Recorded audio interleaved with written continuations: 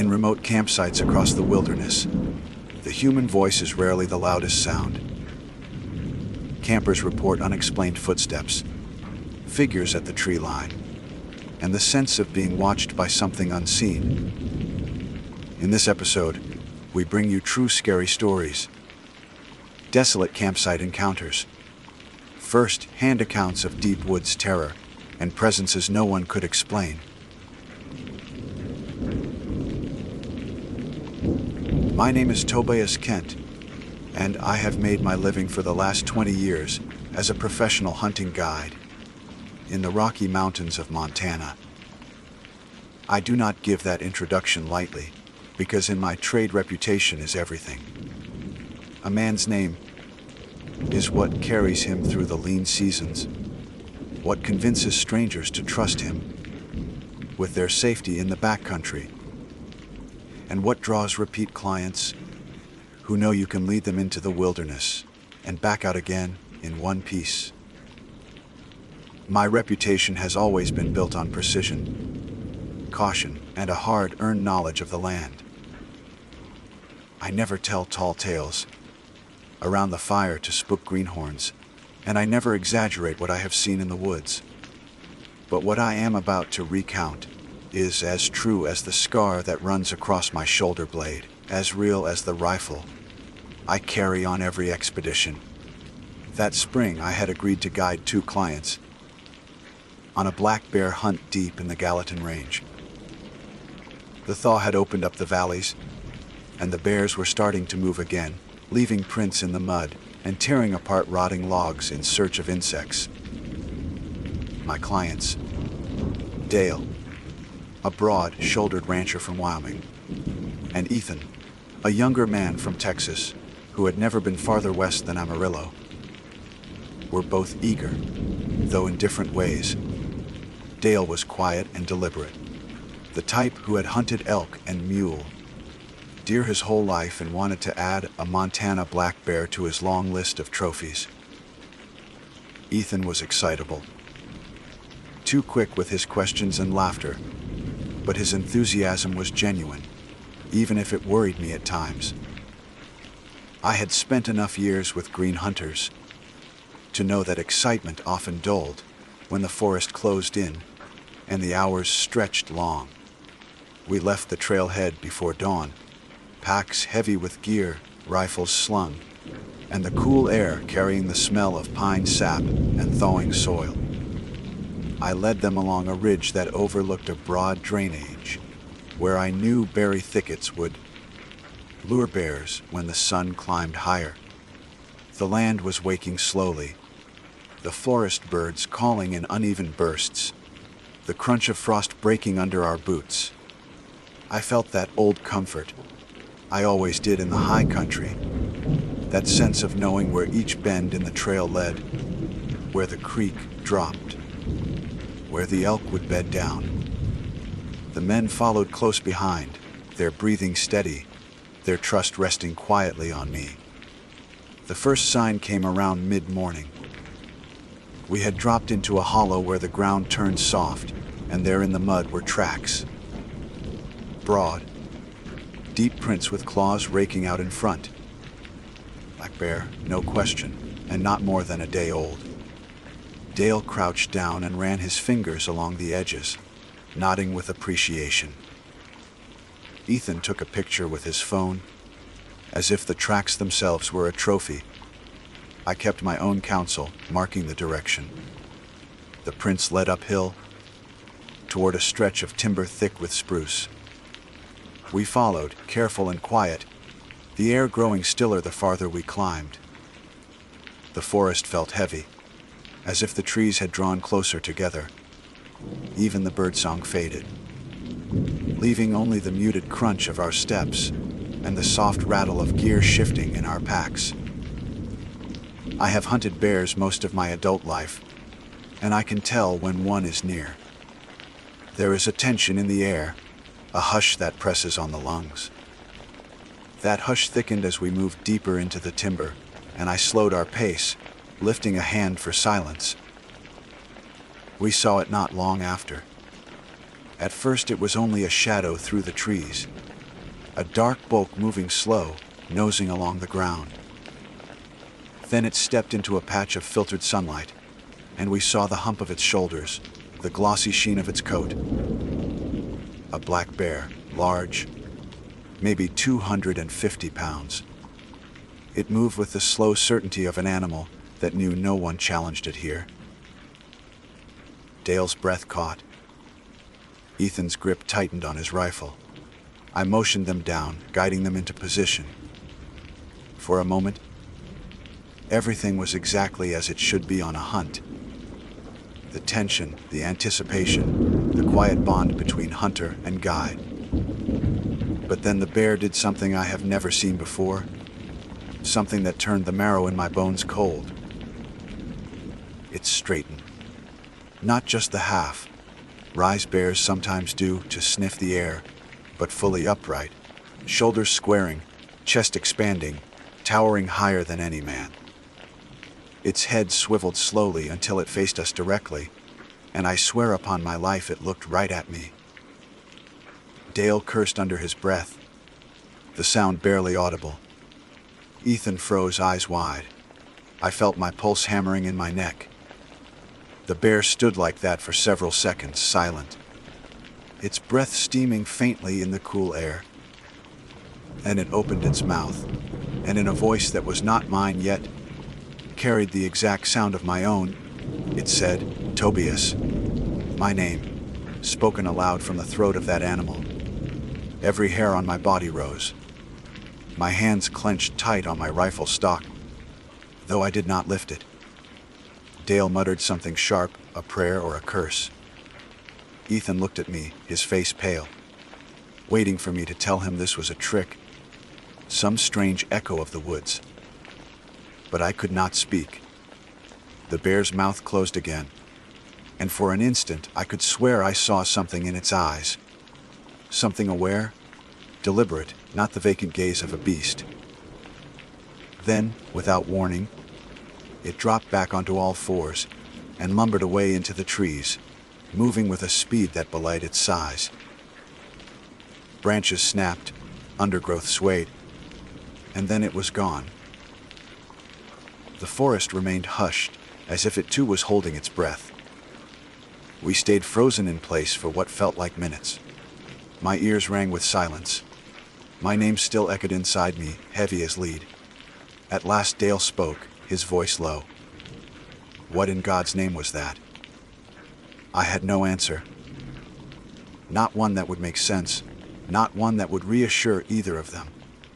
Ethan kept shaking his head, muttering, "It sounded like you. It sounded just like you." His hands trembled as he held his rifle. I forced myself to steady my voice, though it came out rough. We're pulling back. Now. No one argued.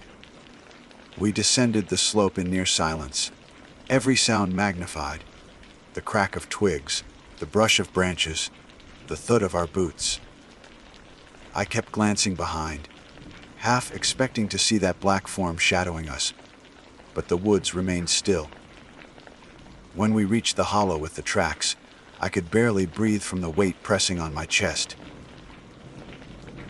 We stopped only once, at a clearing where the light cut down through the canopy. I turned to my clients and said as firmly as I could, "We're calling this hunt. I'll get you both back safe, but we're not going farther in. Not today." Dale gave a slow nod. His weathered face showed no fear, but a heavy seriousness. Ethan looked shaken, but relief softened his features. Neither man argued, and I was glad for it. I knew there was nothing in my power that could explain what we had seen, and nothing in the wilderness I had prepared them for that compared to it. As we made our way back toward the trailhead, the forest never regained its usual voice. No bird called, no squirrel chattered. It was as though the world had shifted slightly off its axis, and we were trespassers in a place that no longer obeyed the old rules. I kept my eyes scanning the trees, but I did not see the bear again. Only in my mind did I hear it, repeating my name in that warped echo of my own voice. That night, back at the lodge, the three of us sat silent for a long time. Dale poured whiskey into tin cups, his hand steady but his eyes distant. Ethan stared into the fire, as if waiting for something to move in the shadows. I finally broke the silence, my voice low. "You didn't imagine it." "Neither did I." Dale a grim nod. "I know what I heard." Ethan looked up, his face pale in the firelight. "It said your name." "How could it know your name?" I had no answer. The wilderness has its mysteries, more than most men care to admit. But this was no mystery of wind or echo. Something had called me out by name. Something in the shape of a bear had stood like a man, spoken like me, and then vanished into the timber. Even now, with years of guiding behind me, I cannot shake the weight of that moment. When you spend your life in the wilderness, you learn to respect what you do not understand. But there are things I cannot file under respect or caution. There are things that feel wrong in their very essence, things that carry a weight beyond what this earth should hold. And that day in the Gallatin Range, I came face to face with one of them. That night I did not sleep. The fire in the lodge had burned down to coals, Dale had retired to his room, and Ethan had finally collapsed on the couch across from me, but my mind refused rest. Every time I closed my eyes, I saw the bear standing there, its shoulders square, its eyes fixed, its voice spilling out in my own tone. I had faced charging moose, stumbled upon cougars, and once even had a grizzly bluff me, so close could smell the rot on its breath. None of that had shaken me the way this did. Animals act as animals. What we had seen was not an animal. When morning finally came, I walked outside, boots crunching on the gravel, and stood in the chill of dawn. The air smelled of frost and pine, clean and sharp, and for a moment, I almost convinced myself it had been a nightmare. But nightmares don't leave three men with the same memory. Nightmares don't speak your name in your own voice. Ethan came out not long after, his eyes bleary, hair sticking up. But he smiled faintly when he saw me. "Thought maybe you'd gone back in after it." I gave him a look. Not a chance. His smile faltered. "Good. Because I couldn't go back in there if you paid me." Dale joined us shortly after, quiet as ever. But his face told me he hadn't slept either. He didn't mention the bear, didn't need to. It hung in the air between us, thick as smoke. We packed in silence, loading their gear into the truck, and I drove them back into town. They left that afternoon. Dale shook my hand hard, the calluses of his palm biting into mine. "You did right calling it off. Don't let anyone tell you otherwise." Ethan gave a nervous laugh that carried no humor. "Guess I got my story. Even if I didn't get my bear." When they were gone, I stood alone by the truck, the quiet of town pressing on me. Normally, after guiding clients, I felt a tired satisfaction, the relief of bringing them back safe. But now I felt hollow, as though I had left something unfinished, or worse, something had followed me back. For a few days I tried to convince myself it was done. I cleaned my gear, restocked supplies, made small talk with other guides at the diner. I even let myself joke once or twice when someone complained about the late spring snow. But deep down, I carried the weight of that voice. It wasn't long before the signs started again. The first was small. I was walking home one evening when I heard my name called from the alley between two shops. Just a faint sound, barely louder than the wind. "Tobias." My chest tightened. I turned, but the alley was empty. only the shadow of a trash bin and the glint of broken glass. I told myself it was my mind playing tricks, the echo of memory, but I walked faster. 2 nights later, as I sat on my porch with a lantern burning beside me, I heard it again. This time from the tree line at the edge of town. Tobias. The same voice, my voice, stretched too long, too flat. My hand gripped the rifle at my side, and I stared into the dark, heart hammering. Nothing moved, not even a branch. The night was still. After that, sleep became nearly impossible. Each time I drifted off, I would wake with the sense of someone standing outside my window. I began to dream of the bear, not in the forest, but in my own house. Its shadow rising in the doorway, its mouth moving with my voice. I told myself I was losing grip, that exhaustion was feeding my imagination. Guides live by reason. Track the sign, read the wind, trust the map. But reason was slipping through my fingers. One morning, as I walked to the diner for coffee, I noticed something strange in the dirt road. A print. Wide, round, claws marking the soil. A bear track. But it was wrong. The spacing was too narrow, as if the weight had fallen vertically, like a man's stride rather than a 4-legged gait. I crouched down, touched the impression. Fresh, not even an hour old. My skin prickled. I glanced up at the street. Folks were walking by. Farmers, shopkeepers, tourists with cameras. None of them noticed. None of them cared. But I knew it was watching. That night, I made the mistake of telling someone. Not a stranger, but my friend Cal, another guide I'd known for years. We sat in his shop, rifles leaning against the wall, the air thick with the smell of gun oil. I told him what we had seen. The bear standing, the voice, the name. He listened, his face unreadable, then finally shook his head. "You're rattled, Tobias. You've been out too long this season. Happens to everyone sooner or later. The woods get in your head." "I know what I saw," I said, sharper than I meant. He sighed, took a pull from his flask. "I don't doubt you saw something. But a bear calling your name? Come on. You'll scare yourself into a grave if you keep chewing on it." I didn't argue further. There was no point. His words slid off me like rain on oilskin. What I had seen wasn't exhaustion, and it wasn't imagination. It was real, and it wasn't finished with me. The following week proved it. I had taken to double, checking the locks on my doors, keeping my rifle close. But even that couldn't stop what came next. Late one night, the sound woke me. A scrape against the wood of the porch. Slow, deliberate.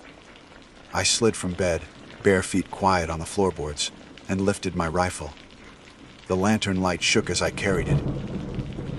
At the window I froze. There on the porch were prints.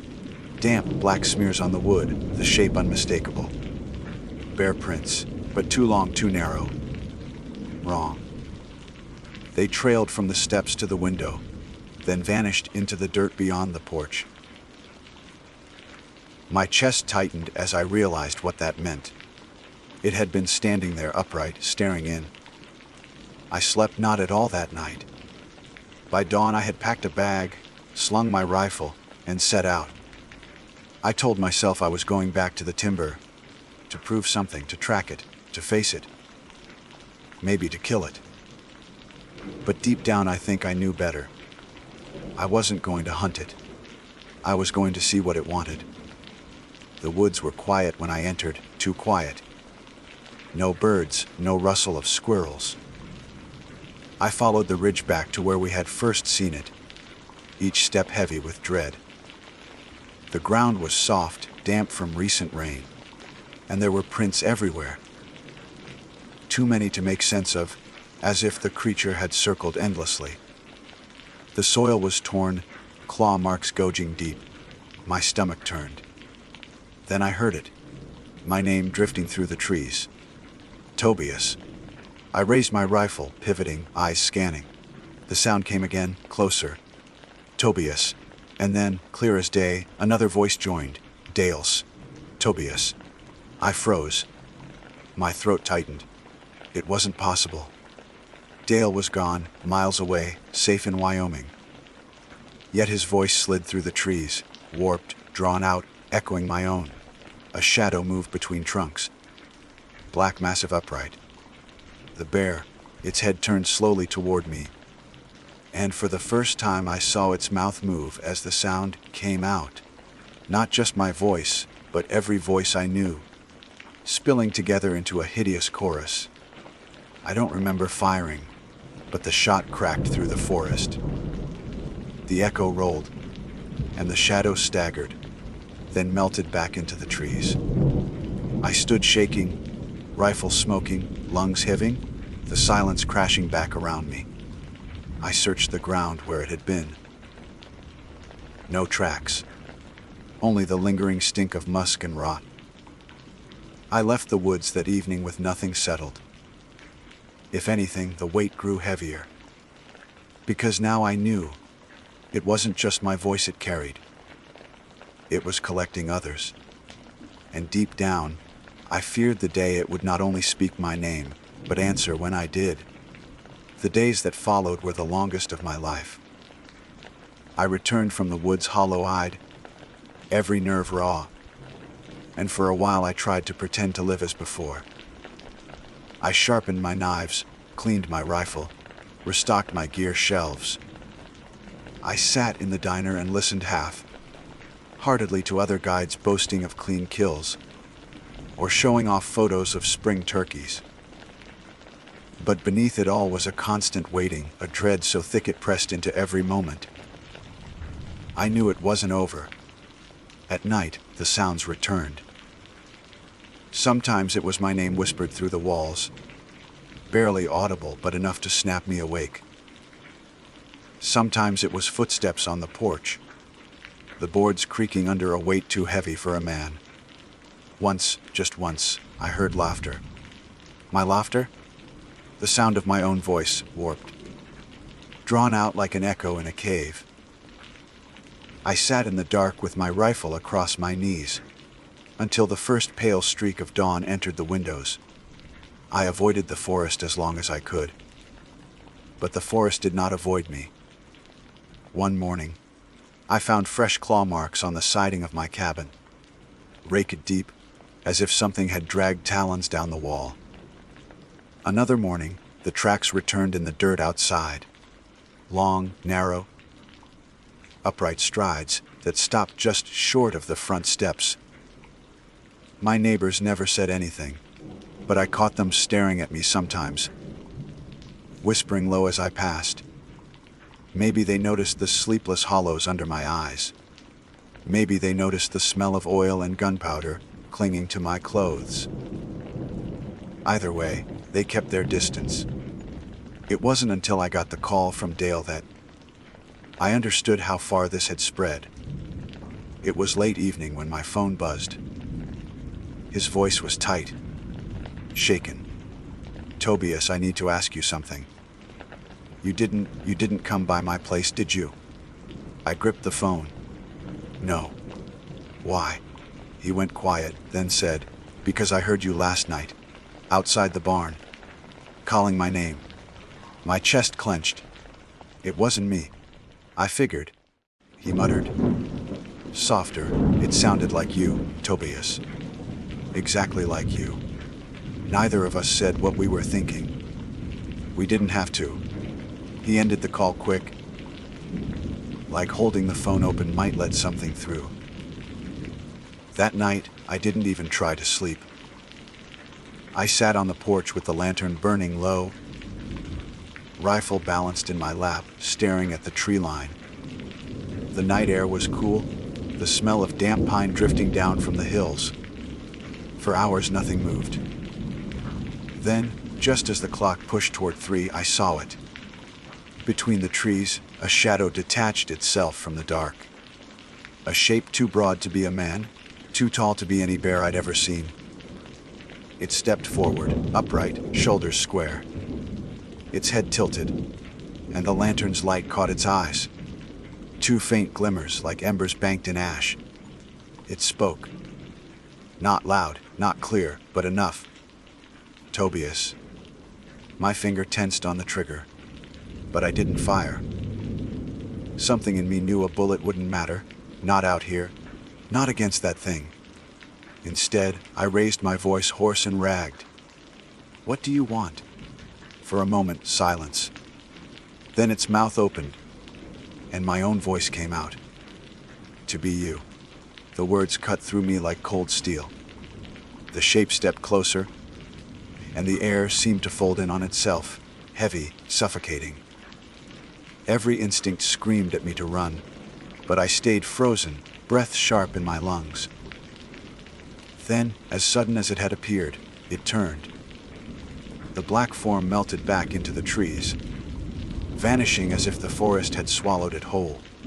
I didn't sleep at all. By dawn, I'd made up my mind. I couldn't stay in town. Couldn't let it creep closer each night until it stepped through the door. I had to end it. I packed what I needed: lantern, ammunition, water. Enough food for 2 days. My hands moved steady, but inside I was shaking. This wasn't like preparing for a hunt. It felt more like digging a grave. By afternoon, I was back in the Gallatin timber, retracing the ridge where we'd first seen it. The forest welcomed me with silence.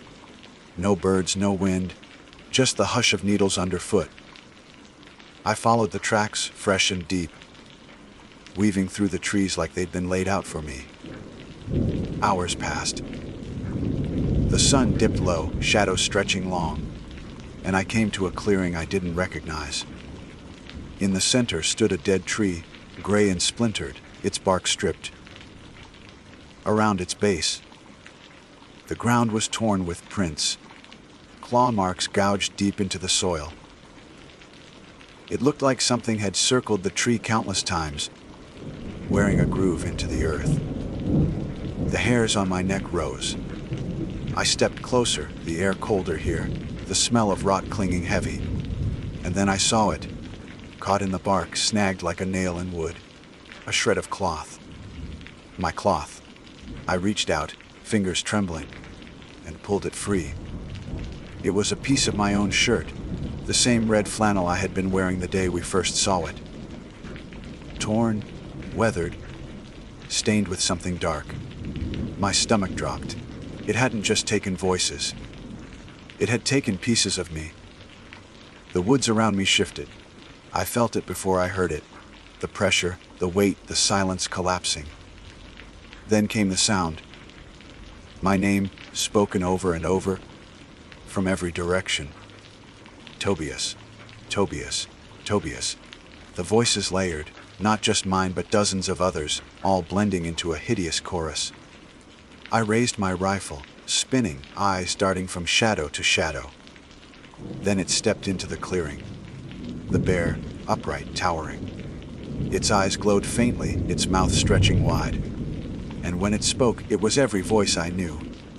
Dale, Ethan, Cal, my own. Even voices I hadn't heard in years, people long gone. All of them spilling from its throat. We are you. I fired. Once, twice, 3 times. The shots tore the silence apart, echoes crashing through the trees. The shape staggered, but it didn't fall. It only leaned forward. Mouth opening wider, the voices rising in a deafening swell. The ground seemed to shudder. My knees weakened. I backed toward the trees, the rifle shaking in my hands. But the thing didn't follow. It stayed by the dead tree, looming, eyes locked on me. I don't remember leaving the woods. I only remember stumbling into daylight, lungs burning, ears ringing with the sound of my own name. That was weeks ago. I haven't gone back. I don't guide anymore. Folks in town whisper that I've lost my edge, that the mountains broke me. Maybe they're right. but sometimes late at night I still hear it. My name carried faintly through the dark, and I know it's waiting. One day, it won't call from the tree line. It won't circle outside. It won't scrape the porch. One day, it will walk through my door, upright, wearing my voice, my face, my skin. And when that day comes, I don't know if I'll be the one holding the rifle, or if it already will. My name is Cliff Harlow, and I was born and raised in Colorado, where the mountains are not only a backdrop, but a constant presence in a man's life. I have worked most of my years as a hunting guide, a profession that requires patience, instinct, and a certain tolerance for solitude. Those of us who spend season after season in the timberline come to know the land intimately. The way snow lingers in certain folds of the peaks, the trails mule deer favor, the patches of meadow that hold fresh graze for elk. My livelihood depended on paying attention to the smallest details, and I have always taken pride in being a man who noticed what others missed. That pride has not entirely left me, though I carry with me now a memory I would trade everything to forget. It began in late September, when the air turns sharp and carries the bite of snow, even if the sky is still blue. I had agreed to guide a pair of brothers from Kansas, men eager for their first chance at a bull elk. We started from camp early that morning, hiking into the high country where spruce that fur thin into crooked stands that fight for life against the wind. The world up there is wide open, yet strangely claustrophobic. You can see the peaks stretching forever, but in the trees, sound carries differently. Footsteps echo and die too quickly, and the silence becomes thick enough to choke on. We found tracks not long after sunup, a set of impressions in the soft dirt along a faint game trail. The brothers were excited, whispering to each other as though their voices might reach the animal a mile ahead. But as I studied the prints, something bothered me. They were clean, sharp, and large, definitely elk, but the spacing was unusual. There was a measured precision to them, each print set down as if placed with care. More than that, I realized I hadn't heard the sound that should have accompanied such movement. In the woods, an elk is never truly quiet. Their bulk snaps twigs, rustles brush, exhales clouds of steaming breath when the morning is cold. This trail had been made without a whisper, without the slightest scuff to a stone or bending of a branch. I told myself I was overthinking. The brothers wanted their hunt, and the tracks were fresh. We pressed on, climbing higher, following that deliberate trail. The forest seemed to grow stiller the farther we went. At first, I thought it was my imagination, but soon even the brothers noticed. No birds called from the branches. No chipmunks skittered over logs. It was as though everything had stepped aside, giving the path over to whatever had passed before us. We stopped to rest near the timberline, where the trees thin and the wind cuts across open rock. The brothers were in high spirits, talking about antlers and trophies, but I kept scanning the ridges. It was then I saw them, two pinpricks of light between the trees below us. Eye sheen, the way a flashlight might catch an animal's gaze. Yet no flashlight had made those reflections. The sun was still climbing, and the angle was wrong. The glow came from deep within, faint but undeniable. They did not blink. They only watched. I raised a hand to still the brothers and pointed, but when they looked, the glow was gone. They teased me good-naturedly, thinking I had spooked myself, and I forced a laugh I didn't feel. But I could not shake the weight of that gaze. I had hunted elk my whole life, and I had never seen such eyes. Steady, silent, and patient. We moved again, the trail continuing upward. The tracks led us into a basin ringed by cliffs, a place I knew well. Animals often came here to graze in the short grass, though they usually made noise enough to alert a careful guide long before you saw them. But this basin was empty. The only sound was the wind. And when I crouched to study the last print in the dirt, I realized it simply ended there. No more tracks continued forward. No sign of weight shifting or animal turning. The trail stopped as if the elk had lifted itself from the earth and vanished. The brothers argued quietly about whether to keep searching, but I felt unease gnawing in my gut. Something was wrong. Something beyond the ordinary difficulties of a hunt. I told them we'd circle the basin, and then head back if we found nothing. They agreed reluctantly, though disappointment showed plain on their faces. We walked the perimeter, the silence pressing down harder with each step.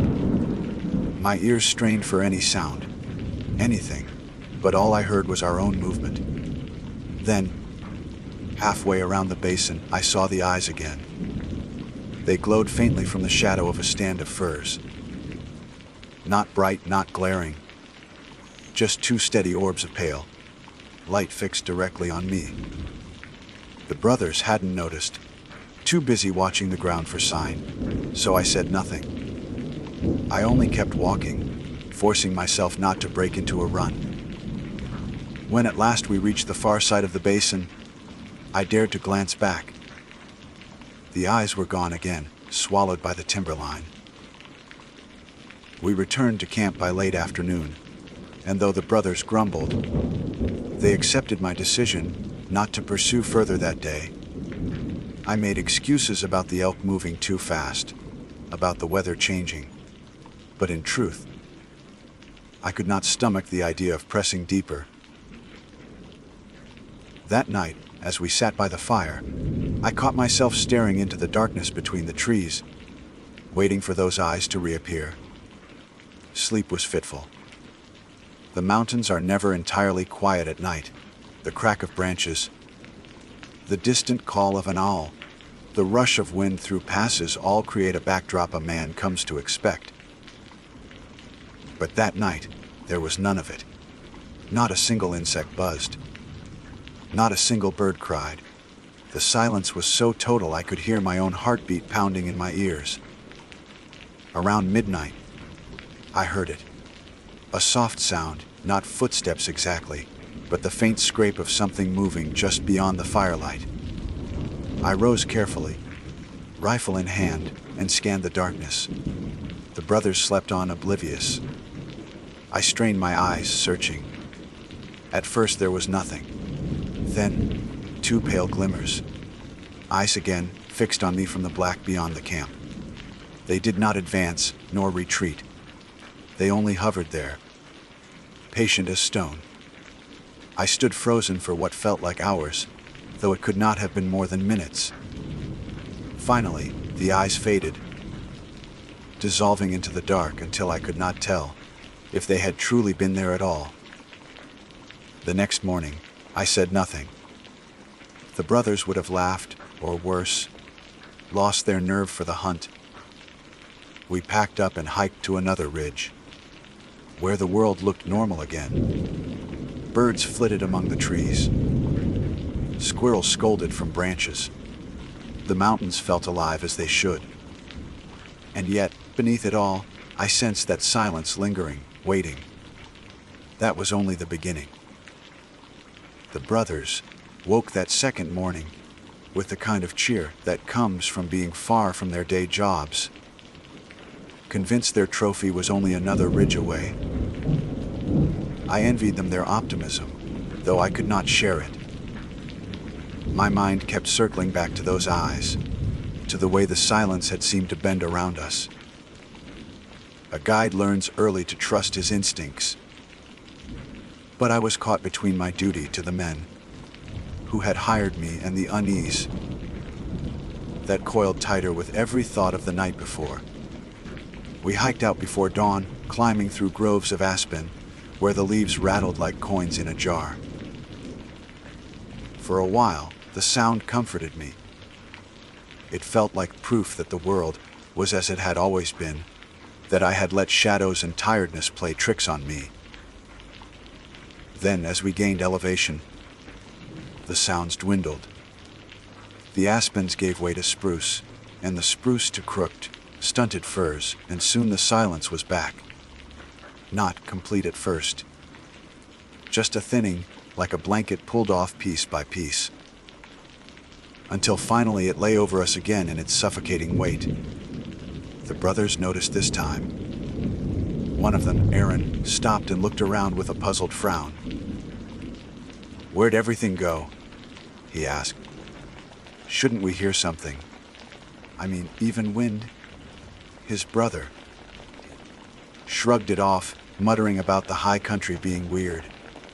I kept my mouth shut, telling them the truth, that the forest was not simply quiet but watching would have done no good. We found more tracks mid-morning, cut into a patch of moist earth beneath the trees. The same precise impressions as before, large and sharp, pointing uphill toward another basin. The brothers' spirits revived instantly, and they hurried ahead, eager. I followed, though my gut churned. The basin we entered was narrower than the first, hemmed in by steep slopes and shadowed even at noon. The trail of prints led us deep inside, winding along the edge of a small tarn where the water lay black and still as obsidian. Here, the air felt different, heavier, denser, as though we'd stepped under a dome. Every breath carried a faint, metallic tang that clung to my tongue. Dean crouched to study the water's edge and grinned. He's close. Real close. But his voice fell flat, swallowed by the basin's silence. It was then that Aaron stiffened and pointed across the tarn. At first, I saw nothing. Then, in the gloom beneath the trees, the eyes appeared again. Two pale lights, unblinking, fixed on us from the shadow.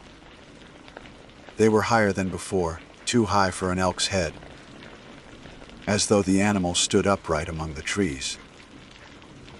Dean muttered something I couldn't catch, his bravado leaking out all at once. Aaron raised his rifle. "Should I?" he whispered. I laid a hand on the barrel and pushed it gently down. "No," I said firmly.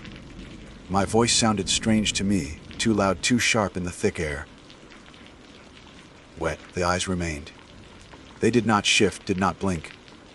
Then, slowly, they began to move.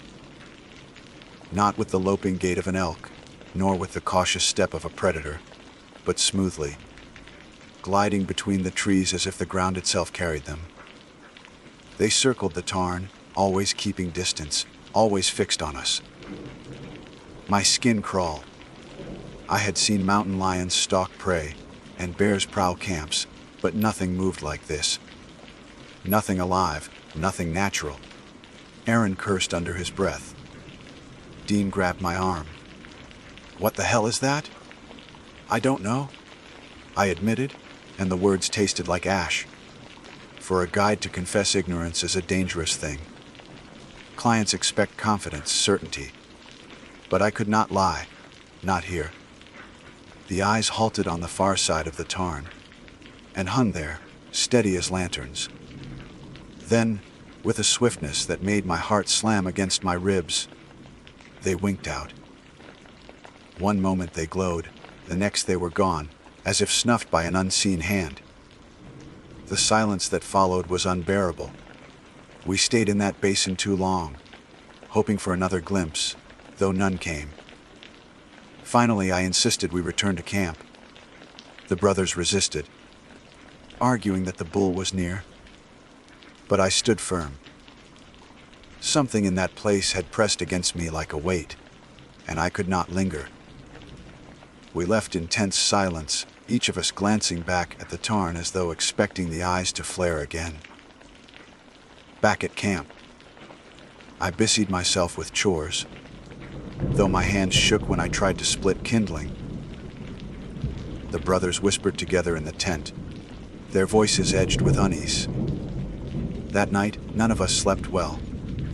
Around midnight, I woke to a noise, or rather, to the absence of one. The fire had burned low, casting the clearing in a dim glow. I sat up, every hair on my body prickling. Across the circle of firelight, between the trunks of two spruce, the eyes glowed again. Closer this time. Closer than they had ever been. I froze, hardly daring to breathe. The eyes did not move. They only watched, patient and steady. My rifle lay within arm's reach, but I could not bring myself to touch it. Some deep, wordless part of me knew it would do no good. The eyes remained for what felt like an eternity. Then, slowly, they drifted backward into the dark, until the firelight could no longer reach them. When dawn broke, I was still awake, sitting upright with my rifle across my knees. The brothers emerged pale and irritable, claiming dreams had kept them restless. I didn't correct them. Let them believe it was only dreams. The next day, they pressed me to continue the hunt. I wanted nothing more than to lead them out of those mountains and never return. But I couldn't shake my responsibility. They had come for a bull, and I was bound to guide them. So, against my instincts, we went higher. We followed another trail of tracks, this one leading up a narrow ridge where the trees grew thin and twisted. The silence grew worse there, if such a thing was possible. Every step felt like trespass, as though we walked in a place not meant for human feet. Halfway up the ridge, Aaron stopped and pointed. Antlers. Enormous antlers rising above the brush, branching like a dead tree. For a heartbeat, hope surged in me that maybe, it was only an elk after all, some strange beast that explained everything.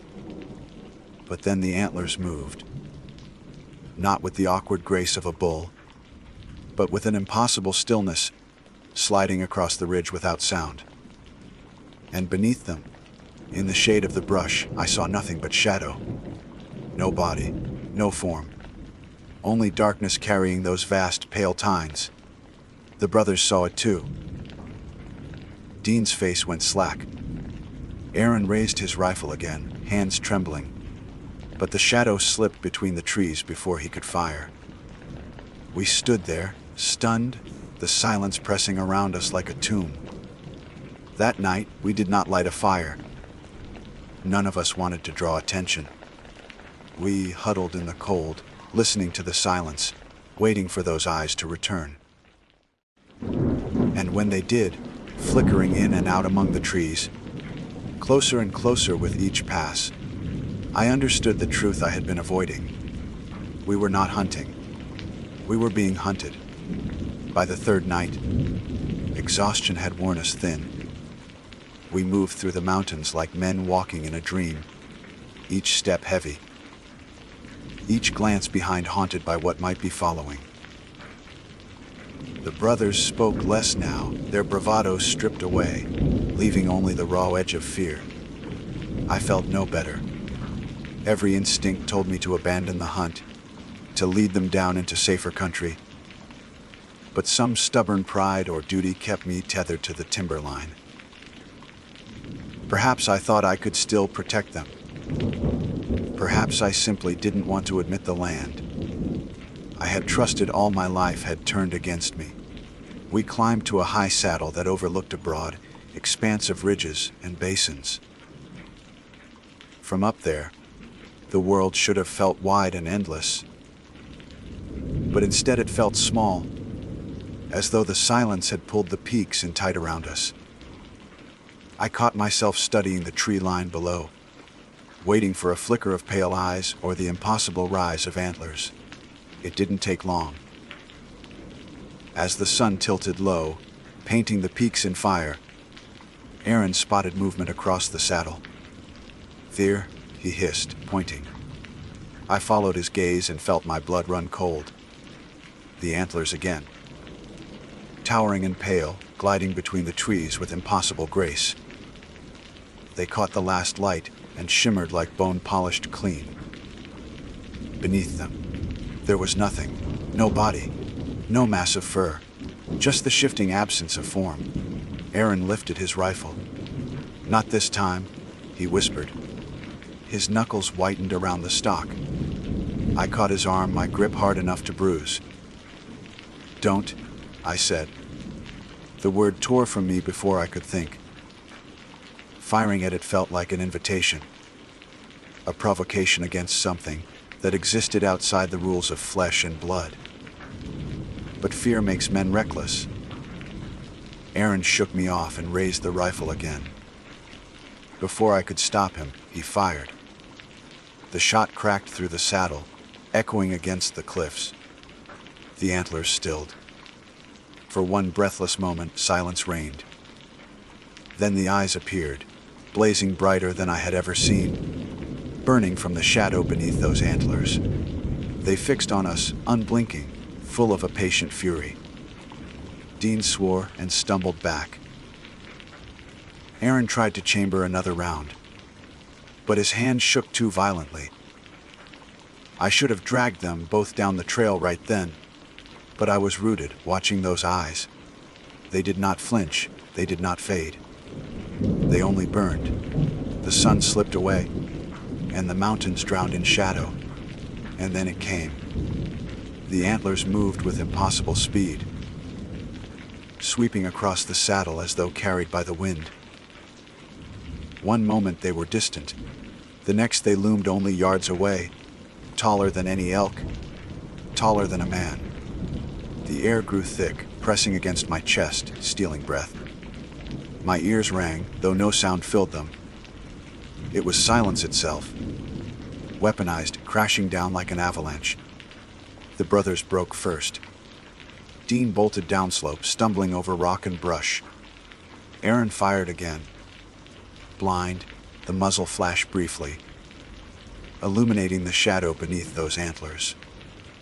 What I glimpsed in that instant still crawls through my mind. Not flesh, not bone, but a darkness that bent the air around it, a hollow absence wearing the suggestion of shape. The shot made no difference. The shadow surged forward, and Aaron screamed. His voice cut off almost instantly, swallowed into the silence. I spun, grabbed Dean by the collar as he flailed past me, and dragged him down the trail. My heart hammered like a war drum, though the world around us carried no sound at all. We ran until our lungs burned and our legs gave way. When at last we collapsed in a stand of pines far below the saddle, the night had grown cold. Dean shook uncontrollably, his eyes wide and empty. Aaron was gone. No cry, no struggle, just gone as though silence itself had claimed him. We did not speak. Words felt useless, fragile things in a world that had turned against sound. We huddled there until dawn, each of us staring into the trees, waiting for those eyes to return. They did, once. Just before the sky lightened, I saw them glowing faintly from the ridge above, watching. No movement, no sound. Only patience. Then they faded, slipping back into the timberline as if they had never been. At first light, Dean and I stumbled down the mountain.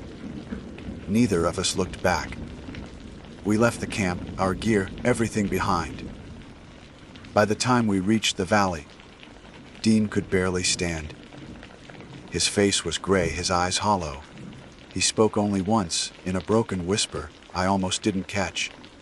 It didn't want the elk. It wanted us. I had no answer. Days later, when the authorities asked about Aaron, I gave them the only story I could.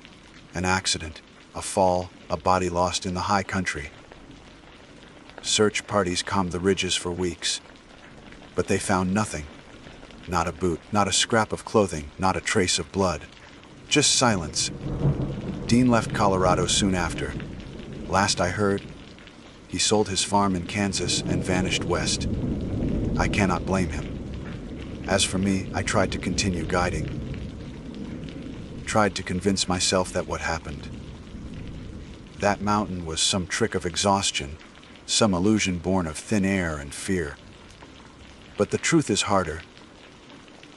The truth is that sometimes, in the highest peaks, there are places where sound dies, where the timberline grows too still, where eyes glow with patient hunger.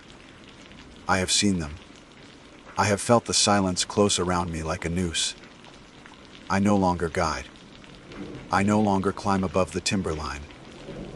Yet even in the valley, even in the crowded streets of town, I carry the weight of that gaze. At night, when the world grows quiet, I lie awake and wait. Because silence is never empty, and I know it is still watching. My name is Eli Vargas. I was raised in the desert edge of southern Arizona, a landscape where the nights are long, the wind carries secrets, and coyotes are not merely scavengers, but ghosts that move on four legs. By the time I was old enough to know, the desert wasn't an empty place. I had already heard enough stories about them to keep me cautious. My father used to tell me they were tricksters, creatures that lived half in our world and half in some older one. He spoke of them as if they remembered things humans had forgotten. To most people, they were just animals. To us, they were something more. That summer, I was 26. Taking time off from work after a series of long shifts in construction had ground me down. My cousin Mateo convinced me to join him on a camping trip near the Dragoon Mountains. We planned 2 nights away from town, away from phones, away from noise. Just firelight, open sky, and the kind of stillness that only those places know. I packed light, sleeping bag, food, water, a knife my father had given me, and we set out late in the afternoon. The first night was perfect. We pitched our tents in a clearing ringed with mesquite and prickly pear, close enough to a dry wash that we'd have some shelter from wind, but far enough that flash floods weren't a concern. The sky opened wide and heavy with stars, so many that the darkness itself seemed alive with them.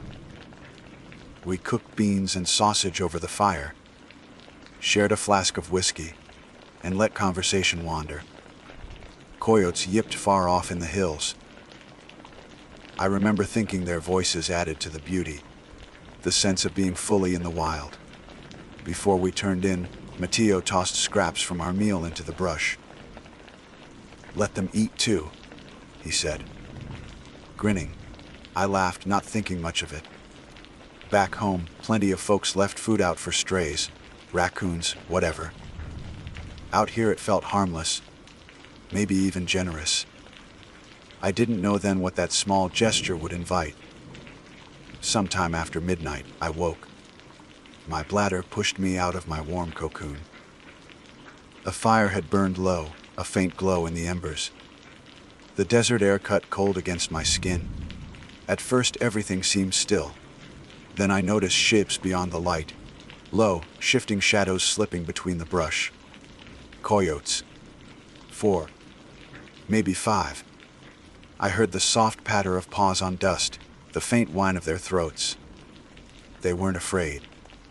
They stood just at the edge of firelight, watching. Their eyes caught the dim red glow and shone like wet glass. One let out a short, sharp clack of its teeth, a sound so deliberate it made me freeze. Another answered, jaws snapping in rhythm, as if they were speaking. I eased back toward my tent. They didn't follow, not close, but their eyes tracked me. When I slid into my sleeping bag, Mateo stirred. "What's wrong?" he whispered. "Coyotes," I said. "They're close." He chuckled, half asleep. They won't bother us. Just keep the fire going. But I didn't sleep again. I lay awake listening. Every so often I'd hear the teeth again, clattering, grinding together. Not snarls, not growls, a language. It rose and fell in cadences, punctuated by small yips, as though they carried on a conversation. Just outside the circle of light, my skin crawled. Dawn finally broke pale and thin across the ridges, and with the light they slipped away.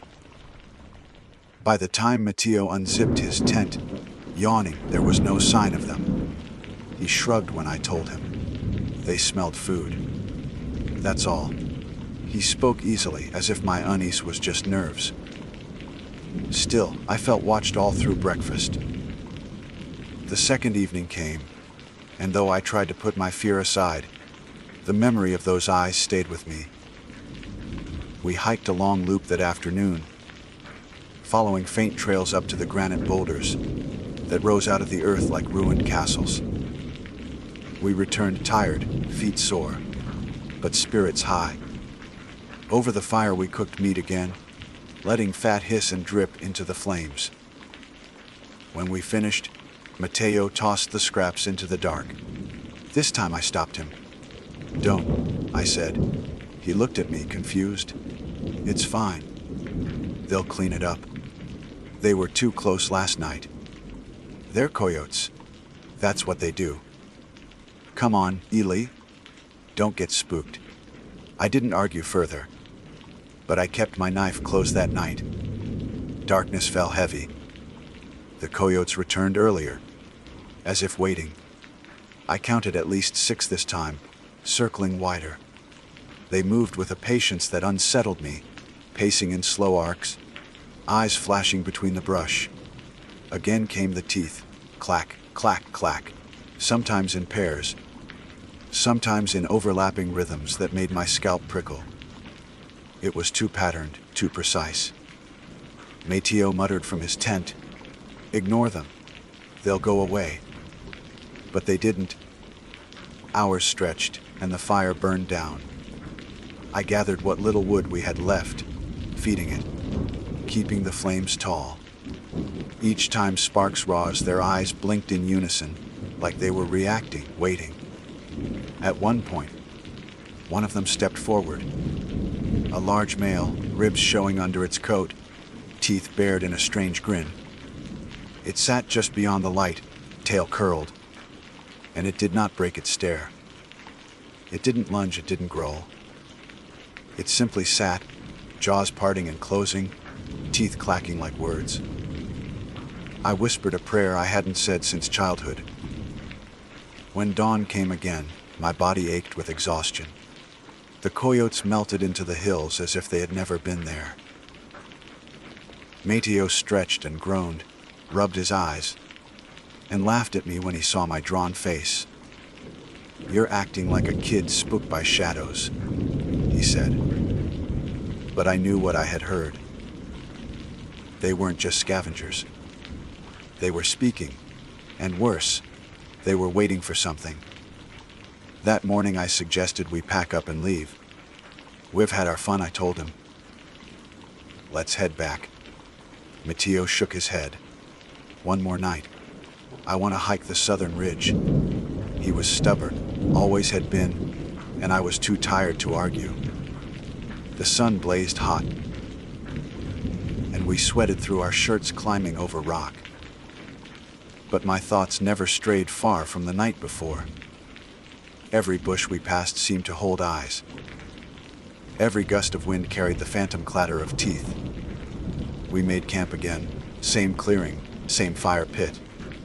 When dusk settled, I begged him not to throw the scraps. "Please, Matteo." "Don't," he frowned. "You're serious." Yes. "Just bury them. Or pack them out." He studied me a long moment, then finally nodded. We dug a shallow pit and covered what was left of dinner with dirt and stone. My relief was small, but it was something. For a while, the night seemed calmer. We sat close to the fire, sipping whiskey, talking low. The hills lay quiet. Crickets chirped. I almost believed the spell was broken. Then the silence fell. Sudden, complete. Even the wind died. From the dark brush, not 20 feet away, came the sound. Not pause. Not breathing. Teeth. Dozens of them. Clacking together in a rhythm too steady to be chance. Mateo's face paled in the firelight. For the first time, I saw fear on him. The circle of eyes appeared once more, larger this time, closing in. And I realized the scraps we had buried hadn't stopped them. We had already invited them. And they weren't leaving until they got what they came for. The firelight wavered across Mateo's face, throwing sharp lines over his jaw and cheekbones. His eyes were fixed on the dark ring that encircled us, and I knew he finally saw what I had been warning him about. The coyotes were not retreating this time.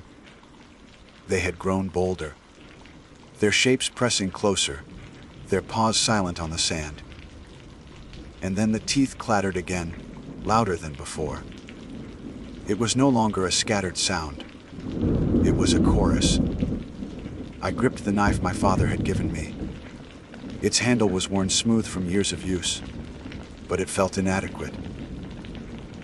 What good was a blade against something that wasn't acting like an animal? Mateo whispered, "We should throw something. Scare them off. They're not afraid." I whispered back, "Don't you see that? They want us here."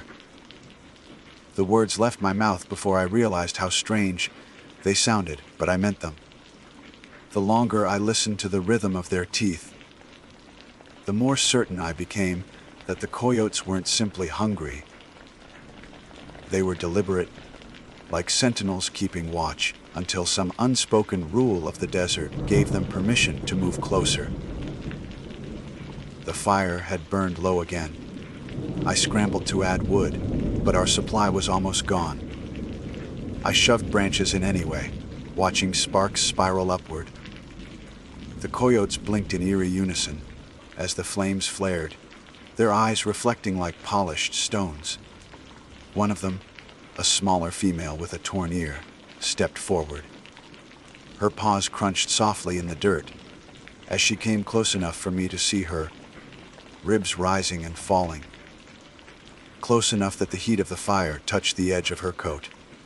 Her jaws opened, and I braced for a growl.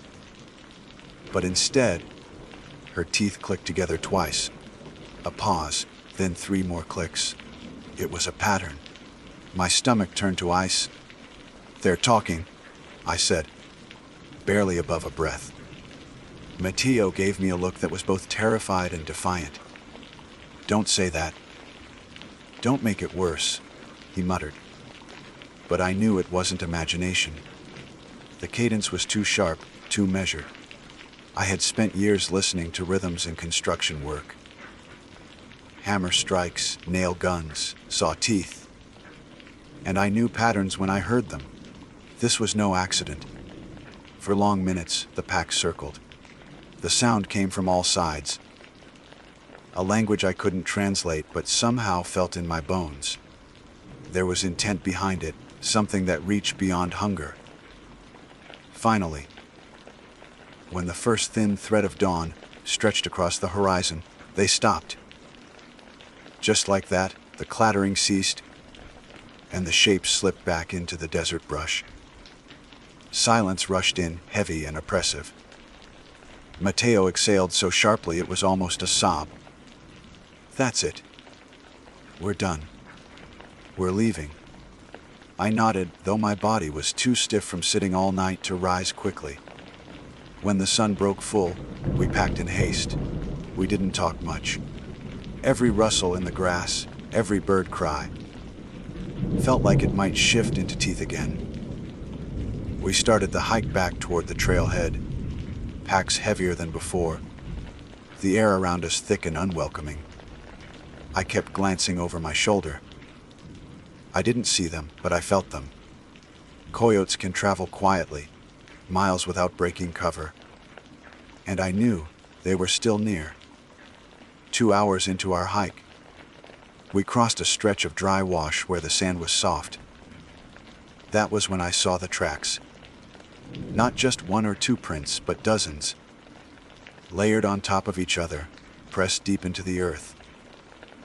The strange thing was the spacing.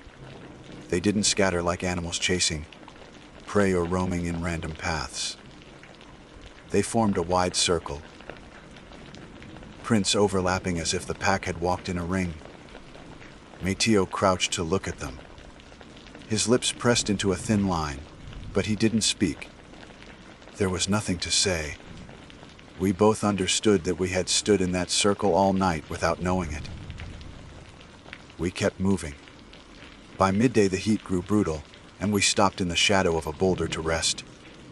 The silence pressed on us again. No birds. No insects. Just the dry wind curling over stone.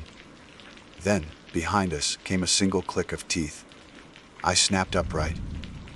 Mateo gripped his canteen so tightly I thought it might crush in his hand. But when we looked around, nothing stirred. The desert lay empty.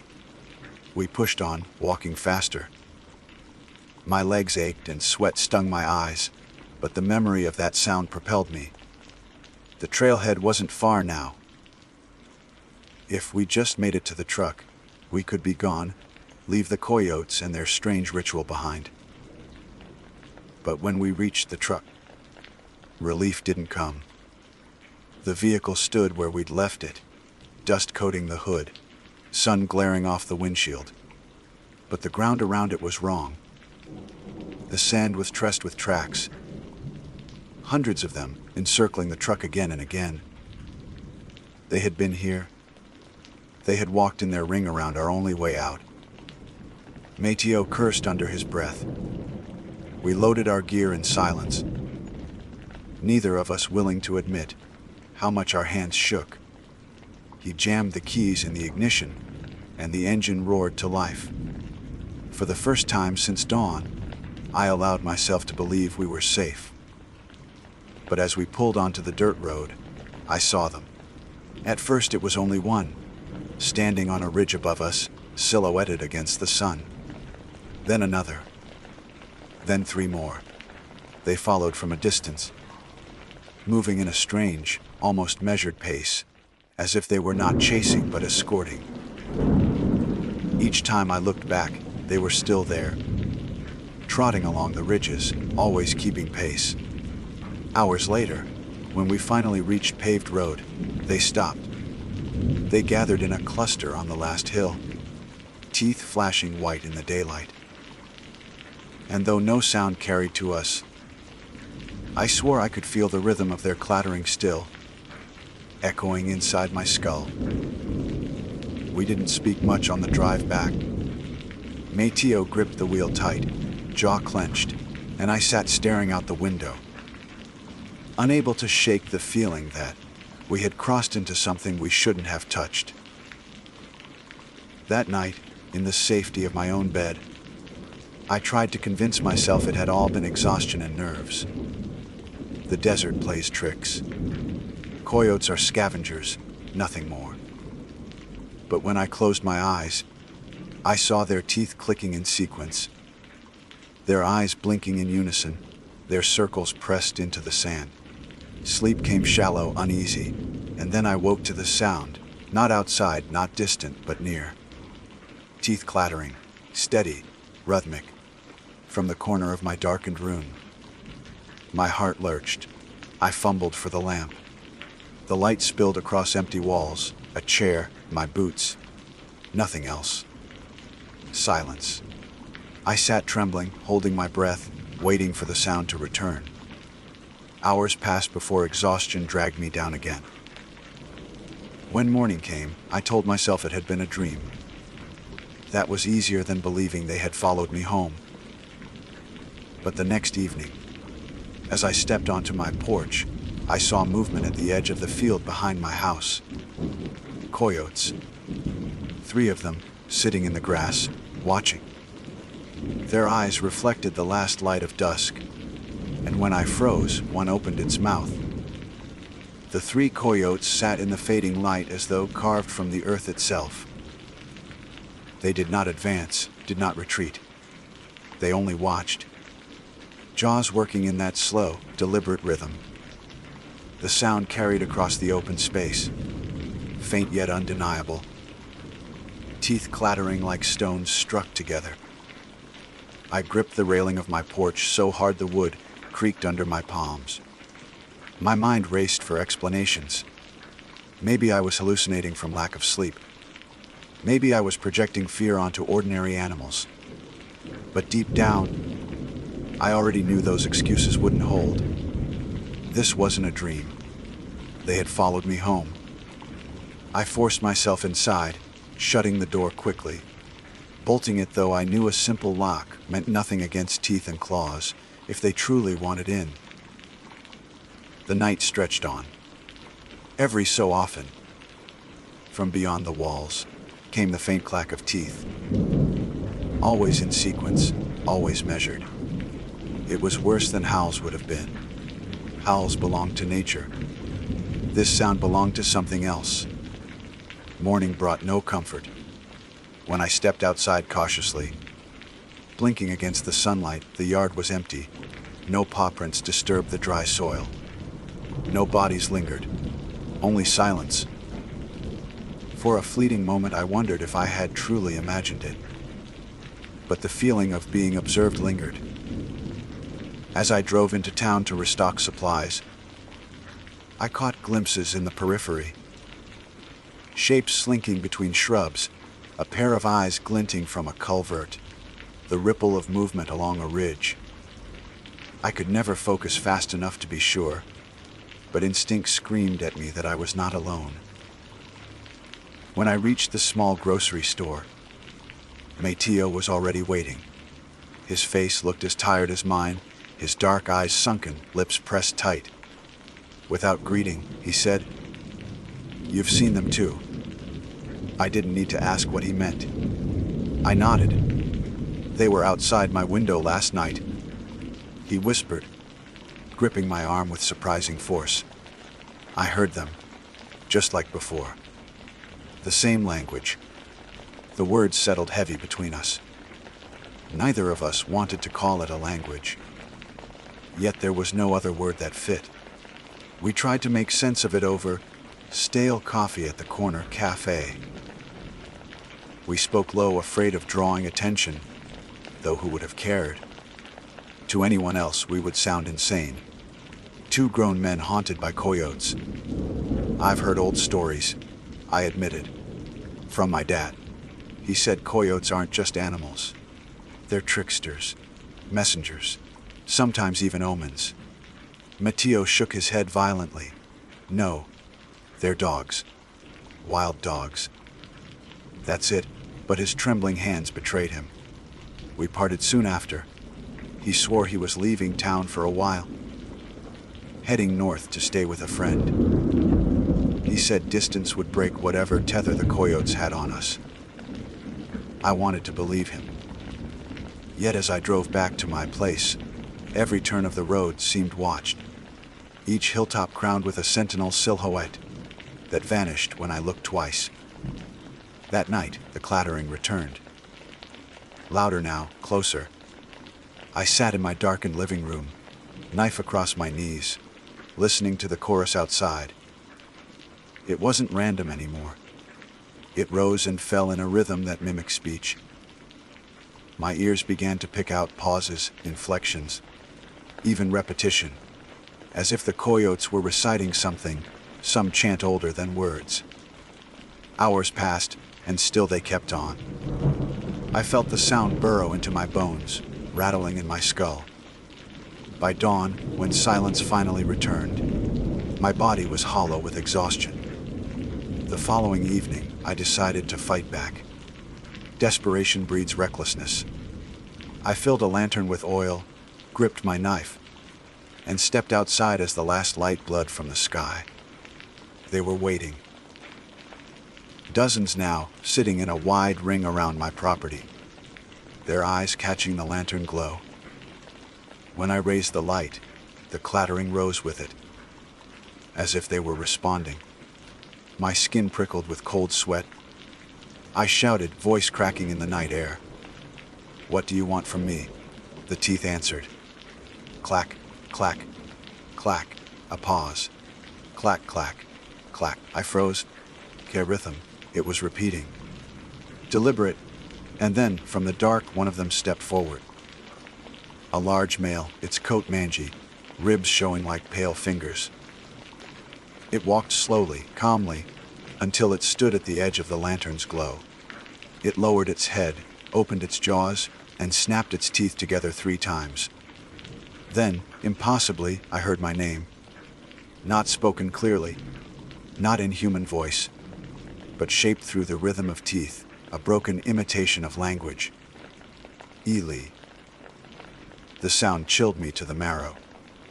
I stumbled backward, nearly dropping the lantern. The pack echoed the name in unison, teeth clattering in fractured harmony. Eli, Eli, Eli.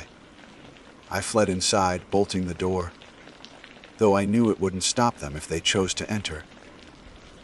I sat with my back against the wall, knife in hand, heart pounding, while outside the chorus repeated until the sky began to lighten. The next day, I drove to Mateo's place. I needed to see him, to confirm I wasn't losing my mind. But when I reached his small house on the outskirts of town, the driveway was empty. Windows shuttered. The neighbor told me he had left suddenly 2 nights ago, packed his truck, and drove north without saying goodbye. He hadn't called me. He hadn't written. He had simply vanished. And I knew why. The coyotes had chosen me. They followed still, every evening just before dark. I hear the first clack of teeth from the field. They draw closer with each night, as though waiting for me to break, to step outside and join their circle. I've stopped sleeping much. Coffee and fear keep me upright, but my body trembles from fatigue. Sometimes, in the half light of dawn, I think I see them even inside the house. Shadows with flashing eyes, jaws working in silence. I don't know what they want. I don't know if they're spirits, demons, or simply something older than either word. But I know they are patient. They've waited through centuries of desert nights. They can wait for me. Last night, I dreamt of sitting among them, the firelight painting my face as I clicked my teeth in rhythm with theirs. The sound was comforting, almost warm, like being welcomed into a family. When I woke, my jaw ached, as though I had been grinding my teeth all night. I fear that soon the difference between dream and waking will blur entirely. As I write this, the sun is setting. The horizon bleeds orange, and already I can hear them gathering outside. The chorus is softer tonight, slower, as though coaxing me. I feel my body lean toward the door, despite my mind's protests. My father's knife lies on the table beside me, but it feels meaningless now. What blade can cut through something that speaks with the earth's own voice? If you find this, know that I tried to resist. Know that I warned Mateo, though I fear he too may be lost. Know that the coyotes are not what you think. They wait in the dark, teeth clattering like words, like language too old for human throats. And when they call your name, do not answer. Because once you hear them, once they know you, they never stop watching. And I think, tonight, they mean to bring me into their circle. My name is Jeremiah Rowe, and I was born and raised in the northern hills of Pennsylvania, where forests stretch farther than the eye can see, and the nights carry a silence thick enough to smother sound. I am not a man who tends to embellish the truth, nor do I waste time with tales that lack weight. My life has been shaped by honest work, guiding hunters, tracking game, repairing cabins in the backcountry, and I value clarity in both speech and thought. Yet there is an event etched into my memory that refuses to let me sleep peacefully. An encounter that defies reason and rattles the very bones of what I once believed to be real. It began, as many things do in my line of work, with a whistle in the woods. When I was a boy, my grandfather taught me how to mimic the calls of owls. He had an old, brass whistle, small and tarnished, that he claimed had been passed down from his own father. The whistle was designed to replicate the low, resonant hoot of a great horned owl, and I learned quickly how to use it to bring birds circling closer in curiosity. At first, it was a game. My cousins and I would sit at the edge of the fields, whistling and listening for the deep replies from the timber. But as the years passed, the whistle became something of a ritual for me, a way of marking the stillness of the forest and reminding myself that I was not alone out there, no matter how vast the wilderness stretched. It was in late October, just as the maples were shedding their last gold leaves and the nights began to harden with frost, that I found myself alone on a ridge overlooking Pine Hollow. I had agreed to guide a pair of hunters who wanted a chance at whitetail, but they had left camp earlier than expected, deciding to hike the opposite direction of the valley. I stayed behind, restless but content, and watched the long shadows bleed across the ridges. When the silence settled too heavy on me, I pulled the whistle from my pocket. It was cool against my lips, carrying with it the faint metallic taste I had known since childhood. I gave a low call, steady and deliberate, and waited. The woods answered, though not immediately. A minute later, there came a faint echo, the unmistakable hoot of a great horned owl, drifting from deeper in the pines. The sound brought a kind of calm. It reminded me of winter nights on my grandfather's porch, listening to the forest breathe.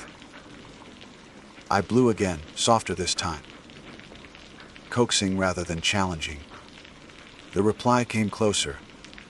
By the third call, I heard the heavy rush of wings cutting through the cold air. I tilted my head back, just as a massive shape descended from the tree line. The owl landed on a branch not 15 feet from me, its silhouette sharp against the fading sky. Its ear tufts stood rigid, and its yellow eyes caught the dim light with an unnatural gleam. For a moment, I felt awe. The bird was larger than any great horned owl I had seen, its body nearly half the size of a man, feathers thick and dark as soot. Then it shifted. At first, I thought it was only adjusting its wings for balance. But instead of folding neatly against its sides, the wings bent inward, joints cracking in a way no birds ever should. The feathers thinned, receding, and what remained were arms, long, sinewy, and pale against the bark. Fingers, 5 of them on each hand, curled tightly around the branch, gripping with a strength that splintered the wood beneath. The talons had not disappeared entirely. They seemed fused into the nails, long and black, scraping the bark as though testing their hold. My breath caught in my throat. I told myself I was mistaken, that the dim light and the exhaustion of the day had twisted my perception. But then the thing lifted one hand. Yes, a hand, not a wing, and flexed its fingers, stretching them slowly as though savoring their movement. I could see the knuckles shift beneath pale skin, could see the faint veins tracing up the forearm, where feathers gave way to flesh. Its eyes never left me. I do not know how long I stood frozen, unable to move, unable to even blink. The owl, if it could still be called that, tilted its head with the same sharp jerk of a bird. But the gesture was made grotesque. by the human musculature that now supported it. I felt as though I had whistled something forward that should never have answered, a thing older and crueler than any creature I had studied or tracked. The air grew heavier around me, pressing down on my chest until I struggled to draw breath. The forest, once alive with the rustle of squirrels and the sigh of wind, was utterly silent.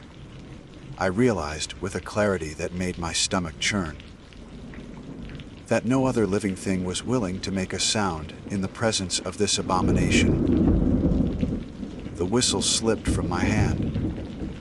It struck the ground with a small metallic clink, startling me back into motion. The creature reacted instantly, its head snapping down to the sound, those awful fingers tightening on the branch. For the first time, it made a noise of its own, a low, guttural rasp that began deep in its chest and rose into something disturbingly human. It was not a hoot, nor was it the screech of an owl. It was a voice, raw and broken, forming syllables that I could not quite grasp. I stumbled back, my boots catching on the roots behind me. My instincts screamed at me to run, but my body moved sluggishly, as though I were trapped in a nightmare where every step dragged me deeper into dread. I tore my gaze away only for a second, searching for a path down the ridge, and when I looked back, the creature had vanished from the branch. The wood still quivered where it had been perched, bark stripped by its talons. I spun wildly, the dusk swallowing shapes, every tree seeming to lean closer. The silence was unbearable. I wanted the sound of wind, the call of a crow, anything to break the weight pressing against my eardrums. Instead, I heard a whisper. It came from directly behind me. Jeremiah. The voice was unmistakably human, yet still carried the hollow resonance of an owl's call. My name rolled from its throat as though it had practiced, learning the weight of the syllables. I did not turn.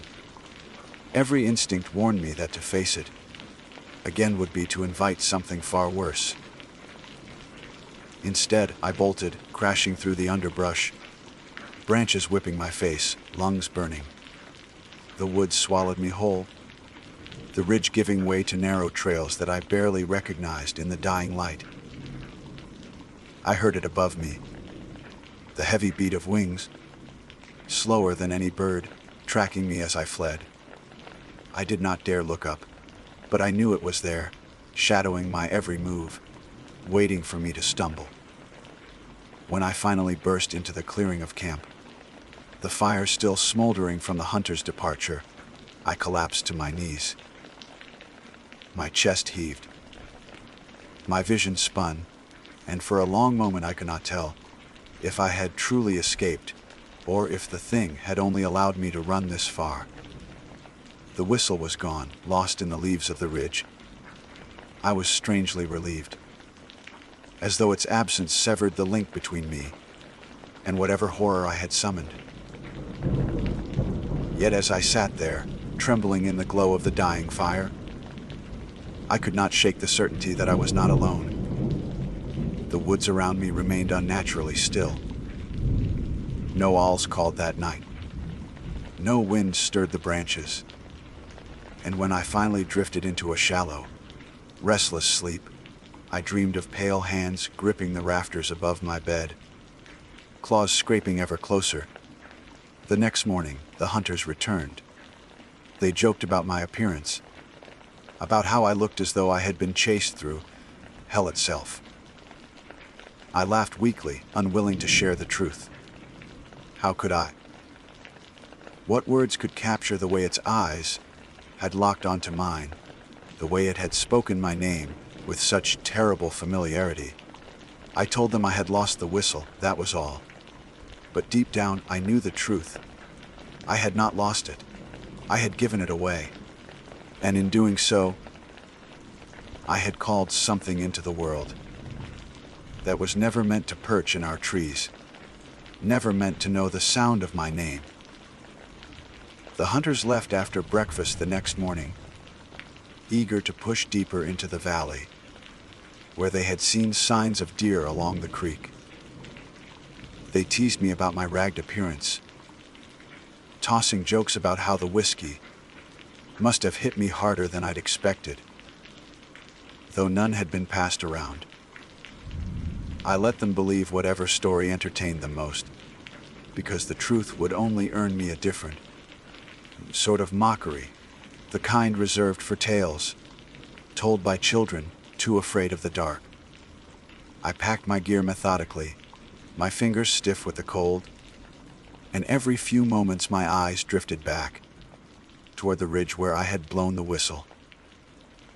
I knew better than to return, but something about that direction tugged at me all the same, as though a thread had been wound around my chest and tied firmly to the trees. I had guided hunters for years and knew how to read the moods of the forest. On that morning, the silence weighed heavy in a way that was not natural. Even the hunters, eager though they were, remarked on how quiet the valley seemed. No chickadees calling from the branches, no woodpeckers hammering their steady rhythm, not even the faint chatter of squirrels. Only our boots crunching frost from the grass. It was the kind of quiet that makes a man speak softer without realizing it, as if afraid to disturb something that might be listening. When they left me at the camp, I busied myself with chores. I split firewood, refilled water from the creek, and checked our supplies. Yet my mind drifted again and again to the whistle I had dropped. I pictured it lying among the leaves where the thing had perched. And with each image came the sickening possibility that the whistle had not remained there at all. The way its pale fingers had flexed, the way it had called my name. Could it have taken it, carried it away as a token, or worse, as a key? By noon the sky clouded, gray and low, the kind of ceiling that makes the day feel shorter than it is. I lit the fire again, feeding it steadily, though not because I was cold. The truth is that I could not bear the silence of the woods without something crackling beside me. I had the uneasy sense that, if I let the fire die, something else might slip closer in the shadows. When the hunters finally returned near dusk, they were empty-handed and irritated. They blamed the lack of game on the cold snap, muttering about how everything must have moved down the valley. I nodded. Though my thoughts whispered something different, the forest was empty, because it had learned to hide. The presence of that thing had cleared it, the way a hawk sends smaller birds scattering from a field. That night, as the hunters snored in their bedrolls, I sat awake by the fire. The crackle and hiss gave me courage, but not enough to still the pounding of my heart. I tried to convince myself that what I had seen on the ridge was a hallucination, the trick of twilight and exhaustion. But each time I closed my eyes, I remembered the sound of its voice. My name spoken in tones that were almost human, almost bird, but not fully either. That was no dream. Around midnight, when the fire had burned low, I heard it again. The first sound was faint, almost imperceptible, like the shifting of bark in cold air. Then came the scrape, slow, deliberate, nails against wood. My breath froze in my chest. The hunters remained asleep, oblivious, their faces turned away. I strained my ears and heard it once more, closer now. A rasping drag, as if something sharp trailed down the side of a tree.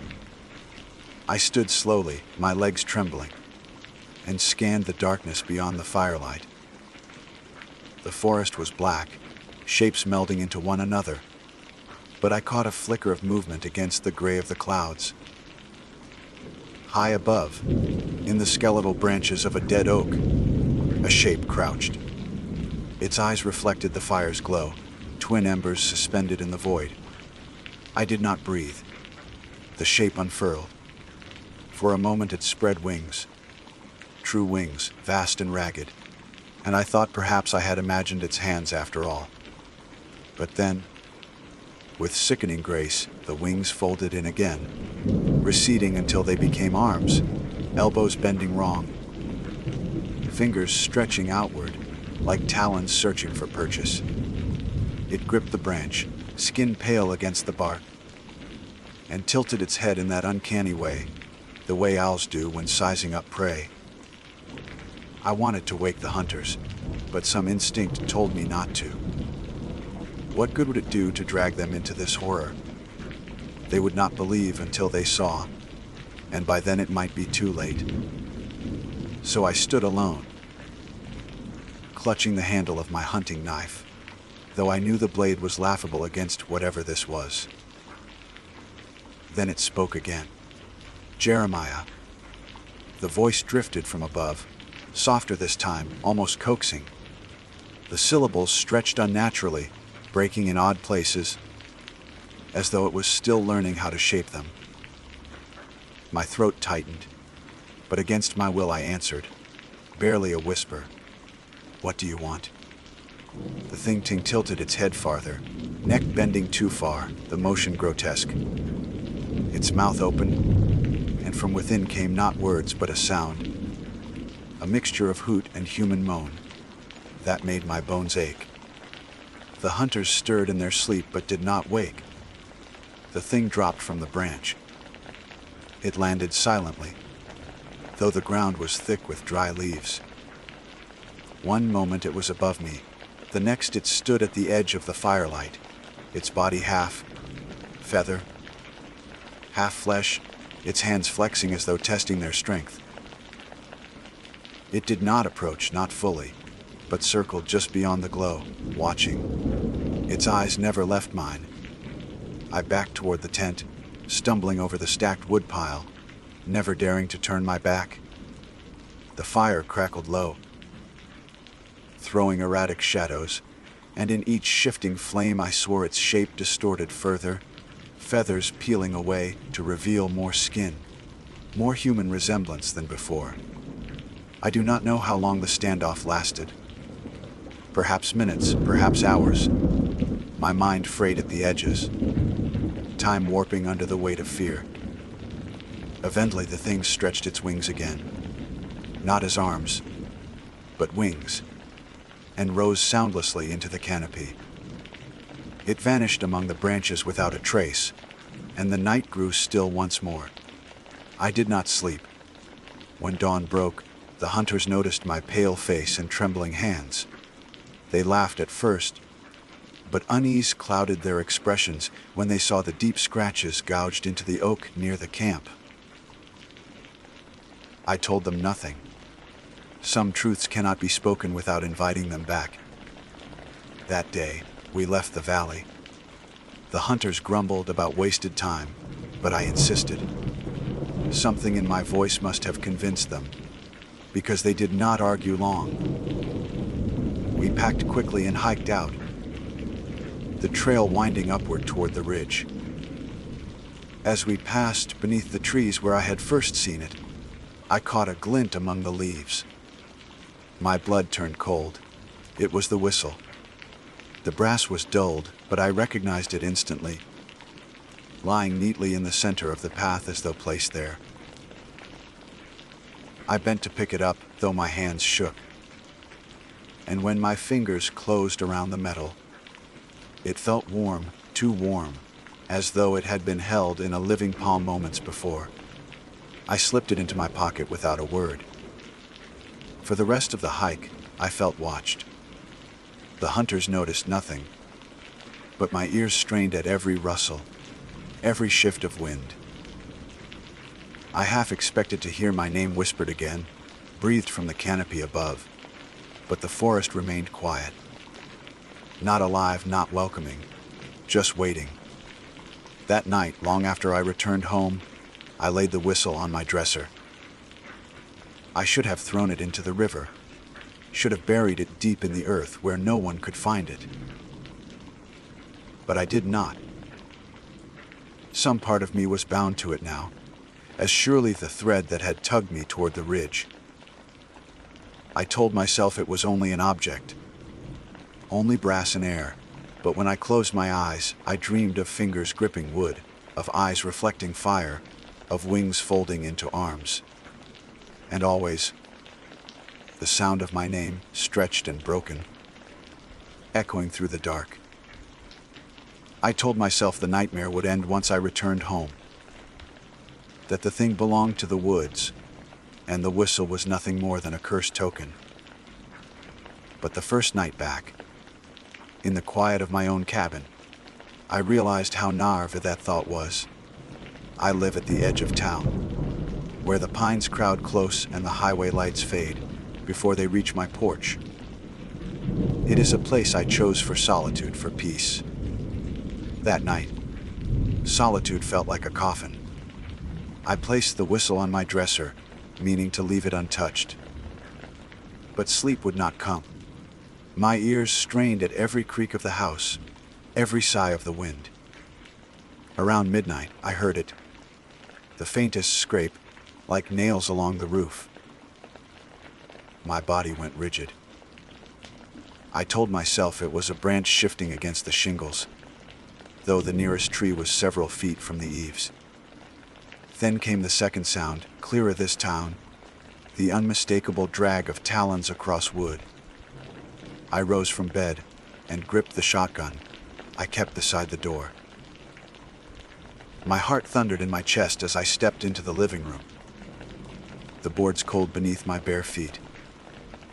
The house was dark except for the sliver of moonlight through the curtains. I waited, every muscle tensed, but the sound did not repeat.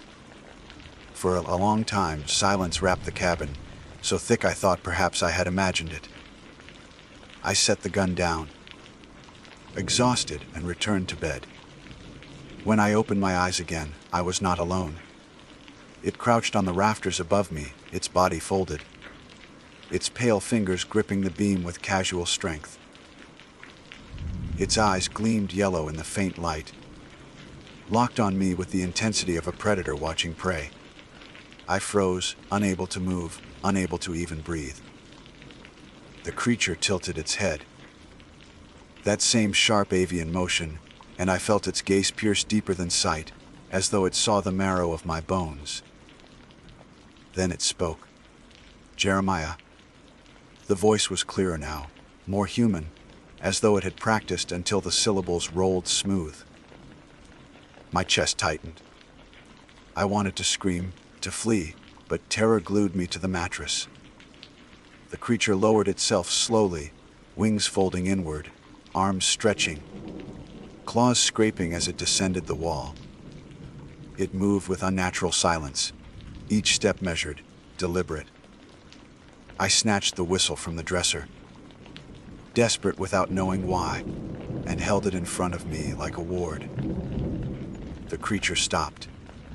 Its eyes flicked to the brass in my hand, and for the first time I saw its expression change. If a bird can smile, it did. I hurled the whistle at it. The metal struck its chest with a hollow clang. The sound that burst from its throat was not pain but laughter. A broken, rasping cackle that twisted my stomach. It caught the whistle midair with those human hands, cradling it as though I had returned a gift. The smile widened, grotesque against the beak, like curve of its mouth. Then, just as suddenly, it leapt to the window.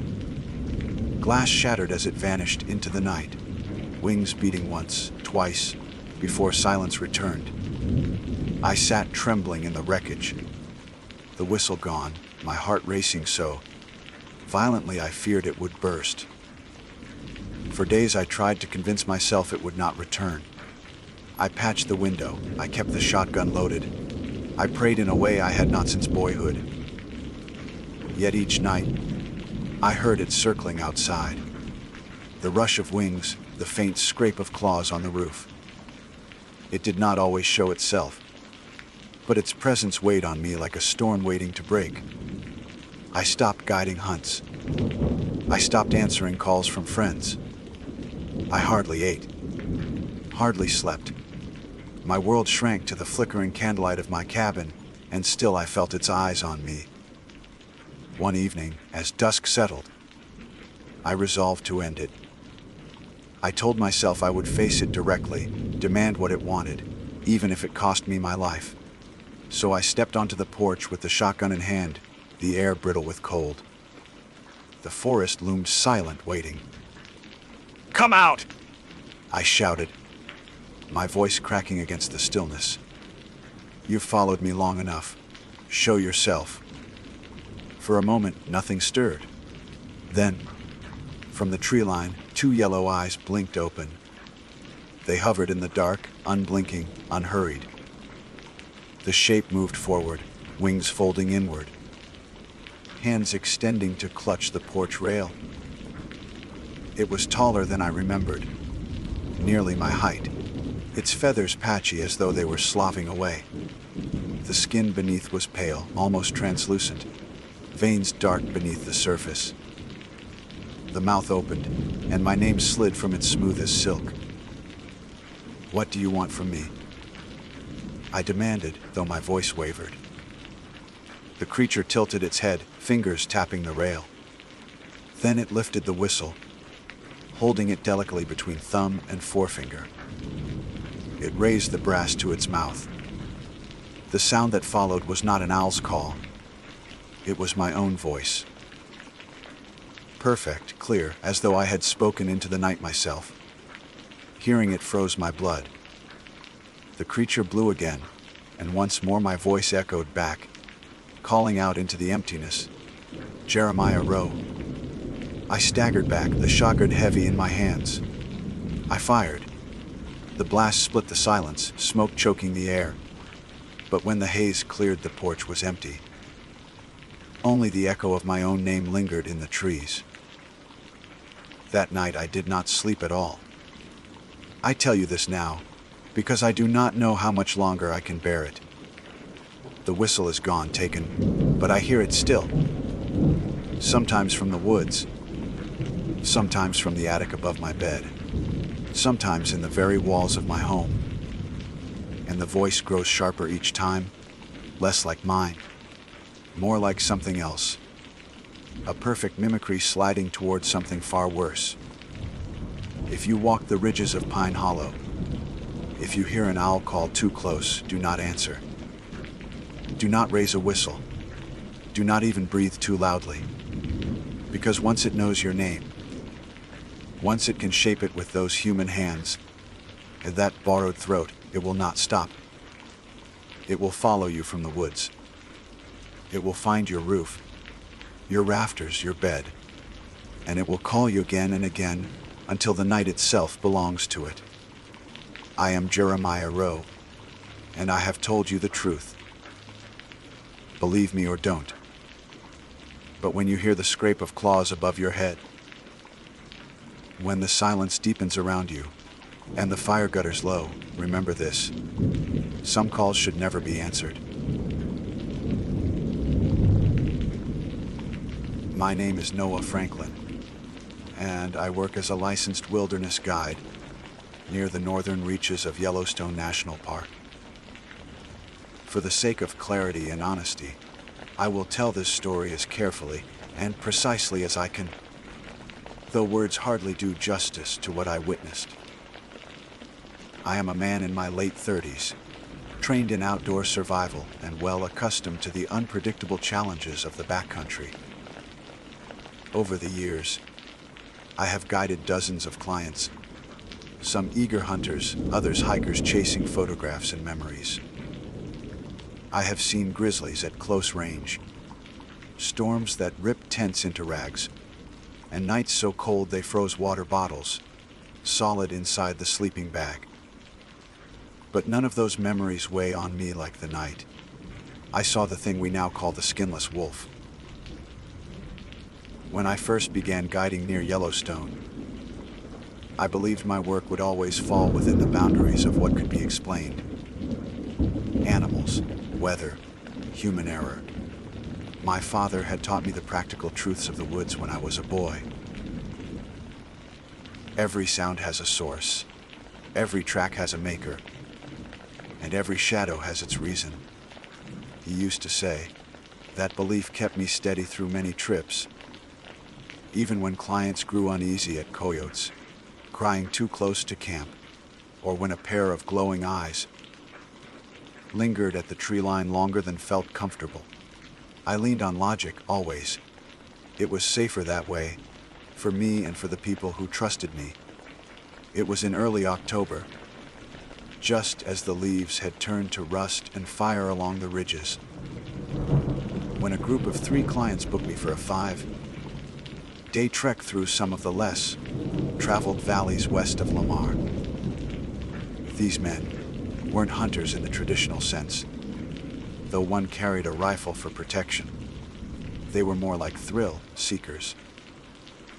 City men from Denver who wanted a brush with the wild, to tell their friends they had camped in wolf country and heard the pack calls firsthand. I agreed to guide them, both for the paycheck and for the simple fact that I never turned away work in the shoulder season. The first 2 days passed without trouble. We moved along ridges that gave us broad views of the valley floor, where elk herds bunched together like beads on a string. We saw bison lumbering slow across the plains, steam rising from their nostrils in the chill air.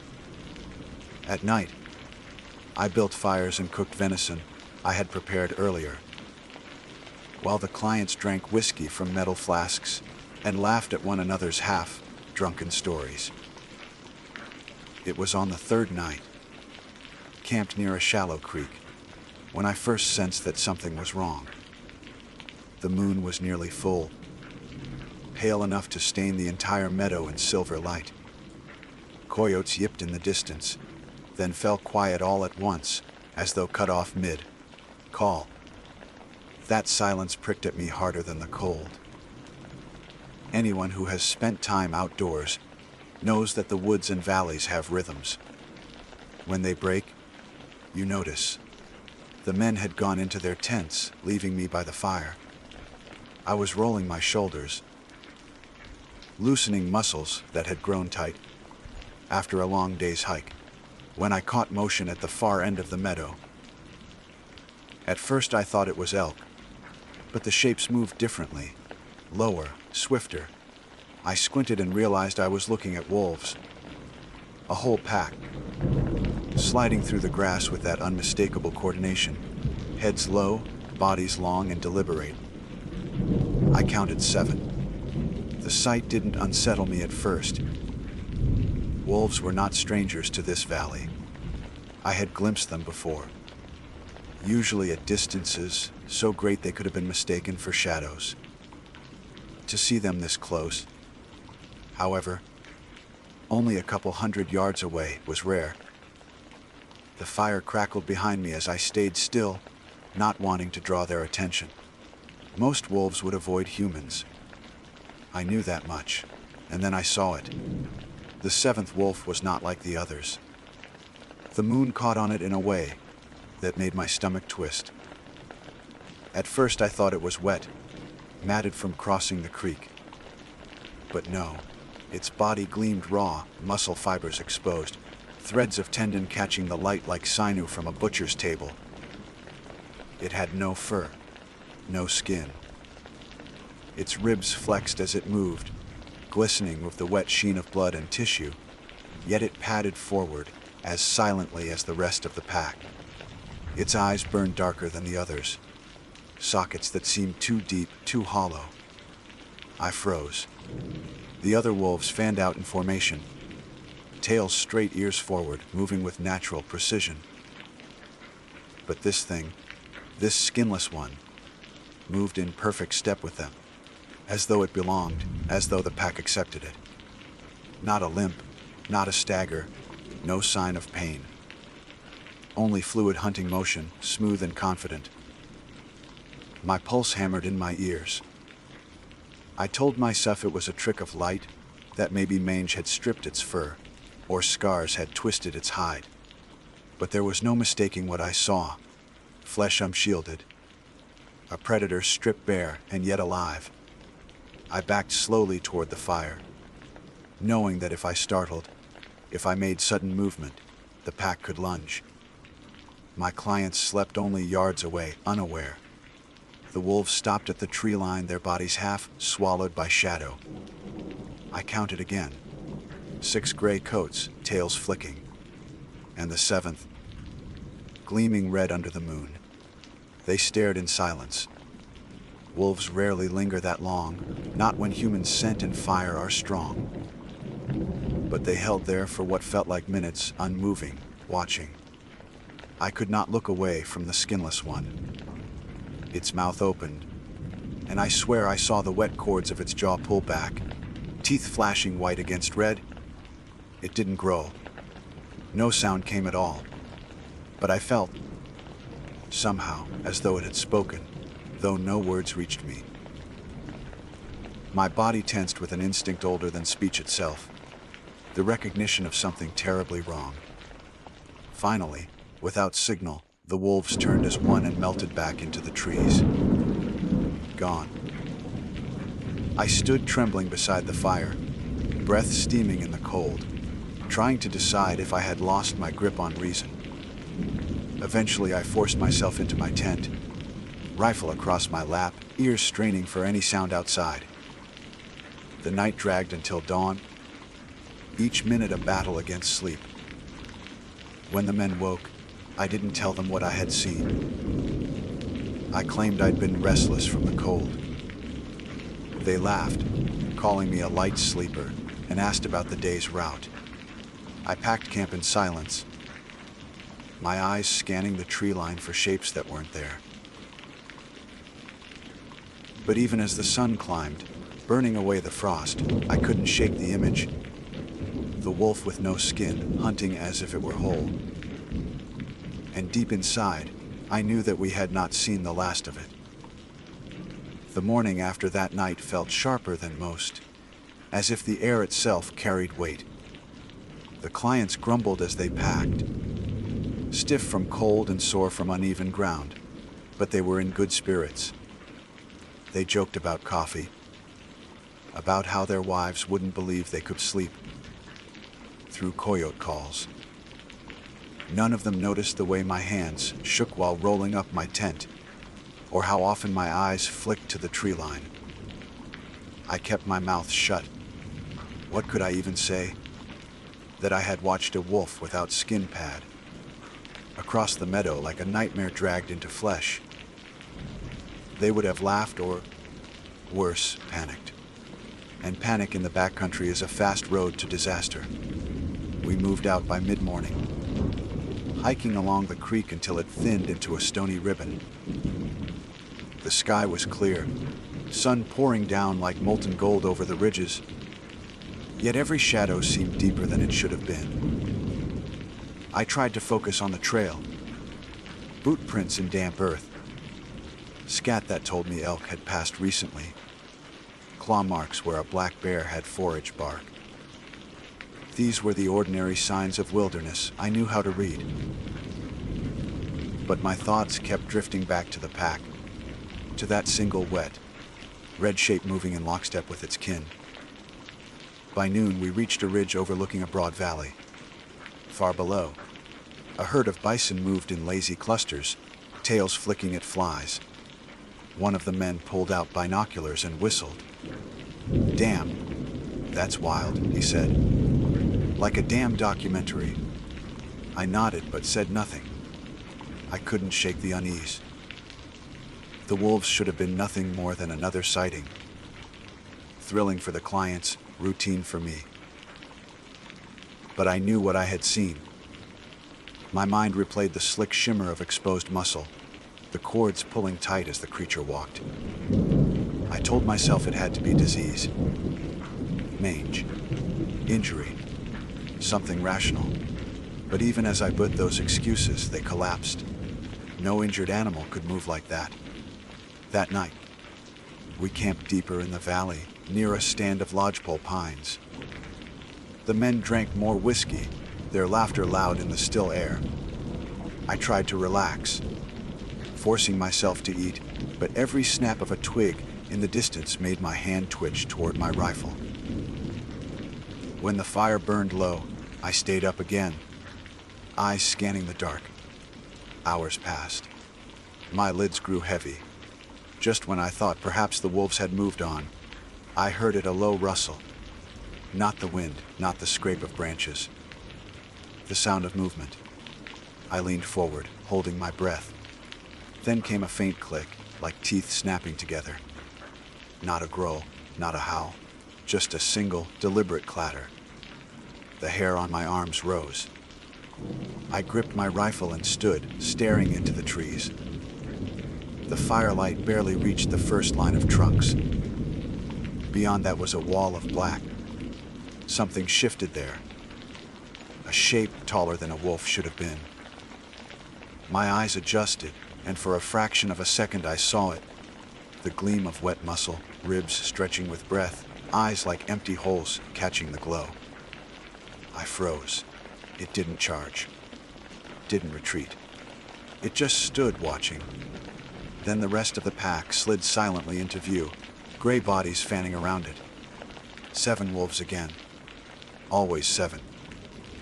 I raised the rifle, though I knew in my gut it would be useless. The skinless one tilted its head, cords of its neck tightening, as though mocking the gesture. Then the pack vanished as smoothly as smoke. One moment there, the next gone. I stayed on my feet until dawn, heart thundering so hard it made me sick. When the men stirred in their tents, I finally sat down, exhausted, feeling older than my years. Again, I said nothing. What could I tell them? That something impossible was shadowing us. That the wilderness itself had spat out a creature that should not exist. They would have accused me of drinking too much of their whiskey. But by the 4th day, even they began to notice. It started with the silence. Normally, the woods are filled with constant sound. Birds, insects, the distant bark of squirrels. But by mid-morning, it was as though someone had pressed a great hand over the valley and smothered all noise. Our boots crunched too loud on the trail. The men glanced around nervously, muttering about how eerie it felt. Then, tracks.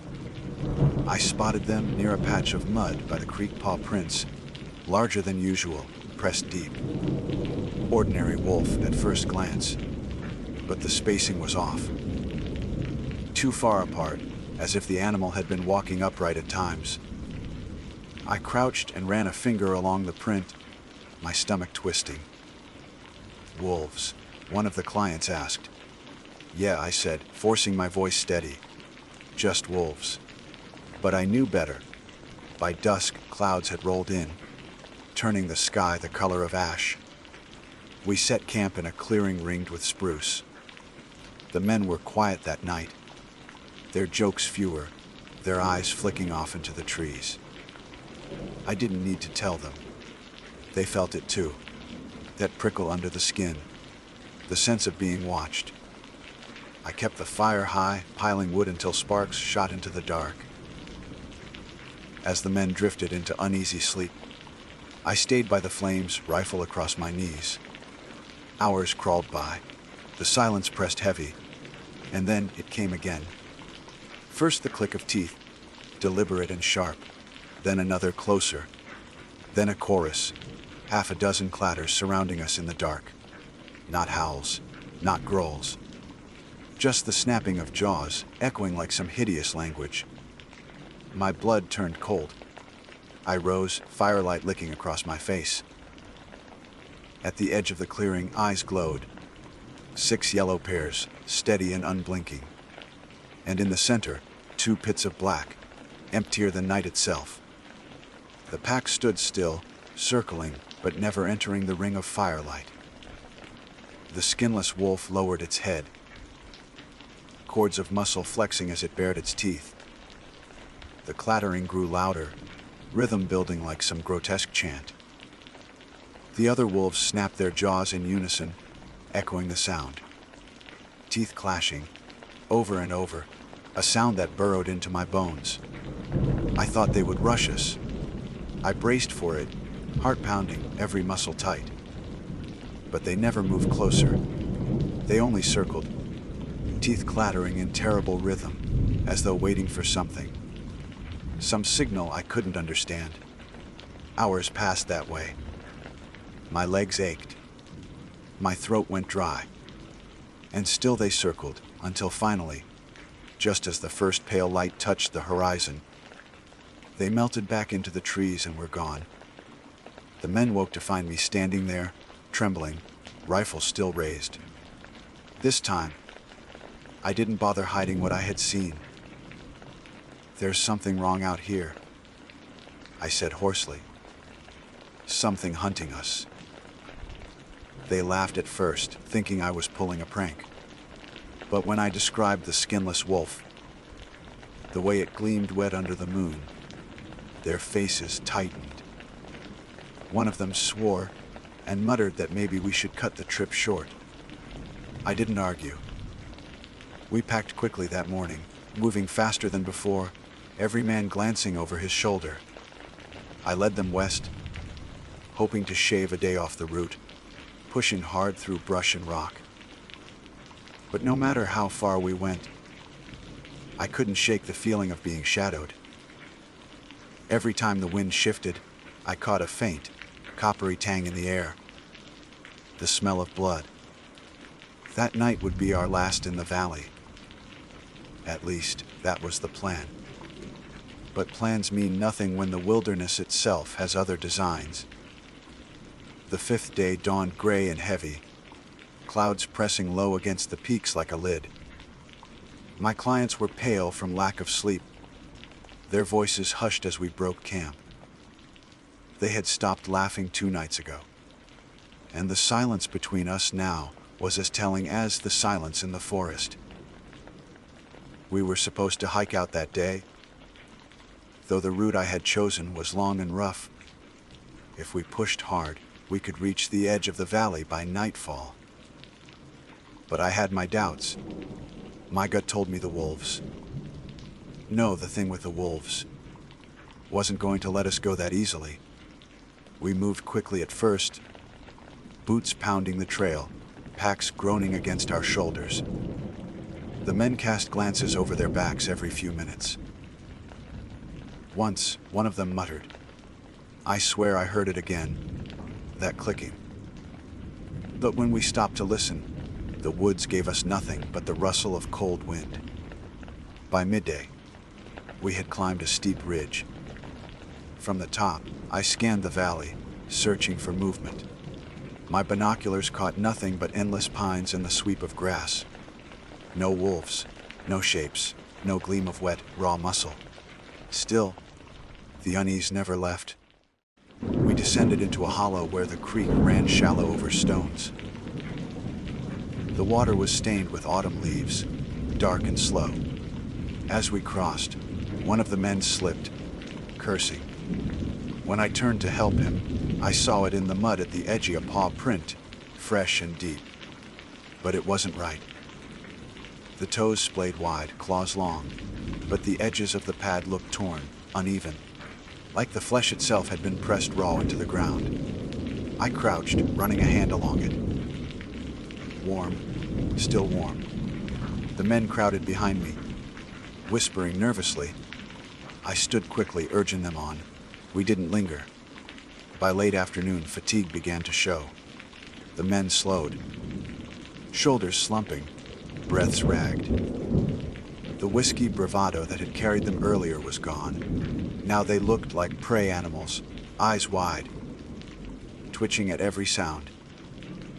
I knew we needed to keep moving, but part of me feared what might happen when night fell again. And night always comes. We reached a clearing surrounded by spruce, just as the light began to die. I had hoped to push further, but one man's ankle had swollen badly from his fall at the creek, and we couldn't risk stumbling blindly in the dark. We made camp there, though none of us wanted to. The fire crackled weakly, flames struggling against damp wood. I piled it high, determined to keep it strong. The men whispered in their tents, too afraid to drink, too afraid to sleep. I sat alone by the fire, rifle laid across my knees, eyes darting to every shadow. That's when the smell hit. It came faint at first, copper and rot, like meat left out too long. Then stronger, filling the clearing, thick enough to choke on. I gagged, pulling my bandana over my mouth, eyes watering. The men began to stir, voices sharp with fear. Then the sound started. Click, click. Teeth snapping, deliberate, echoing from the trees. The men crawled from their tents, pale and wide-eyed. "What the hell is that?" One whispered. I didn't answer. My eyes were locked on the dark. The wolves appeared first, 6 pairs of glowing yellow eyes circling at the tree line. They moved slowly, tails stiff, jaws clattering in rhythm. And then it came, stepping between them, taller than before, shoulders rolling wet and glistening under the firelight. The skinless wolf. Its body was grotesque, ribs gleaming slick, cords of muscle writhing like worms beneath the moon. No hide, no fur, just living meat, raw and red, shining as though freshly flayed. Its eyes were pits, blacker than the night, yet I felt them pierce through me, straight to the marrow. One of the men screamed. Another raised his rifle and fired. The shot cracked through the clearing, echoing off the ridges. The wolves flinched, scattering for only a moment before settling back, teeth clattering faster now, like applause. The skinless one did not move. The bullet had struck. It had to have. But no wound showed, no change, no blood. It only tilted its head, cords pulling taut, jaws parting in a grin too wide, too human. The man fired again and again. The air filled with gunpowder, the firelight flickering with each blast. Still nothing. The bullets did not matter. The wolves began to close in. "Back to the fire!" I shouted, dragging the men toward the flames. Fire is the one thing wild animals fear, but I doubted even this would be enough. The pack circled tighter, snapping their teeth in perfect rhythm. The sound rose to a fever pitch, louder than the crackle of flames, louder than the pounding of my heart. It was language, I realized. Horrible, deliberate language, and the skinless wolf was leading it. I raised my rifle, finger tight on the trigger. My hands shook. I knew it was useless, but I had nothing else. Then the skinless wolf stepped forward. Just one step, but it silenced the others instantly. The clattering stopped. The clearing fell deathly still. Its mouth opened. What came out was not a growl, not a howl, it was a voice. Low, wet, rattling like air forced through torn lungs. My name. No. The sound froze me where I stood. My name, dragged through a throat that should not have been able to speak, syllables wet with blood. One of the men broke then. He bolted for the trees, screaming, stumbling into the dark. The wolves moved as one. They vanished into the black after him, silent as ghosts. His screams cut short too quickly. The rest of us stood rooted, horror choking us. I gripped my rifle so hard my knuckles burned white. The skinless wolf stepped closer to the fire, light spilling across its bare flesh, steam rising where sparks touched. It did not flinch. It leaned forward, eyes black as void, and clicked its teeth once. The sound shook me worse than gunfire. Then it turned, slow and deliberate, and slipped back into the trees. The others followed, silent now. The smell of blood lingered long after they were gone. We didn't sleep. We didn't even sit. We stood by the fire until dawn, weapons clutched, ears straining. When the first light finally crept over the ridge, I urged the men to move. We abandoned gear, tents, anything heavy. We ran. We didn't stop until we saw the highway. Only 2 of the 3 clients made it out with me. We reported what we could, though none of us dared describe it in full. Who would believe us? A ranger chalked it up to wolves, maybe a bear attack. Missing persons forms were filed. End of story. But I know the truth. There are wolves in Yellowstone. That much is natural. But among them walks something else, something flayed and terrible, wearing the shape of a predator, but speaking with the voice of a man. Sometimes at night, even now, I wake to silence, heavy and suffocating. And in that silence, I swear I hear it again. Teeth clattering like words just out of reach. And I pray that it never speaks my name a second time. My name is Carter Wells, and I was raised to believe the forest is both gift and burden. A place where a man can find food, solace, and also something he may never wish to see. I grew up in northern Wisconsin, where the pines nod against the sky and the lakes run so deep they keep their secrets long after the ice has gone. My father taught me to hunt when I was 11, the way his father had done for him. It was supposed to be simple: respect the land, take only what you need, and never leave a wounded animal to suffer.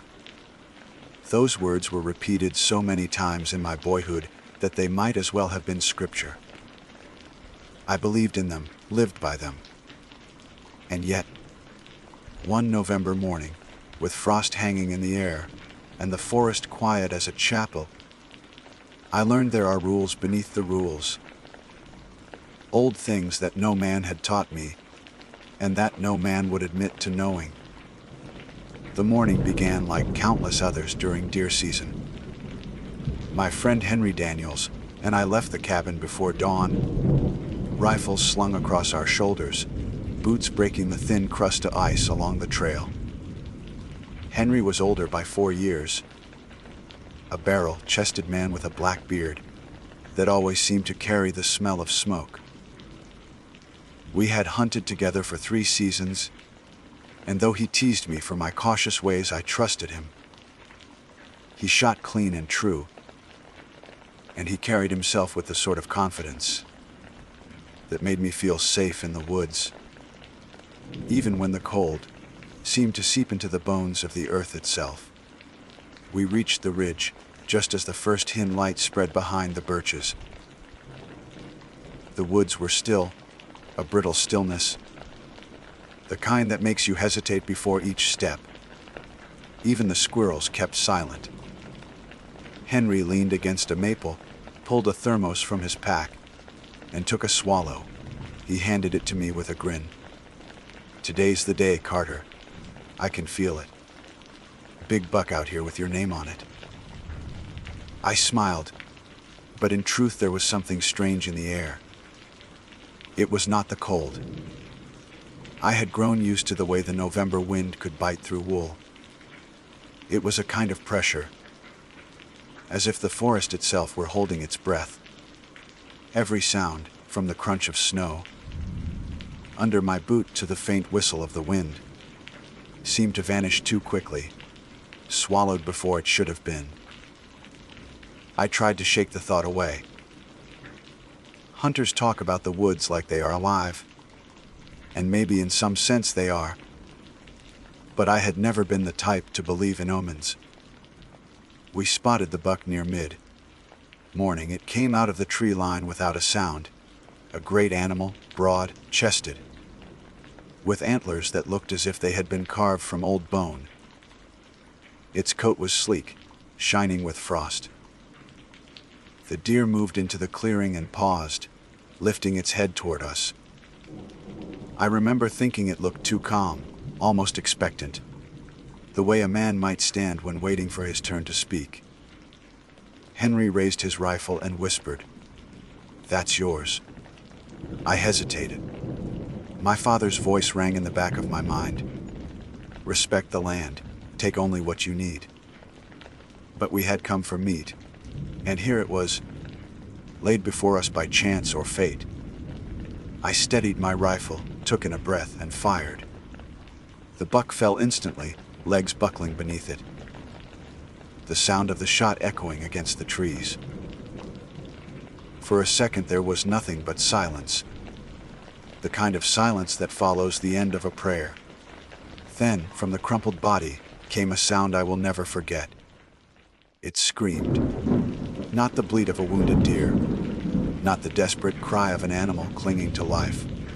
This was a man's scream, high, raw, and full of terror, like someone burning alive. The sound tore through the clearing, echoing again, as though the forest itself had taken up the cry. I dropped my rifle.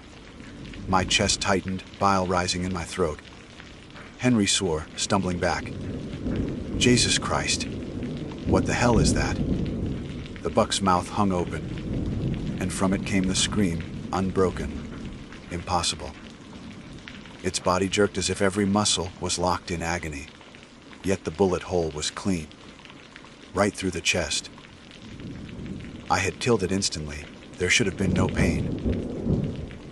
But the sound kept coming, vibrating in the marrow of my bones. I covered my ears, but it did no good. The scream crawled inside my skull, rattled behind my eyes. Hours seemed to pass, though later I knew it was minutes. Henry kicked snow over the deer, shouting curses, but nothing stopped it. The echo bounced through the valley, folding over itself, as though the woods had become a cathedral made for only that one horrific note. And then, as suddenly as it had begun, it ceased. The silence that followed was worse. My ears rang. My body trembled as if I had been standing beside a train when it roared past. The buck lay motionless, eyes glassy, steam rising faintly from its nostrils, though it no longer breathed. Henry crouched beside it, his face pale beneath the beard. "I've hunted all my life," he muttered. "I've gutted deer in the snow, tracked them for miles, heard them bleat and thrash. I've never heard anything like that. Neither had I." My hands would not stop shaking. I picked up my rifle only because I did not know what else to do with them. We should have left then, but Henry said, "We can't just walk away. Mate's still good. A kill is a kill." I wanted to argue, but the words withered in my throat. He was right, in a way. Leaving the carcass felt wrong, like wasting the life we had taken. And yet, part of me recoiled at the thought of cutting into that body, of touching what had made such a sound.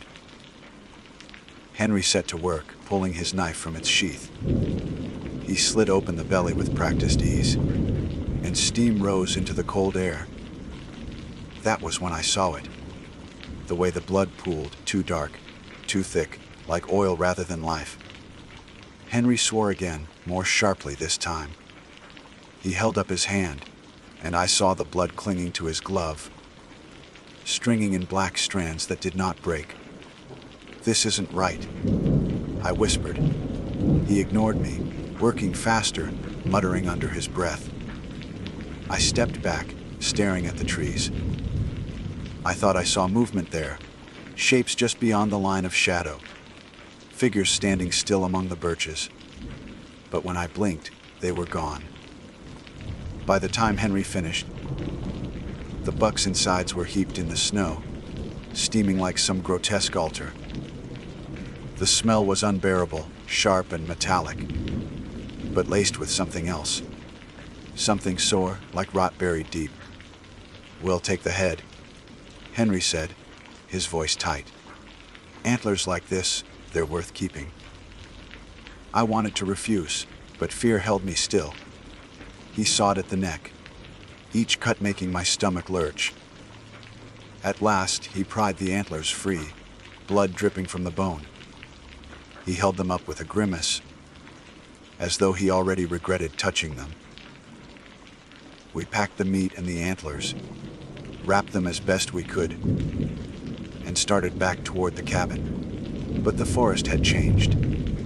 Every tree seemed to lean closer, every shadow stretched longer than it should, and the silence, God, the silence, was unbroken, as if the scream had emptied the world of every other sound. I do not know how long it took us to reach the trail, but when we did, the sun had already dipped low, painting the snow with streaks of crimson. I thought of the buck's mouth, open wide in that endless cry, and the way the sound had filled the valley. That night, back at the cabin, I could not sleep. The echo still hung in my head, circling, refusing to fade. When I closed my eyes, I heard it again, louder, closer. I opened my eyes and found only the dark ceiling above me. Henry snored in the bunk across the room, restless, twitching. And then I realized the sound was not only in my head, it was outside. From the trees beyond the cabin came the scream, exactly the same, as if the buck still lay dying in the snow. It rose and fell, over and over, cutting through the night. And I knew, sick to my soul, that the forest would never let us forget what we had done. The first time I heard the scream outside the cabin, I told myself it was memory playing tricks. I tried to steady my breath, to convince myself it was the echo still clinging to my ears, but no echo lasts that long. It came again sharper, cutting through the stillness of the pines. Henry stirred in his bunk, rolled onto his side, then sat up suddenly, his eyes wide in the dark. "You hear that?" he whispered. I nodded, unable to form words. The scream rose again. Distant but clear, carrying the same human agony we'd heard when the buck fell. It vibrated through the thin walls of the cabin, made the lantern glass rattle against the wooden shelf. Henry cursed under his breath and reached for his rifle. "It's out there," he muttered. Damn thing followed us. I wanted to tell him that wasn't possible. Dead deer don't scream, and they sure as hell don't follow men back to their cabins. But I had no words. Every hair on my arms stood stiff, my mouth dry as ash. We waited, listening. The scream carried again a drawn-out wail that seemed to twist through the trees. Then silence. Minutes stretched. Henry leaned closer to the window, peering into the night. The forest was dark, the moon smothered behind thick clouds. "I'm going out there," Henry said. "You're not," I hissed. He looked back at me, his face pale in the lamplight. "We can't just sit here like rabbits in a hole. If some son of a bitch is out there making that noise, I'll put a stop to it. What if it isn't?" The question left my mouth before I could stop it. Henry froze, the words settling heavy between us. He shook his head, forcing a laugh that sounded too thin.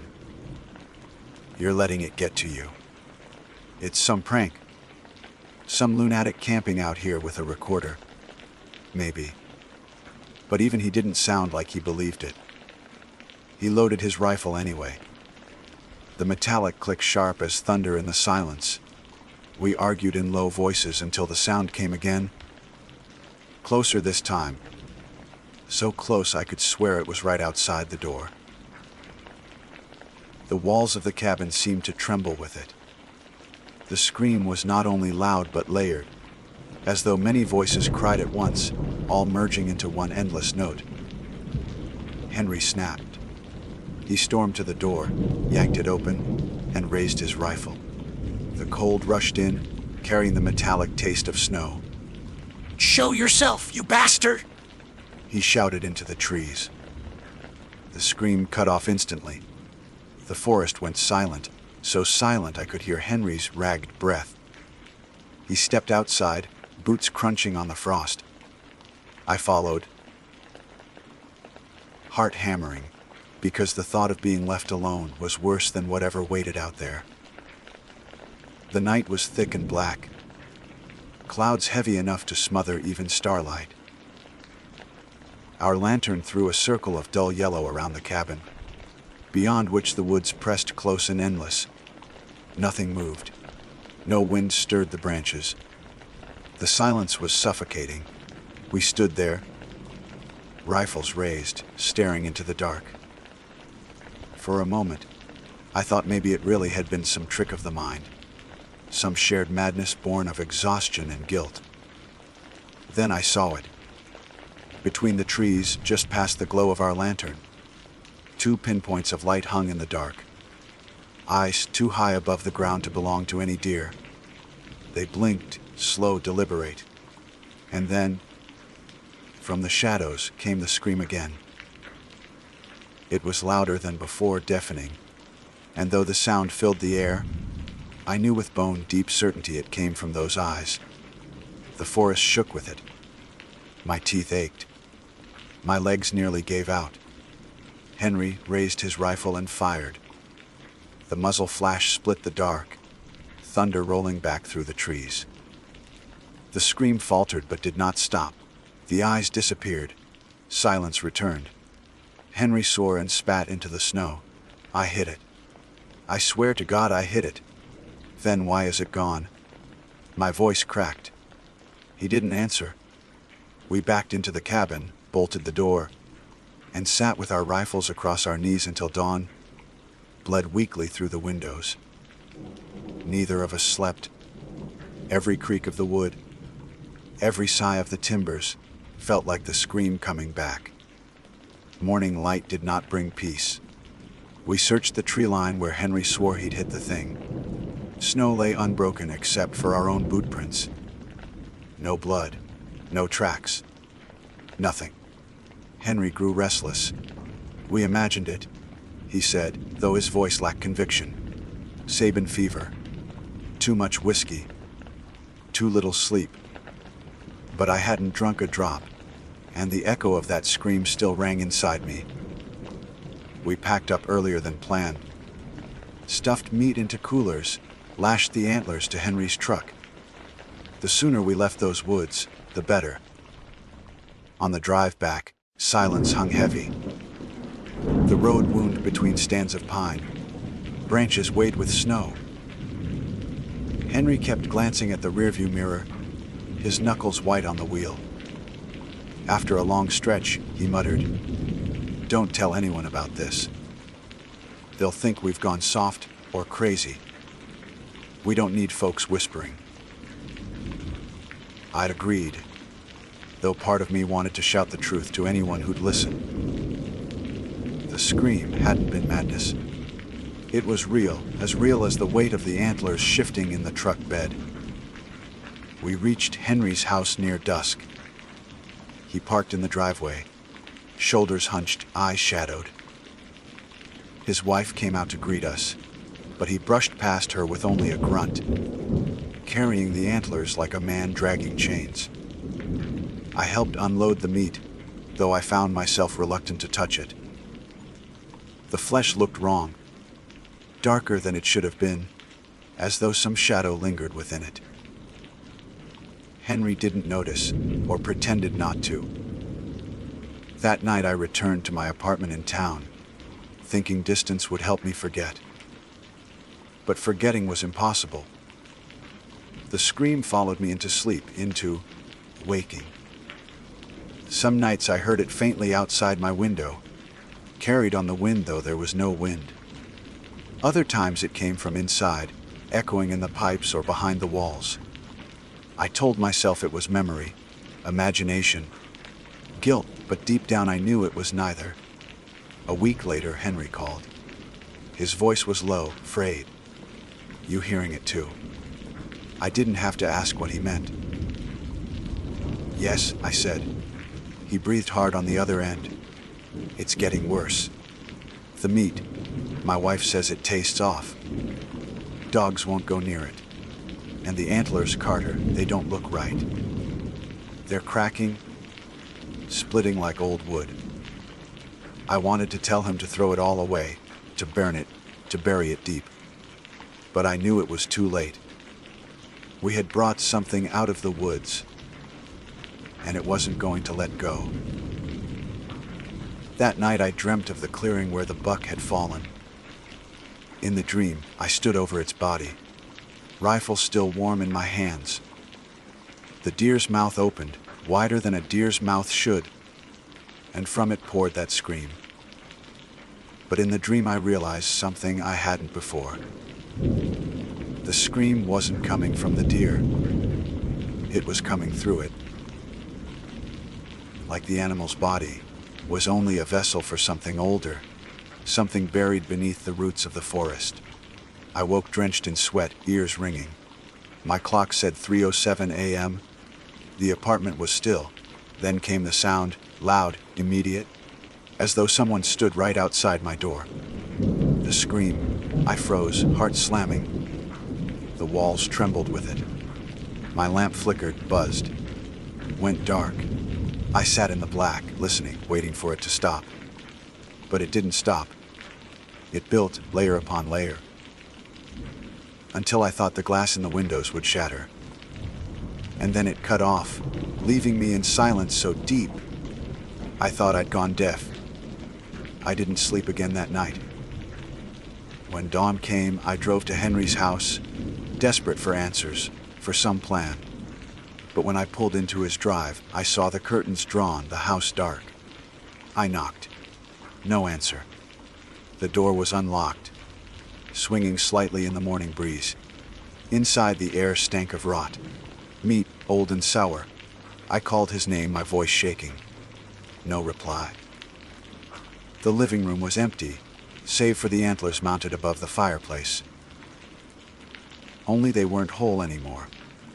They had split into jagged shards, curling outward like claws. Beneath them, the carpet was dark with stains. I found Henry in the back bedroom. He was sitting on the edge of the bed, eyes vacant, mouth wide open as if mid-scream. But no sound came out. His face was pale, his skin cold. He looked at me, but it was not him in those eyes. And from somewhere deep in the walls, I heard it begin again. The scream. Henry sat on the edge of his bed like a broken doll, eyes glassy, mouth frozen open. The sound that should have poured from him buried somewhere else. I couldn't move. My body locked, as if the scream I heard inside the walls had reached into me and pinned me still. His chest rose faintly, shallow breaths scraping in and out, but his lips never shifted. It was like he was caught between living and not, like some part of him had been taken. I stepped forward, whispering his name. Henry. His eyes rolled toward me. That was worse than if they had stayed still. There was no recognition there, no trace of the man I knew. Only emptiness, as though he were listening to something I could not hear. The scream swelled again, rattling the picture frames on the walls, and I realized it wasn't muffled by the house anymore. It was inside him. I saw his throat twitch, his chest strain, but no air left his body. The sound was using him, resonating through him like a hollow log. I bolted, stumbling back into the hall, my own breath ragged. The air smelled of blood and mildew, heavier than before. The antlers above the fireplace groaned, wood splitting louder now, each crack like bone snapping. I wanted to run, to get outside and never come back, but something kept me frozen. Maybe guilt, maybe fear of leaving Henry to whatever this was. I forced myself back into the bedroom. His body shook violently, convulsions racking him. The scream poured louder from the walls, from the floorboards, from everywhere but his mouth. Then, all at once, he went still. Silence. The kind of silence that makes you strain your ears, terrified of what comes next. Then Henry turned his head toward me. His lips moved barely, and though no sound came out, I read the shape of the words. It's not done. That was enough. I ran. I sprinted through the house, past the antlers that seemed to claw at me, out the door into the sharp morning air. My lungs burned, my boots slipped on the frosted grass. Behind me, I swore I heard footsteps following. Heavy, dragging, but when I looked back, no one was there. I got in my truck and tore out of the drive, tires spitting gravel. My hands shook on the wheel, vision blurring with fear and exhaustion. I drove until the town spread before me, and still the echo of the scream chased me down every street. I thought about going to the sheriff, about explaining what I'd seen. But what would I say? That a deer screamed like a man and now my friend was possessed. Hollowed out. They'd lock me up or worse, laugh. Instead, I drove until I found myself back at my apartment. I locked the door, shut the blinds, and sat in the center of the living room with my rifle laid across my knees. I waited for nightfall, heart hammering, every muscle in my body taut. When the dark came, so did the sound. It started soft this time, almost gentle, like a moan. Then it built, rising until the walls shook. My lamp shattered, glass skittering across the floor. I pressed my palms to my ears, but it didn't help. The sound was inside me, drilling through my skull, curling down into my chest. I shouted, screamed for it to stop. My own voice drowned, lost. And in that moment I understood. It wasn't a sound traveling through the air. It was a thing alive, moving through me, through Henry, through the deer before him.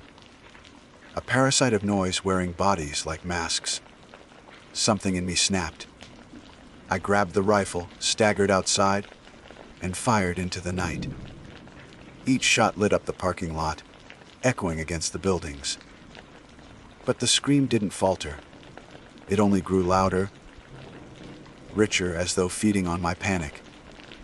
Neighbors shouted, lights flicked on in windows, but I couldn't stop. I fired until the rifle clicked empty, and still the scream roared. By then my vision blurred with tears, my body trembling. I dropped the gun, fell to my knees and begged, "Take me, not him. Leave us alone. Please." The scream stopped. Instant silence. The world seemed to tilt. I sucked in air, shaking, waiting for it to return. But instead of sound, I felt something. A weight pressing down, thick and suffocating. The night air stank of blood and ash. The trees along the street bent slightly, though no wind moved. And then I saw it. At the edge of the lot, beneath the glow of a flickering streetlight, stood the buck. The same one I had shot. Its chest was caved, bullet hole dark against its hide. Its antlers stretched impossibly wide now, curling, splitting, branching like veins. Its mouth hung open, and from that gaping maw came silence. Terrible, waiting silence. I staggered to my feet, frozen under its gaze. Its eyes glowed faint, not like animal eyes, but like embers banked in ash. It took one step forward, slow and deliberate. The pavement cracked beneath its hoof, though the weight of it seemed greater than flesh and bone should carry. I turned and ran. I don't remember how long or how far. The streets blurred, houses passing in a haze. I only knew I couldn't go home, couldn't go back to Henry, couldn't face the thing wearing the deer's body. I drove until dawn, ended up miles outside town, parked on the shoulder of a county road. For a while, I thought maybe I'd escaped. Maybe it needed me close to feed. Maybe it would stay behind. But when I closed my eyes, even in daylight, I heard it faintly. Just beneath the hum of the engine, just behind the chirp of birds. A low, steady scream, waiting to rise. I've tried to piece it together since. I've asked old hunters in bars. Men who've walked the woods longer than I've been alive. Most shake their heads. A few look away, eyes hard. One man, gray, bearded and bent like an old tree, said softly, "Some deer aren't deer.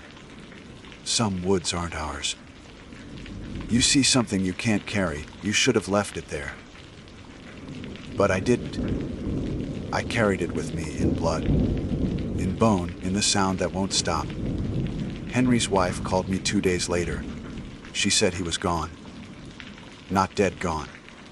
She woke to find the bed empty, the floor by the window soaked with dark stains. No tracks outside. No sign of him anywhere. Only the antlers left behind, split into so many shards she couldn't count them. She asked if I knew where he'd gone. I told her no. What else could I say? Since then, I've moved 3 times. Different towns, different jobs. Doesn't matter. The scream follows. Sometimes I wake with it buzzing in my teeth, rattling the glass in the cupboards. Other times I hear it only faint, like a memory. But I know it's real. Always real. I've thought about ending it, more times than I'd admit. A single pull of the trigger, silence forever. But I'm not convinced it would stop there. If it could hollow Henry out, if it could wear the buck's body like a mask, then what would stop it from using me the same way? A scream wearing my face, walking through the world, spreading further. I don't want that. So I write this instead. Maybe as a warning, maybe as a confession. If you hunt, if you step into the woods when the frost hangs low and the air is still, remember this: not every shot you fire is clean. Not every kill is yours to make. There are rules under the rules, old things deeper than blood. And if you ever hear a deer scream, like a man, run. Leave your rifle, leave your pride, leave everything. Because once you hear it, you'll never unhear it. Once it follows you, it never stops. The echo doesn't fade.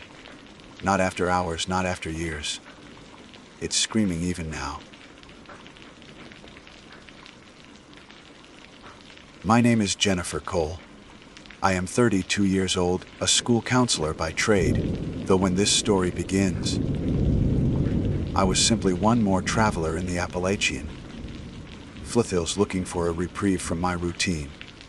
I had joined 3 close friends, people I trusted as much as family, for a week-long camping trip in early autumn. Their names were Daniel, who worked with me at the school, Marissa, who had been my college roommate, and her younger brother Ryan, who had tagged along with us since he was a teenager. At the time, the trip seemed like a much-needed retreat, a chance to breathe in cool mountain air, cook meals by firelight, and rest our minds away from the noise of the city. We chose a spot not far from the old logging roads, a clearing ringed by oaks and maples, their leaves already blushing with red and amber. The forest floor was crisp with fallen leaves, the air sharp but not cold. And the kind of silence existed there that made you believe the world itself had paused to listen.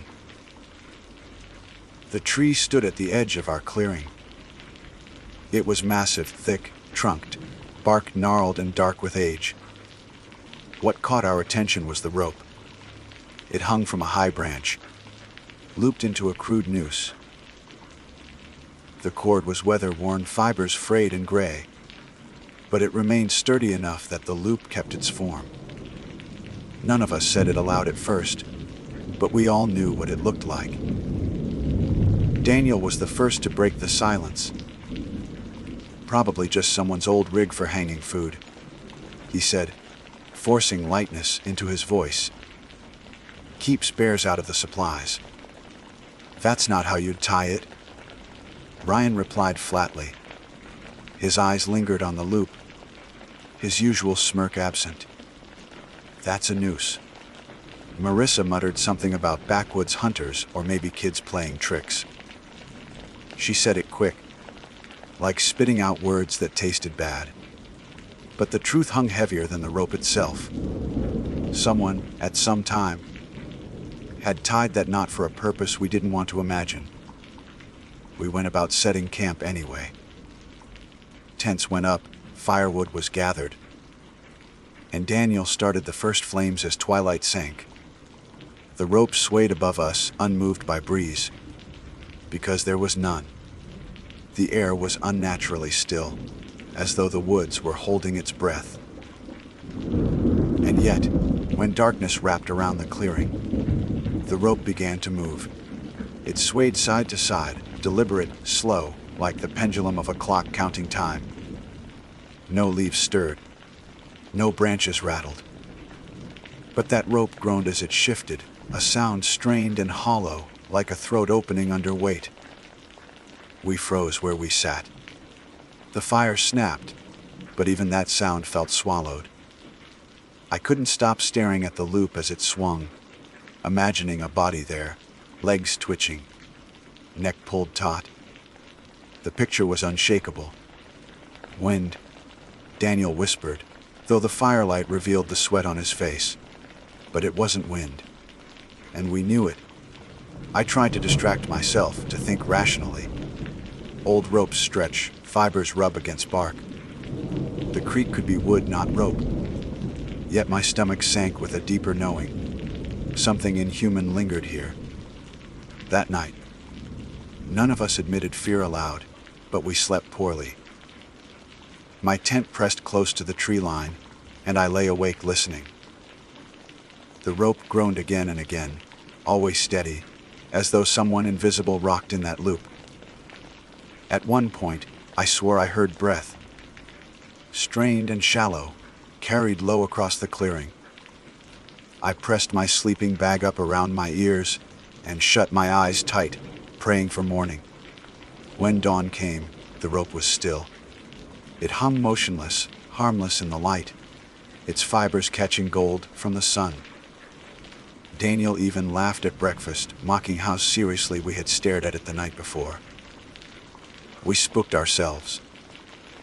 "That's all," he said, breaking strips of bacon. Ryan didn't answer. His eyes stayed fixed on the tree. Marissa tried to lighten the mood, but her smile trembled. And when we hiked later that day, she walked closer to me than usual. We spent hours on the trail, losing ourselves in color and light, crossing streams that glimmered with fallen leaves, listening to crows call far off. For a time, it almost felt normal. But when we returned at dusk, the rope was waiting. That night it swayed again. Not wildly, not even fast, just the same patient swing. Left to right, groaning as though the tree itself had lungs. Daniel tried to ignore it, though I saw his jaw clench each time it moaned. Marissa asked if we could maybe camp somewhere else, but moving in darkness seemed worse. Ryan sat closest to the fire, staring at the rope like he dared it to stop. Later, I woke to footsteps outside my tent. Slow, dragging, circling the fire pit. My breath locked in my chest. I listened as fabric brushed against bark, as something shifted the rope above us. The groan grew louder, joined by another sound I cannot forget. The faint rasp of rope tightening under strain. I wanted to scream, to unzip the tent and shine my light. But I couldn't move. I lay frozen until the footsteps faded into silence. When morning finally came, no footprints marked the ground. The rope hung slack, no different than before. We argued over breakfast. Daniel wanted to cut it down, but Ryan snapped that we should leave it alone. Marissa begged us not to fight, but her voice shook.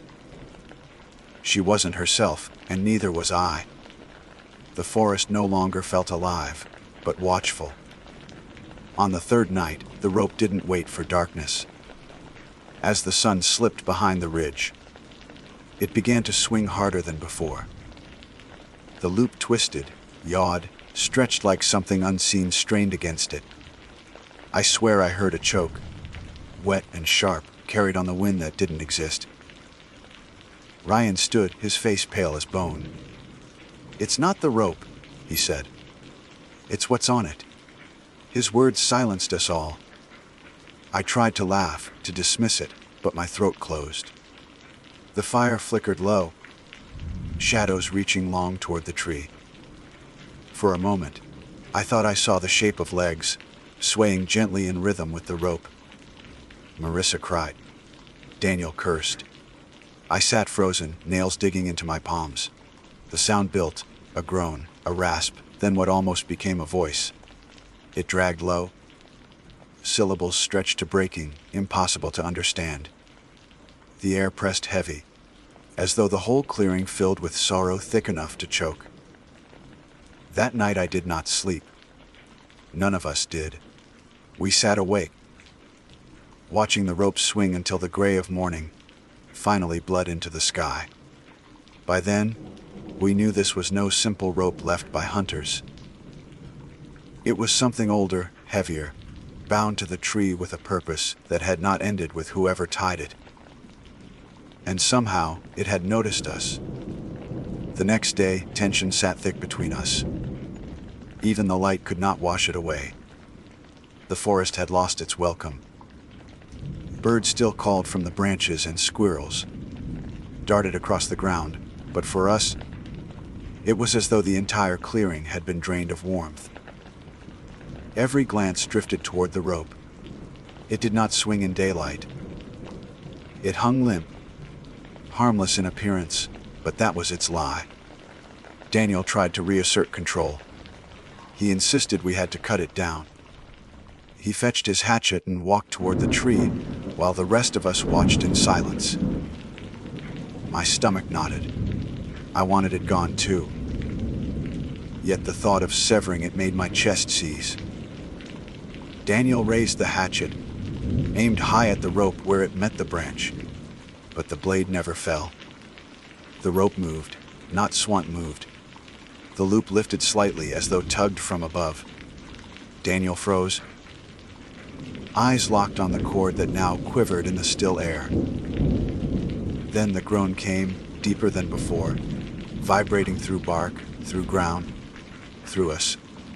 Daniel staggered back, cursing under his breath. The rope dropped slack again. "I can't," he muttered. Something's wrong." Ryan smirked, but his voice carried no humor. "I told you.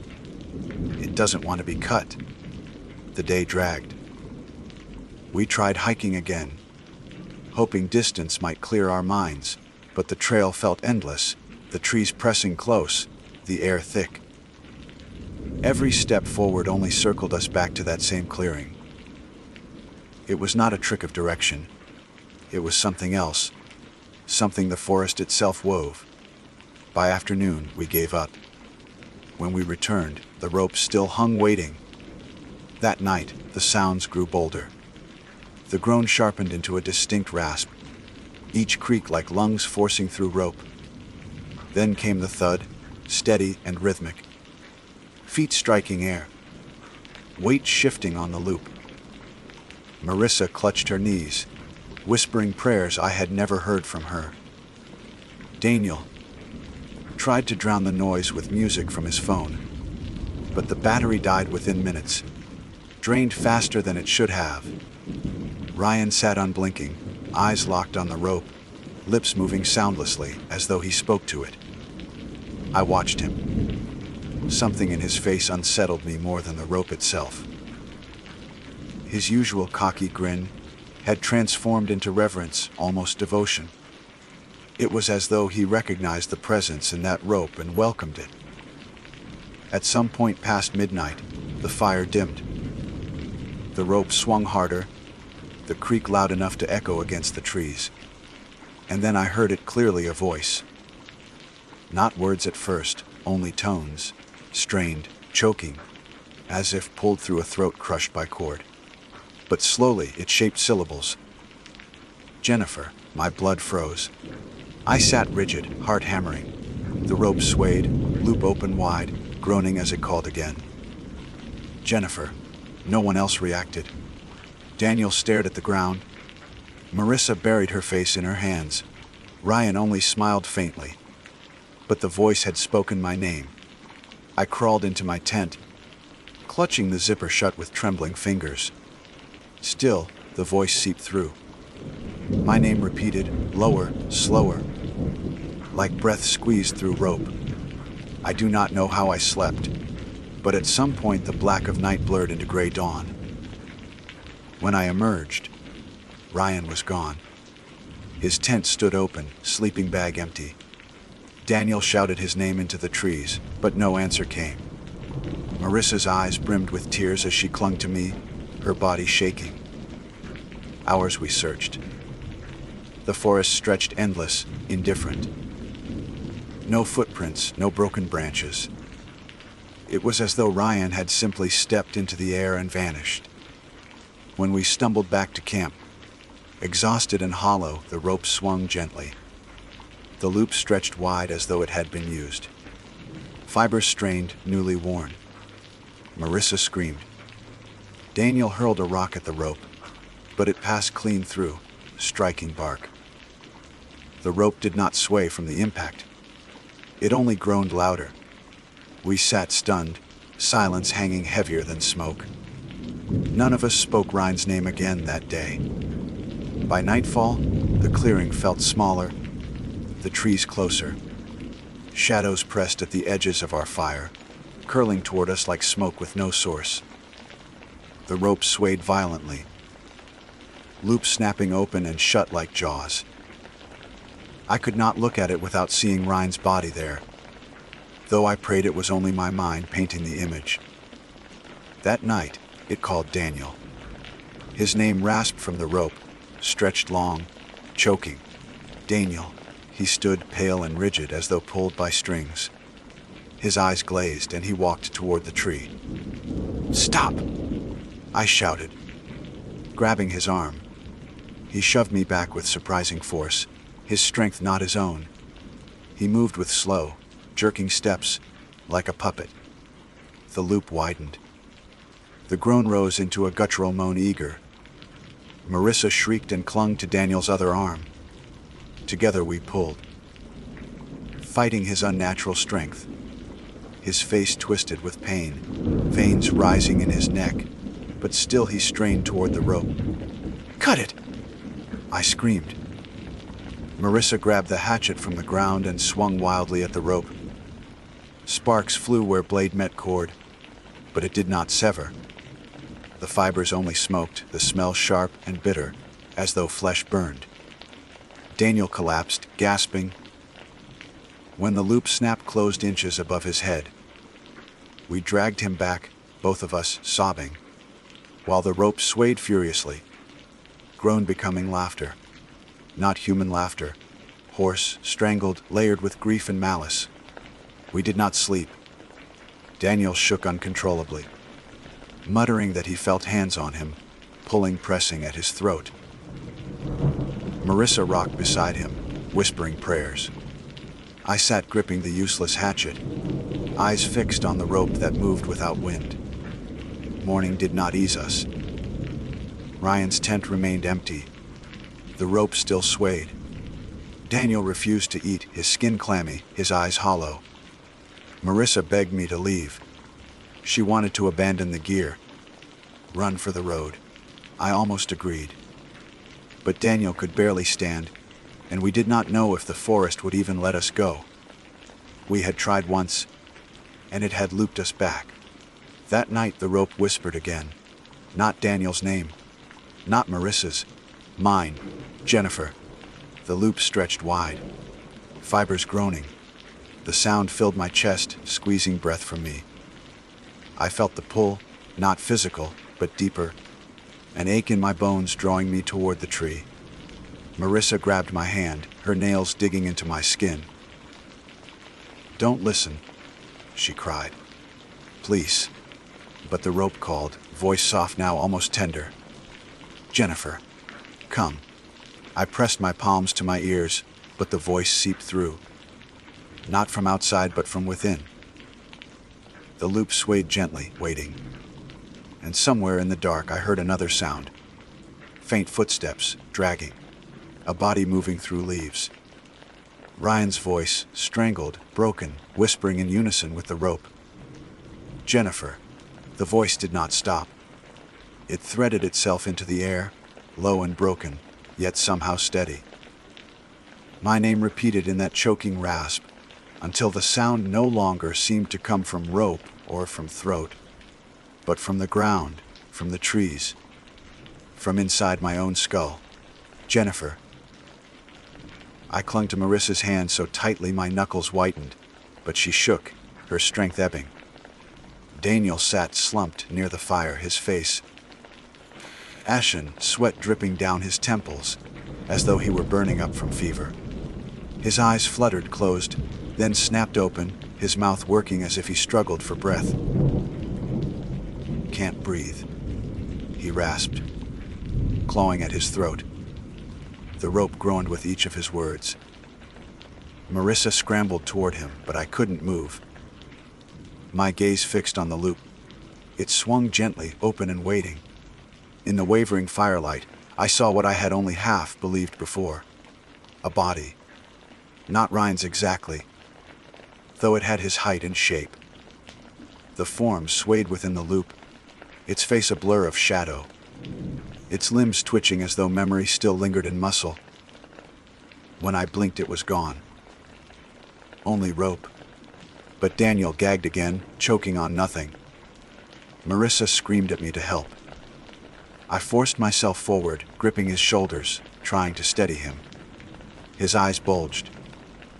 The skin at his throat reddened as though invisible fingers pressed there. I couldn't see them, but I could feel the weight in the air, pressing, crushing, dragging him toward that loop. I shouted his name over and over, as if anchoring him to us. But his gaze shifted past me, past Marissa, to the rope, and in that moment I knew he wanted to let go. I slapped him desperate, and his chest convulsed. Air rushed in. He collapsed into Marissa's arms, sobbing between ragged breaths. The rope moaned in reply, slow and disappointed, like hunger unsatisfied. We did not dare sleep. We sat in silence until the sky began to pale. I held Daniel's hand at one side and Marissa's at the other, as though linking ourselves together might keep us from being pulled apart. Morning revealed us as shells. None of us spoke. Our supplies lay scattered, tents sagging. But none of that mattered. Only the rope mattered. I told them we had to leave. Even if the woods twisted us back again, we had to try. If we stayed, the rope would take us one by one. Marissa nodded through tears. Daniel did not speak, only stared at the ground, but he followed when we packed what little we could carry. We set off in silence, gripping each other's sleeves, praying the trees would let us go. For hours we walked, branches clawing at our arms, the sun shifting through leaves in dizzying angles. Every step felt heavier, every breath tighter. At one point, I turned and saw the rope behind us, dangling from a branch not 20 yards away. The same rope, the same loop, though the clearing was gone. We screamed and ran, stumbling through brush, but wherever we went it waited. Sometimes ahead, sometimes behind, sometimes glimpsed between trunks, always swaying, always groaning. By dusk, we collapsed back at the clearing. It had circled us, claimed us. We could not leave. Marissa fell to her knees, sobbing. Daniel sat blank, his face drained of fight. I stood staring at the rope, fury rising hotter than fear. "What do you want?" I shouted. My voice cracked against the trees. "What are you?" The rope swung once, twice, then stilled. The loop widened, creaking. The air thickened with the smell of earth and old wood. And then, faintly, came an answer.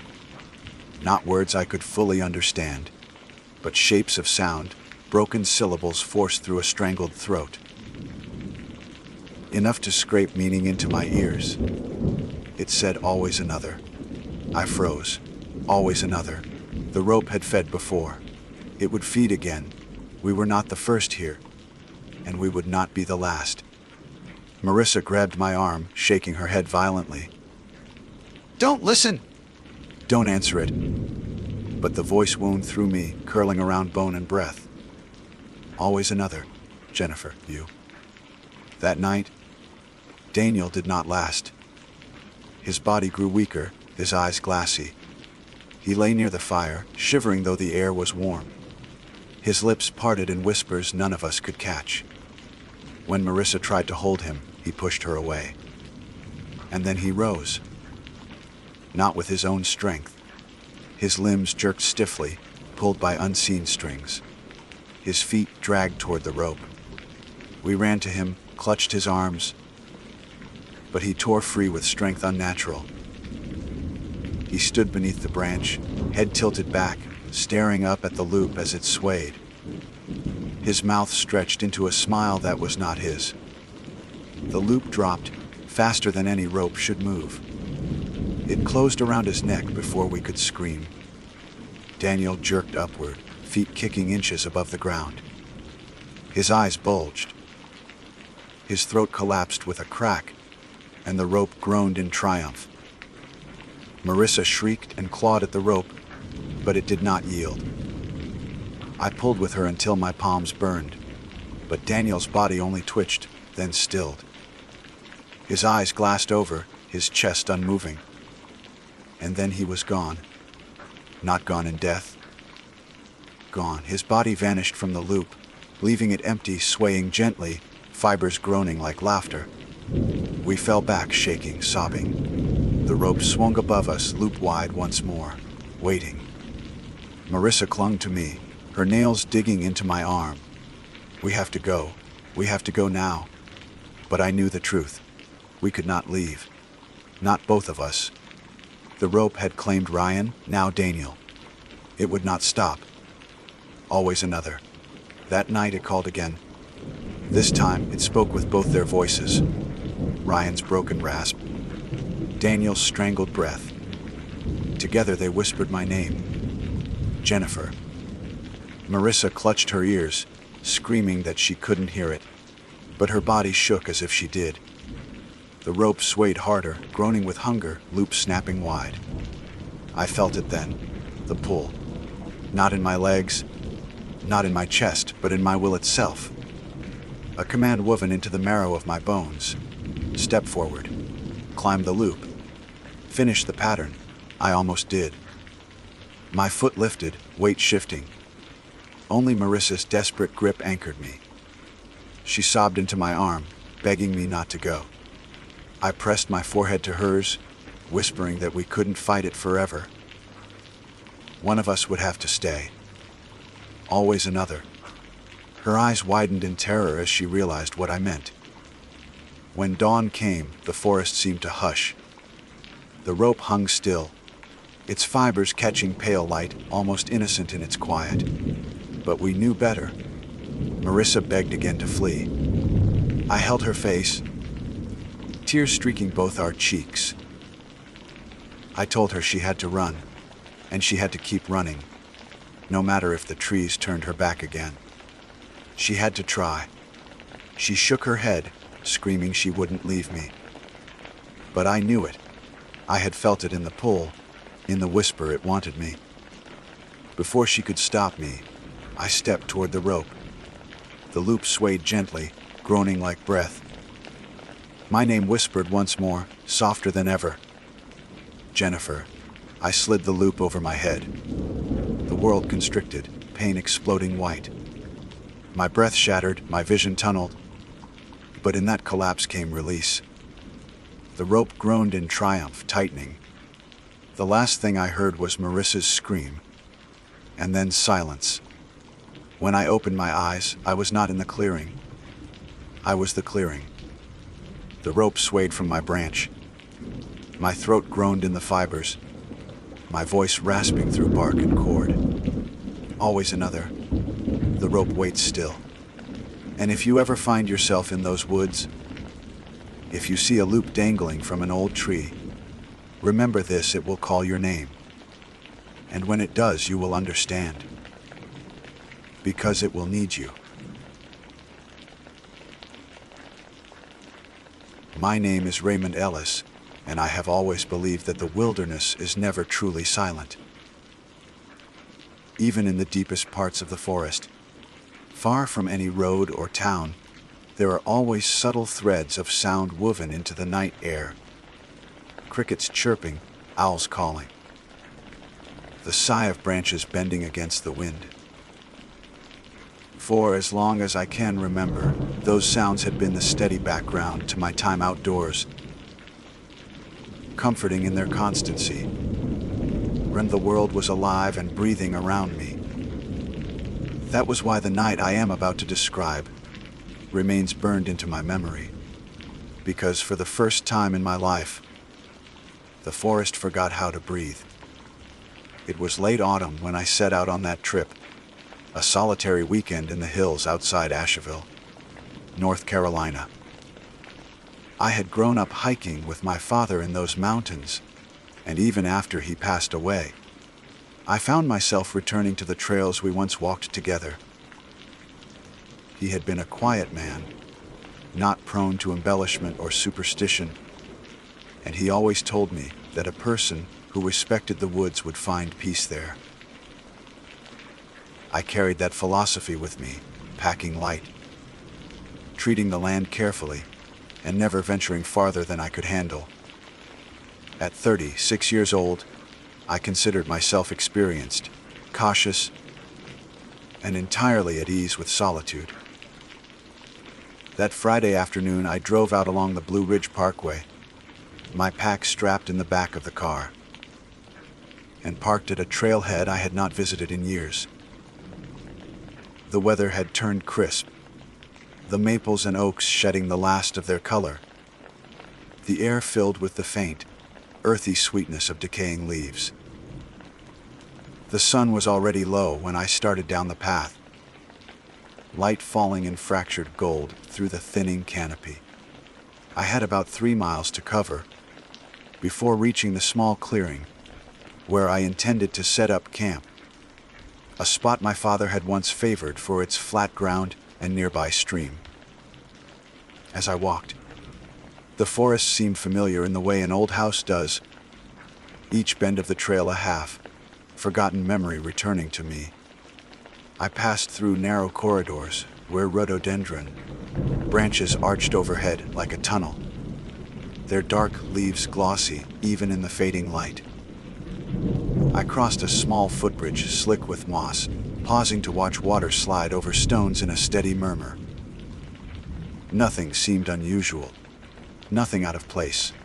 The forest was exactly as it had always been, restless, alive, and endless. I reached the clearing as dusk settled into the trees. The spot was just as I remembered, a circle of grass surrounded by tall pines, with enough open sky above to see the stars once they arrived.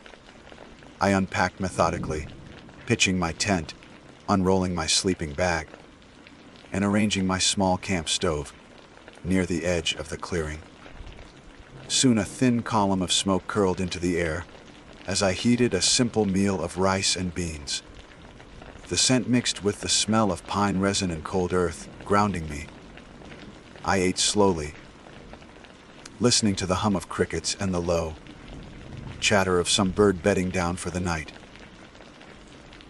The forest was speaking in its usual language, and I found myself relaxing into the rhythm of it. By the time darkness had fully taken the sky, the fire had burned down to embers, and I was sitting near the entrance of my tent, sipping from a tin cup of coffee. The stars scattered above me like frost, the Milky Way faint but visible across the vault of the heavens. I could feel the temperature slipping lower, my breath beginning to fog in front of me. That was when I noticed it. Or rather, I noticed what I could not notice anymore. The crickets had stopped. It was not gradual. One moment they were singing in their endless chorus. and the next it was as if a hand had swept across the forest, erasing every note. The silence pressed against my ears, so heavily that I looked up from my cup, startled, certain I had missed something. I waited for the call of an owl, the rustle of leaves. Nothing came. The trees stood like black pillars around me, motionless, their branches frozen, as if the air itself had congealed. The tiny flame of my camp stove sputtered. In that vast absence of sound, the only thing anchoring me in the moment. I told myself it was a pause. Sometimes the forest holds its breath, startled by some unseen predator moving nearby. I had heard of that happening. But this pause stretched too long. A full minute passed. 2. Still no sound returned. The silence was so complete that I became aware of my own body in a way that unnerved me. My breathing, my heartbeat, the faint scratch of my sleeve when I shifted my arm. I cleared my throat just to prove that I could. My voice felt harsh, vulgar in that unnatural quiet. The rational part of me insisted there was nothing wrong. Maybe a shift in temperature had hushed the insects. Maybe the wind had died in such a way that muffled the forest's usual orchestra. Yet I could not shake the weight of it. The silence did not feel passive. It felt deliberate, as though the forest was not merely lacking sound, but actively withholding it, keeping secrets from me. I banked the last of my fire, retreating into the tent earlier than I normally would have. The nylon walls closed around me, flimsy against the dark, but at least they gave the illusion of a boundary.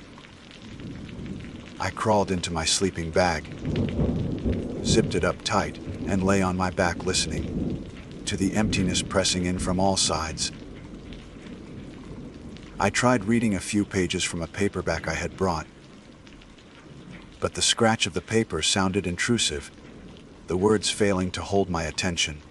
I turned off my lantern. The darkness was total. Time passed strangely. I may have dozed. I may have stared at nothing for hours.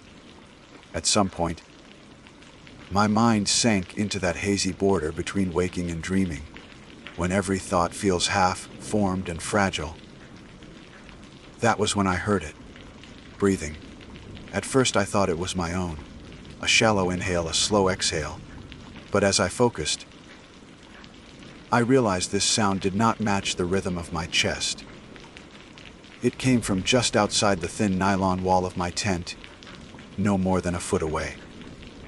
Steady, deliberate, each breath pulling cold air in and pushing it out again, faint but undeniable. Whoever or whatever it was stood directly beside me, motionless except for that measured respiration. My body went rigid. Every instinct screamed at me not to move, not to give away that I had noticed. My ears strained, heart hammering so loudly I was afraid it would drown the sound.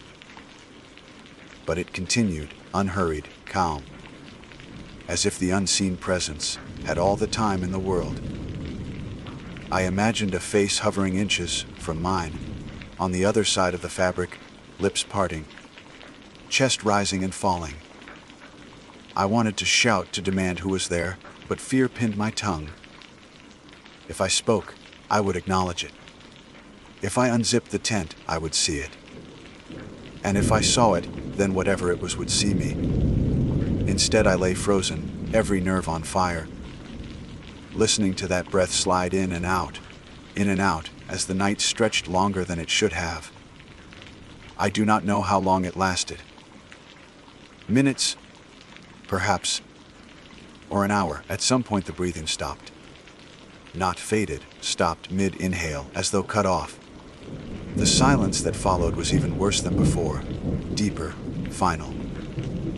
I lay in that void until exhaustion dragged me down into a shallow, restless sleep, my mind looping endlessly on the question of what had been outside my tent.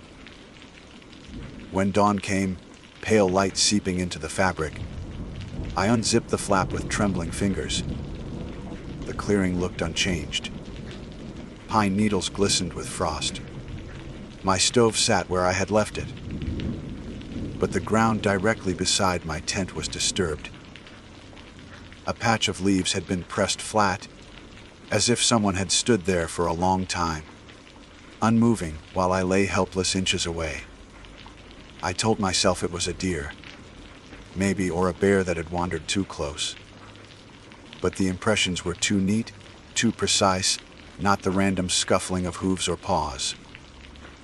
They looked like footprints, though I could not bring myself to study them too closely. Instead, I packed my gear with shaking hands and considered abandoning the trip altogether. But pride, or stubbornness, kept me there. I told myself I would stay one more night, just to prove I could. I would not let fear drive me away from a place that had once felt like home. That decision was a mistake. I stayed. Looking back, I wonder if I already knew, deep down, that leaving wouldn't have changed what was coming. Maybe it had already chosen me the moment the forest went silent. But in the gray light of that morning, I convinced myself it was nothing more than nerves and an overactive imagination. I convinced myself that the impressions beside the tent weren't what they looked like, that the breath I heard was only my own echoing strangely in the stillness. I spent the day trying to force normalcy. I cooked oatmeal over the stove, though it turned to paste before I finished it. I collected water from the stream, the trickle of it unnervingly loud in the hush of the woods. When I tried to hike farther along the trail, the silence followed me like a shadow. Even the water seemed to choke itself quiet the moment I stepped back from it. No birds lifted from the branches. No insects stirred in the underbrush. Only my boots breaking twigs and the pulse thudding in my ears. The longer it lasted, the more wrong it felt. Silence was not just the absence of sound, but the presence of something else, something oppressive, pressing against me from all sides. I began to feel like I had been lowered into a vast chamber underground, a tomb carved from stone, where no living thing dared to make a noise. The forest was still around me, but it was as if its soul had been drained away. I tried distracting myself with tasks, sharpening my knife, scribbling half-hearted notes in my journal, adjusting my tent as though it weren't already staked perfectly. But every motion carried the weight of futility, like I was acting out a script in a place where time had stopped. By late afternoon, the sky had turned the bruised color of approaching dusk, and I found myself wishing desperately for even a single bird call. Just one note, to prove the world was still normal. It never came. When darkness fell, it was heavier than the night before. My lantern's glow felt feeble, unable to push back the blackness seeping from the trees. I boiled rice but could not eat. The smell turned my stomach. I left it untouched beside the tent, my appetite consumed by dread. I lasted only a short while before retreating inside again. The nylon walls of my tent offered no real protection, but my mind clung to them as a fragile boundary. I zipped myself in, cocooned in my sleeping bag, my knife lying flat beneath my palm. Every sound, or rather, every lack of sound, tightened my nerves. Hours passed in a slow drip. My body ached from tension, but I refused to close my eyes. Eventually, exhaustion betrayed me, and I slipped into shallow dreams. I woke to the breathing. Not beside the tent this time. Behind it. The sound was so close I could feel each inhale ripple through the thin fabric at my back. A measured draw of air, then release. Calm, steady, patient. I turned rigid, clutching the knife so tightly my knuckles burned. Then it moved. The breath shifted around the tent, slow, deliberate steps crushing frost-bitten leaves. The presence circled me, its rhythm unbroken. It stopped at the entrance. My heart leapt into my throat. The zipper trembled, just faintly, as though touched from outside. I stared at the metal teeth gleaming in the dark, waiting for it to peel downward, waiting for the flap to open and something to enter. But it didn't. The hand, or whatever it was, drifted away. The breathing resumed, this time farther, fading into the woods. My relief was short-lived, because though the sound moved, the silence around me thickened, as though the entire forest had leaned closer to listen. I don't know how long I stayed frozen like that, eyes fixed on the zipper, pulse hammering. At some point, dawn bled into the tent, washing away the night. When I stepped outside, my stomach dropped. Circling my tent in the dirt were footprints. Bare, human, each one pressed clearly into the frost-matted ground, toes splayed, heels dug deep. They were adult-sized, larger than mine, pacing in a perfect ring. I wanted to tell myself they belonged to some night hiker, some lunatic wandering barefoot through the mountains. But no hiker would move in silence like that. No hiker would breathe against a stranger's tent for hours without a word. And no hiker would vanish into the dawn, leaving no trail leading away from the ring.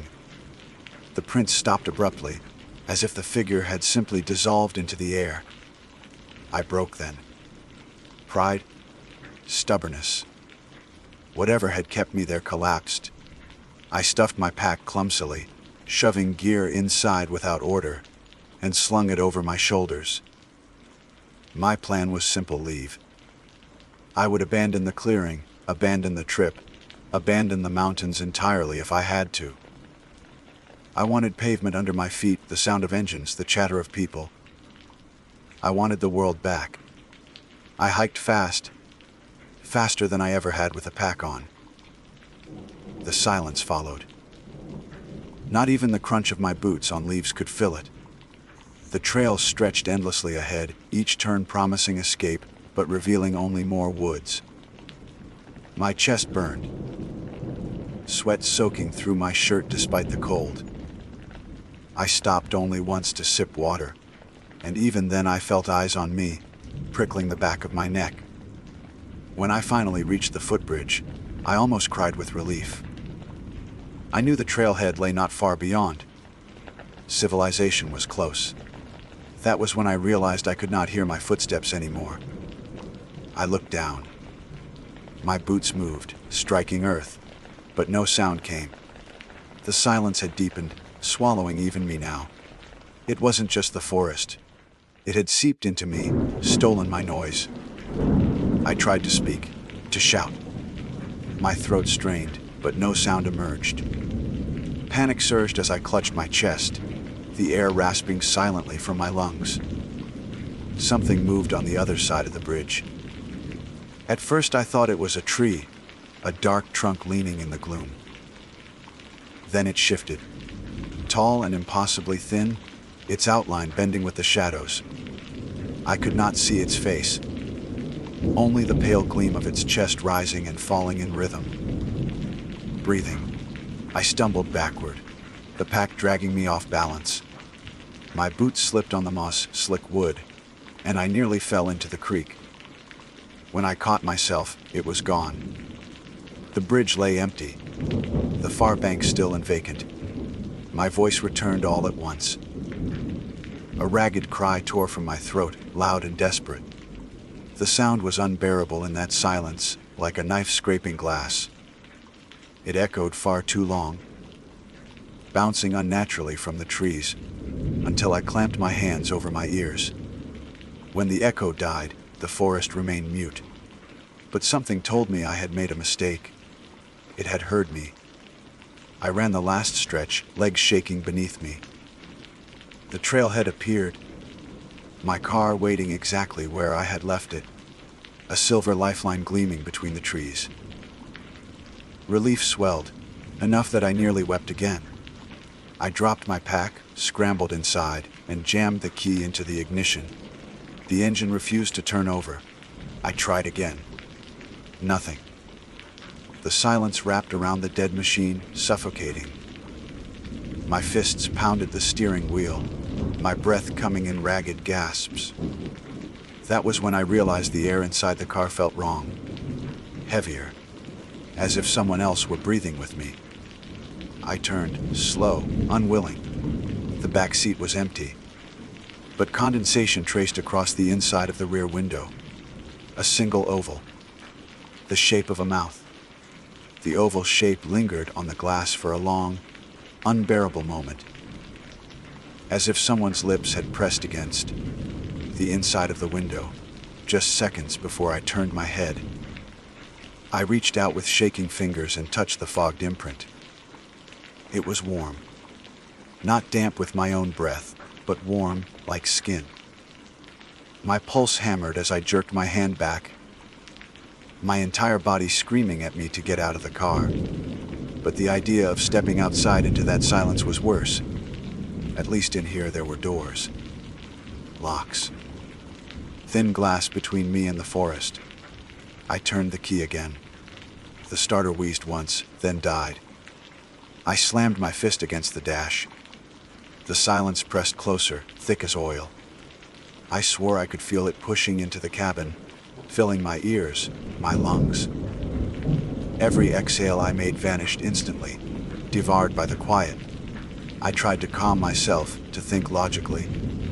Maybe the battery had died. Maybe the cold had drained it.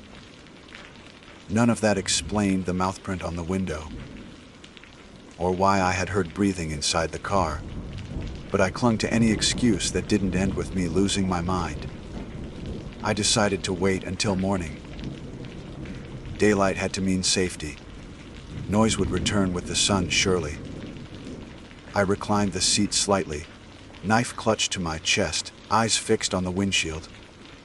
Hours bled by. I could not sleep. Every flicker of shadow beyond the glass made me flinch. More than once, I thought I saw something standing between the trees. Tall and thin, the silhouette of a figure that shifted only when I blinked. My eyes burned from keeping them open. The night seemed endless, a tunnel with no exit. At some point, exhaustion dragged me under despite my resistance. I woke to the sound of breathing again. Not outside, not behind me. This time it came from the passenger seat. My head whipped to the side. The seat was empty, but the sound persisted. Inches from my face, slow and steady, as if invisible lungs drew air right beside me. My skin crawled. I could feel the air move, brushing my cheek. My hand tightened on the knife, but I couldn't swing at nothing. And then I heard another breath. Behind me. Then another. To the left. To the right. Breaths multiplied, filling the car, surrounding me in a suffocating rhythm. My chest heaved, desperate for air. But the silence swallowed every sound I made, leaving only theirs. I snapped. I threw the door open and stumbled into the night. The cold air hit me like a wall. My boots crunched against gravel, loud, too loud, before the silence smothered it once more. I staggered a few feet from the car, spinning in circles, knife raised, but nothing moved. Nothing stirred. The woods stood frozen, endless ranks of trees watching with blank patience. Then I saw them, footprints, dozens of them, bare. Human prints stamped in the dirt, all around my car. Circling, layering over each other, until the ground looked trampled by invisible crowds. My throat clenched. They had been here all night, pressing closer, breathing in the dark. I bolted down the road, abandoning the car. I don't know how far I ran. My legs burned, my lungs seared, but I didn't stop until I collapsed on the shoulder, the knife still clutched in my fist. My body trembled violently, sweat chilling against my skin. I lay there gasping, staring at the stars, waiting for the silence to crush me, but then sound. A single noise, faint but real. A bird. A distant, lonely chirp, breaking the dead air. Relief surged through me so violently I almost sobbed. Another chirp followed, then the whisper of wind in the trees. Slowly, the forest's voice returned. Crickets resumed their chorus. Branches creaked. An owl hooted from somewhere high above. I wanted to believe it was over, that the nightmare had passed with the night. I dragged myself upright, every muscle screaming, and stumbled down the road until headlights appeared in the distance. A pickup truck slowed beside me, the driver leaning out with concern. I must have looked half dead, wild-eyed and filthy, but I didn't care. I climbed into the passenger seat without explanation, mumbling thanks. He dropped me at a gas station miles away. By then, the forest sounds were in full chorus again, as though nothing had happened. I called a tow service for my car, but when they reached the trailhead, the vehicle started on the first try. No dead battery. No mechanical issue. They found no footprints in the dirt either. For weeks afterward, I tried to rationalize what I had experienced. Exhaustion, stress, a waking dream. But I knew what I had heard, what I had seen. The warmth of that mouth print on the window still burned against my fingertips, and the silence has followed me. Even now, back in the city, I sometimes wake at night to realize I can't hear anything at all. No hum of appliances, no traffic outside, no sound of my own breath. Just silence, absolute and crushing. And then, always, the faint echo of someone else inhaling in the dark. I don't know what it wants. I don't know if it came from those woods, or if the woods were only its stage. All I know is that once you've been chosen by the silence, you don't escape it. You only carry it with you, waiting for the night when the world forgets how to breathe again. And when that happens, I'm afraid it won't just stand outside the tent or behind the car window. I think next time it will come closer, close enough that the last sound I hear will be my own breathing, cut short. My name is Wyatt McClure, and I was born and raised in the wide, dry belly of New Mexico, where the desert stretches out like a sea of stone, thorn and silence. I never thought much of fear growing up. Fear was something you left to children and folks passing through. Out here, you learned quickly that fear wastes water and slows your steps.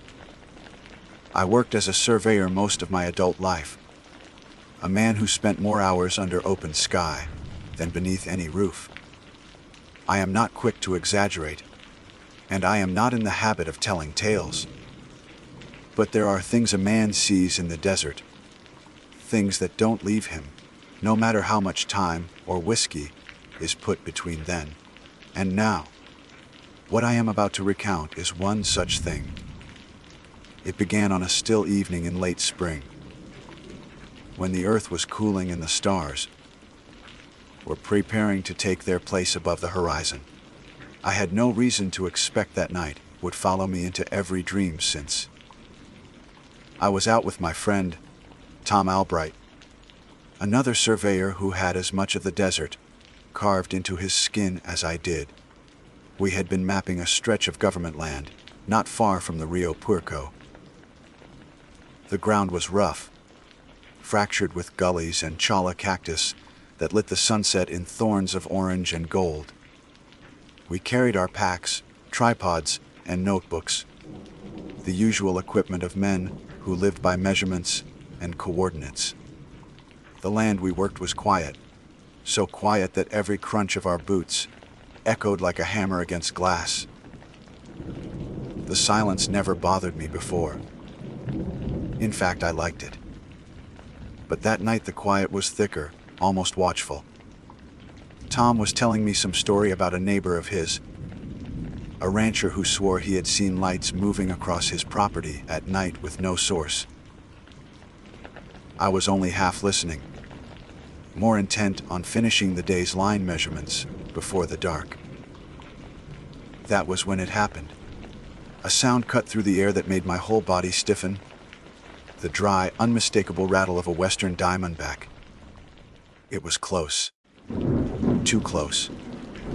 I froze where I stood, hand halfway to my belt knife, and looked down.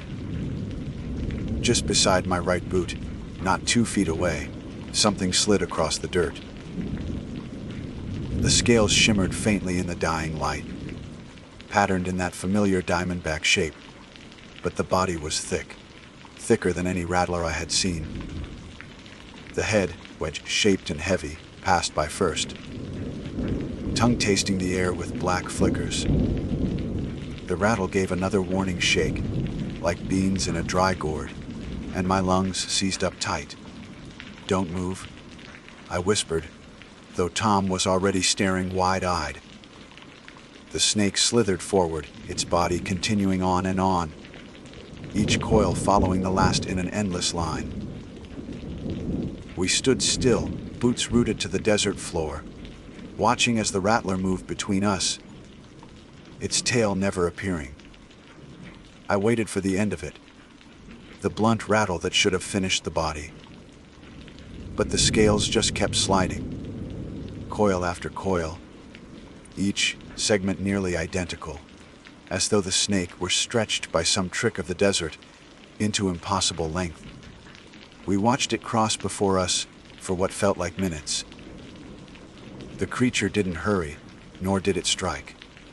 It simply moved with steady purpose, slipping through the dust and prickly weeds, headed north into the darkening plain. Finally, the rattle appeared at last, buzzing softly as though mocking our shock. The sound dwindled, fading into the stillness of twilight. Only then did I let out my breath. Tom cursed under his breath. That thing was 20 feet if it was an inch. Closer to 50, I said, though even that number didn't feel right. My mind wheeled, trying to tally how long we had stood there, how many coils had passed us by. Rattlesnakes simply don't grow like that. The largest ever recorded wouldn't match what we had just seen. We should have left it at that. A strange encounter, a story to tell over coffee in town. But Tom, restless fool that he was, spat into the dirt and said, "Let's see where it's going." He picked up his pack and started after it. I should have argued. I should have said no. But something pulled me along with him, some mix of curiosity and dread that whispered I needed to know, that the desert had just revealed a secret not for passing eyes. So I followed. The rattler's body gleamed faintly under the rising moon, easy enough to track across the open ground. It slid like a river of scaled muscle, cutting a straight path north. We trailed it at a cautious distance, keeping the sound of its rattle always ahead of us. Every now and then, the creature would pause, its head rising slightly as if tasting the air, before moving on again with that eerie, endless body. And the more we followed, the more the world around us seemed to change.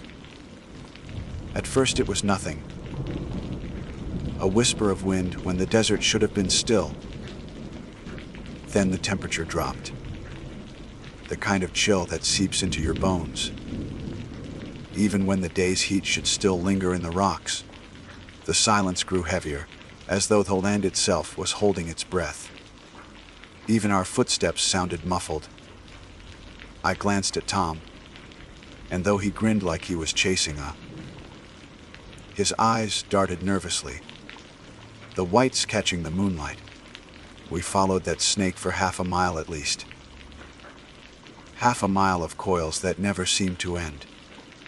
The creature wound itself into gullies, across dry washes, through stands of mesquite and yucca, always forward, always north. I began to lose sense of time, of distance. My notebook, once steady in my mind, now felt like a useless weight on my shoulder. The desert was no longer the desert I had walked all my life. It felt different, hollow, stretched as though following that rattler had pulled us somewhere else. "Wyatt?" Tom whispered after a while. "You hearing anything?" I shook my head. No insects, no coyotes, no distant owls. The night was empty save for the faint hiss of scales against sand. That silence pressed on me harder than any sound could have. I wanted to stop, to turn back, but the snake was still moving, and I could not tear my eyes away. At last we reached a low ridge scattered with basalt boulders. The rattler climbed it easily, slipping between stones, its body still unbroken in its flow.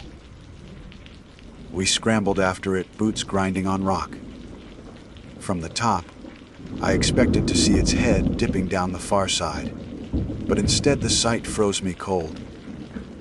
The snake stretched across the ridge and down into the basin beyond, farther than my eyes could trace in the starlight. Coils upon coils shimmered in silver arcs, twisting across the desert floor like a living labyrinth. It was not one snake.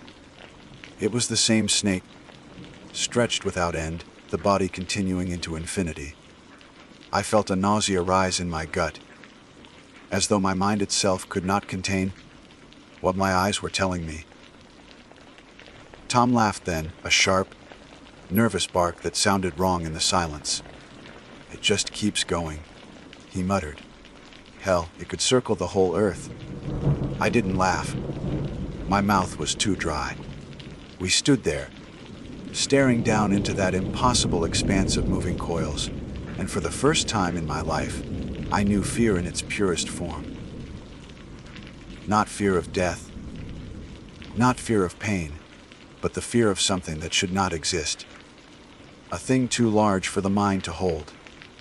And in that moment, I realized the desert had shown us not a creature, but a boundary, one we had crossed without permission. The sight of that endless body, sprawled below the ridge, should have sent us running. But we lingered like moths pressed to a lantern's glass. The coils shimmered in the moonlight, each one shifting slightly, as though the entire desert floor were alive. I gripped the basalt beneath my boots until my knuckles whitened, steadying myself against the dizziness that threatened to drop me. Tom stepped forward, craning his neck, eyes alight with the same mix of horror and wonder I felt twisting in my own chest. "Wyatt," he said, his voice thin, "you ever seen anything like that?" I couldn't answer. Words felt useless against what stretched below us. My mind kept insisting that it was a trick, some hallucination, that no creature could reach beyond the limits of natural flesh. Yet the sound carried, unmistakable. The steady rasp of scales over stone and sand, the faint rattle drifting on the still night air. The coils extended farther than the basin, disappearing into the horizon itself, as though the snake was not bound by land, but by some other logic altogether. I felt the old instincts of survival kicking at my ribs, screaming to turn back. But Tom, always the braver or the more foolish of us, began to descend. "I have to see where it leads," he muttered, barely glancing at me. "Don't," I warned, my throat dry. "This isn't our business." He laughed softly, not cruel, just bewildered. "Wyatt, we followed it this far. Might as well see it through." And then he was moving, slipping down the ridge, boots grinding loose gravel. I cursed under my breath and went after him. The desert wasn't forgiving to men who wandered off alone. And if anything went wrong, if the rattler decided to turn, if Tom slipped, I knew I'd never forgive myself for letting him go alone. We picked our way down the ridge, careful to keep distance from the massive body gliding across the ground. It never broke pace, never faltered. Each coil was identical, patterned in perfect diamonds that flickered as they shifted. I felt the strangest sense that we weren't following the snake anymore. It was leading us, drawing us farther from the world we knew. The air grew heavier as we walked. It pressed on my skin, damp though the desert was bone dry. I kept glancing back, expecting to see the faint glow of the highway or the pinprick lights of a ranch house. But the ridge behind us was swallowed in shadow, and beyond that was only blackness. It was as though we had stepped across some invisible border when we chose to follow. Tom stopped suddenly, holding out a hand. The rattler had paused too, its head raised several feet from the ground. Its tongue darted in and out, tasting the night. For a breathless moment, the silence deepened, until even my own heartbeat felt muffled. Then the snake lowered itself and continued forward. More quickly this time, its body dragging us into the basin. We followed for what must have been another mile, though time slipped strangely. I couldn't tell if we had walked minutes or hours. The stars above seemed wrong, fewer somehow, or arranged differently. I noticed constellations I didn't recognize, crooked shapes that glared down like eyes set in a skull. The moon itself felt off, tinted faintly red at the edges, though I couldn't decide if that was real or just the strain of my vision. The ground began to change too. Sand gave way to packed earth, then to cracked clay that bore no plant life at all. Not even cactus or scrub brush. Just barren dirt that split in jagged seams. Between those seams, I thought I glimpsed something moving. Shadows writhing just beneath the surface, as though water or smoke were trapped below. Each time I looked closer, the movement vanished. Tom saw it too. "There's something under us," he whispered. I shook my head. "Don't." I didn't want him to say more. Didn't want the thought put into words. The rattler pressed on. Its body seemed thicker now, wider across than before. The diamonds on its scales shimmered faintly, not with reflected light, but with something of their own. Each coil glowed for an instant as it passed, pulsing like a heartbeat. And as the glow spread, I realized we were walking through a faint path it left behind. The air above the scales shimmered with heat. That wasn't heat, bending the night into strange colors. That was when we heard it. The first sound besides the rattler since twilight had fallen. It was faint, like a chorus carried from miles away. Low voices, humming in a rhythm that didn't belong to any language I knew. It rose and fell like waves, sometimes sharp, sometimes droning. The sound seemed to vibrate in my chest more than in my ears. Tom froze, his mouth open. "Do you hear that?" I nodded, unable to speak. The rattler led us straight toward the sound. Each step felt heavier than the last, as though the ground were pulling at our boots. I wanted to stop, to turn back, but some invisible weight forced me onward.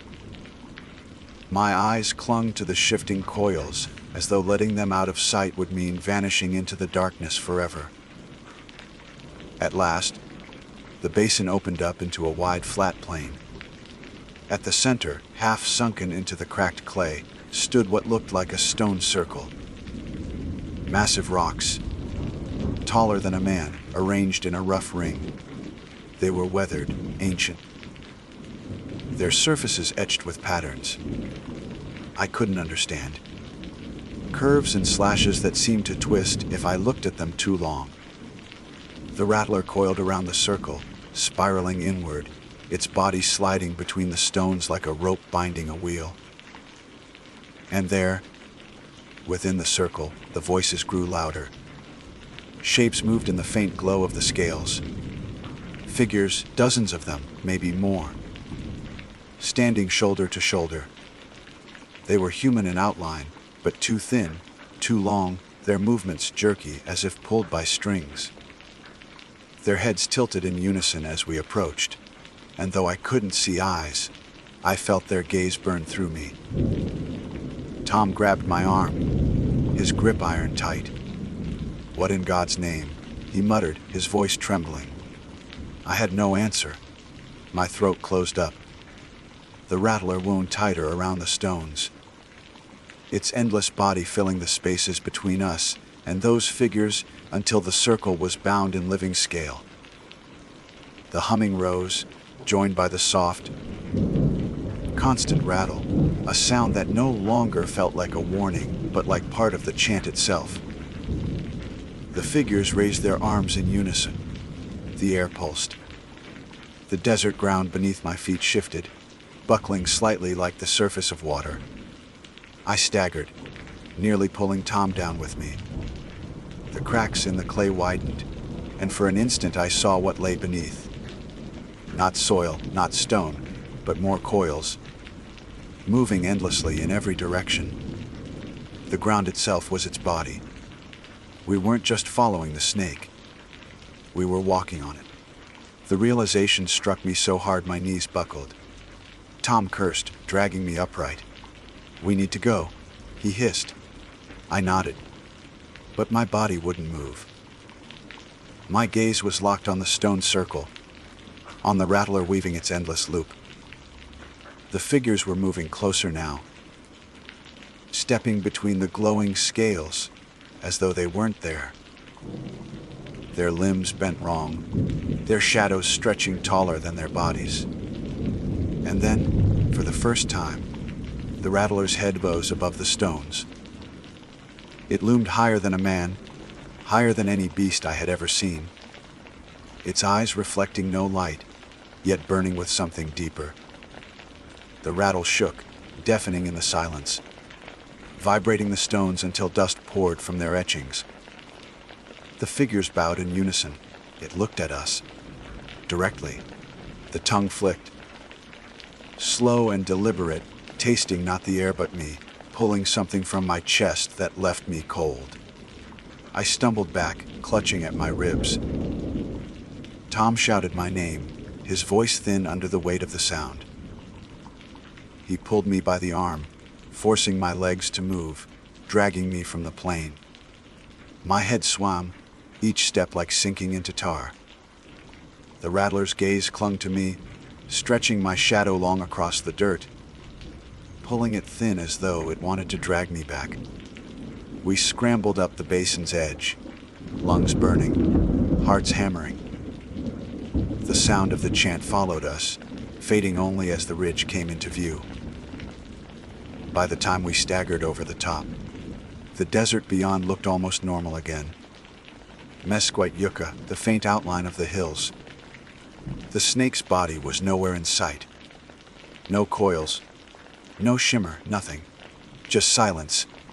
Tom collapsed on the rocks, gasping, his face pale as bone. I dropped beside him, hands shaking too hard to wipe the sweat from my brow. We didn't speak for a long time. The desert had swallowed its secret again, leaving us stranded in the aftermath.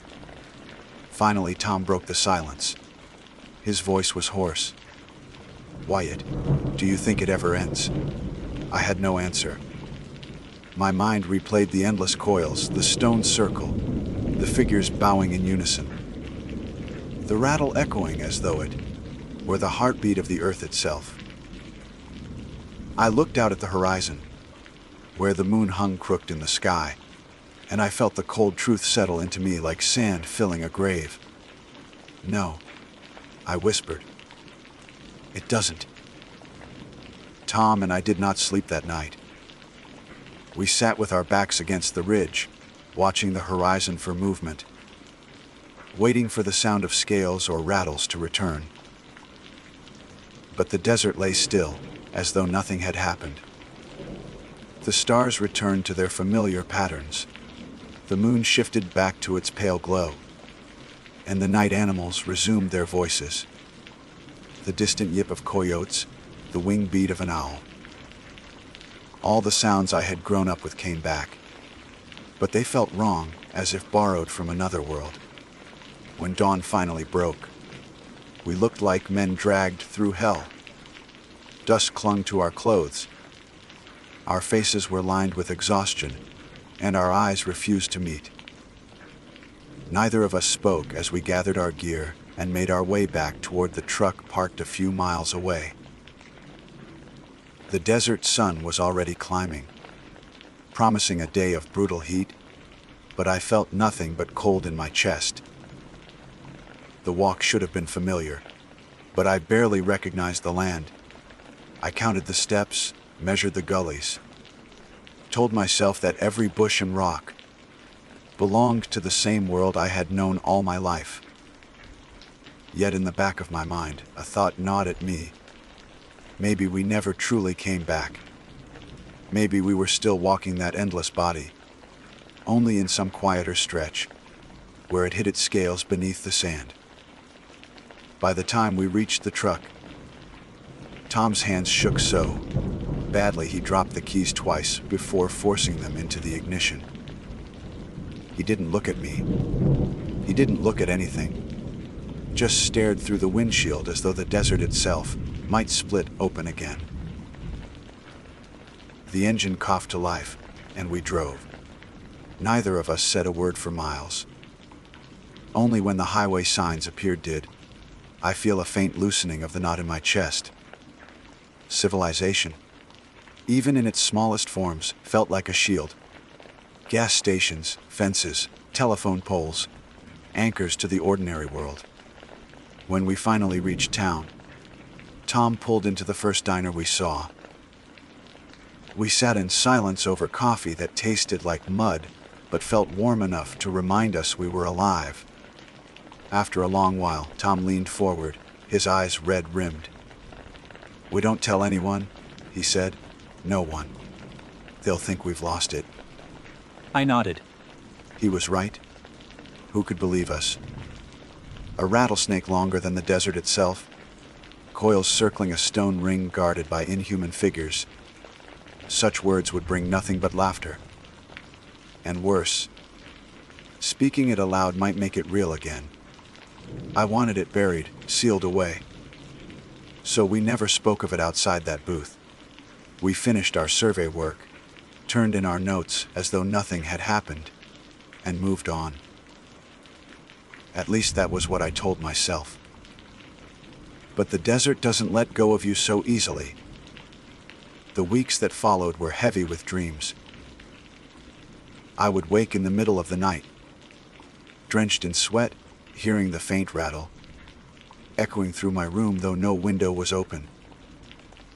Sometimes I dreamed of walking again, following the endless coils across a horizon that never ended. Other times I dreamed of standing inside that stone circle, the figures humming in a rhythm that matched the beat of my heart. Each time, I woke with the taste of dust in my mouth and the certainty that something had been watching me while I slept. Tom didn't fare much better. I saw him less and less at work. When I did, his eyes looked hollow, his skin pale. Once he came in late, his shirt untucked, and muttered that he had driven all night just to keep moving.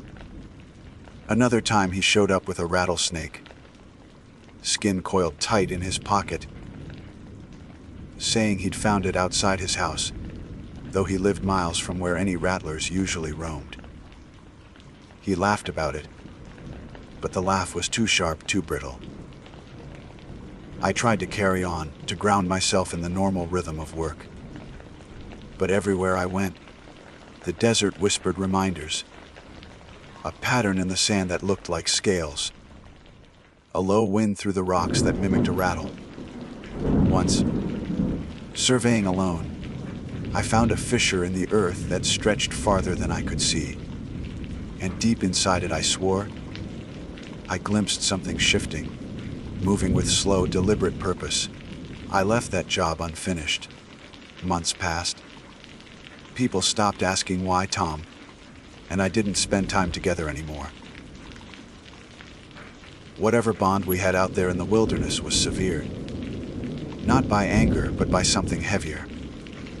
Looking at him reminded me of the coils, and I think he felt the same.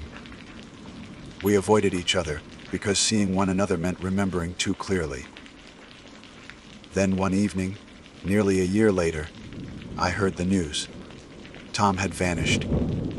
His truck was found abandoned near the Rio Porco, engine still warm, but no sign of him. The sheriff organized a search party. I went along, though I already knew it would be useless. We combed the gullies and ridges, called his name until our throats went raw. Nothing. Not even tracks.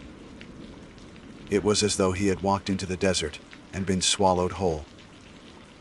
The sheriff shook his head and said coyotes must have gotten him, or that maybe he'd gone off on his own. But I knew better. That night, alone in my house, I sat at the window staring out at the black stretch of land beyond town. I listened hard, holding my breath. For a long time, there was nothing, and then, faint so faint I thought it might be memory, came the sound of a rattle. Not warning, not threat, just endless. I haven't been the same since. I stopped surveying not long after. The land I once trusted became a stranger, a place that shifted when I wasn't looking. I took up odd jobs in town, anything that kept me indoors, away from the horizon. Folks whispered that I'd gone soft, that the desert had broken me. Maybe they're right. But I know what I saw, and I know what waits out there, stretching coil upon coil into forever. Some nights I dream of Tom again. He walks ahead of me across the sand, his boots leaving no tracks. The rattler moves just beyond him, its body endless, its rattle humming like the beat of the earth itself. In those dreams, he doesn't look back, and I follow, helpless, knowing that one night I won't wake up, that the dream will pull me down into that circle, and I will walk forever on the body of the snake. I tell myself it was a trick of the night, an illusion born of fatigue and desert silence.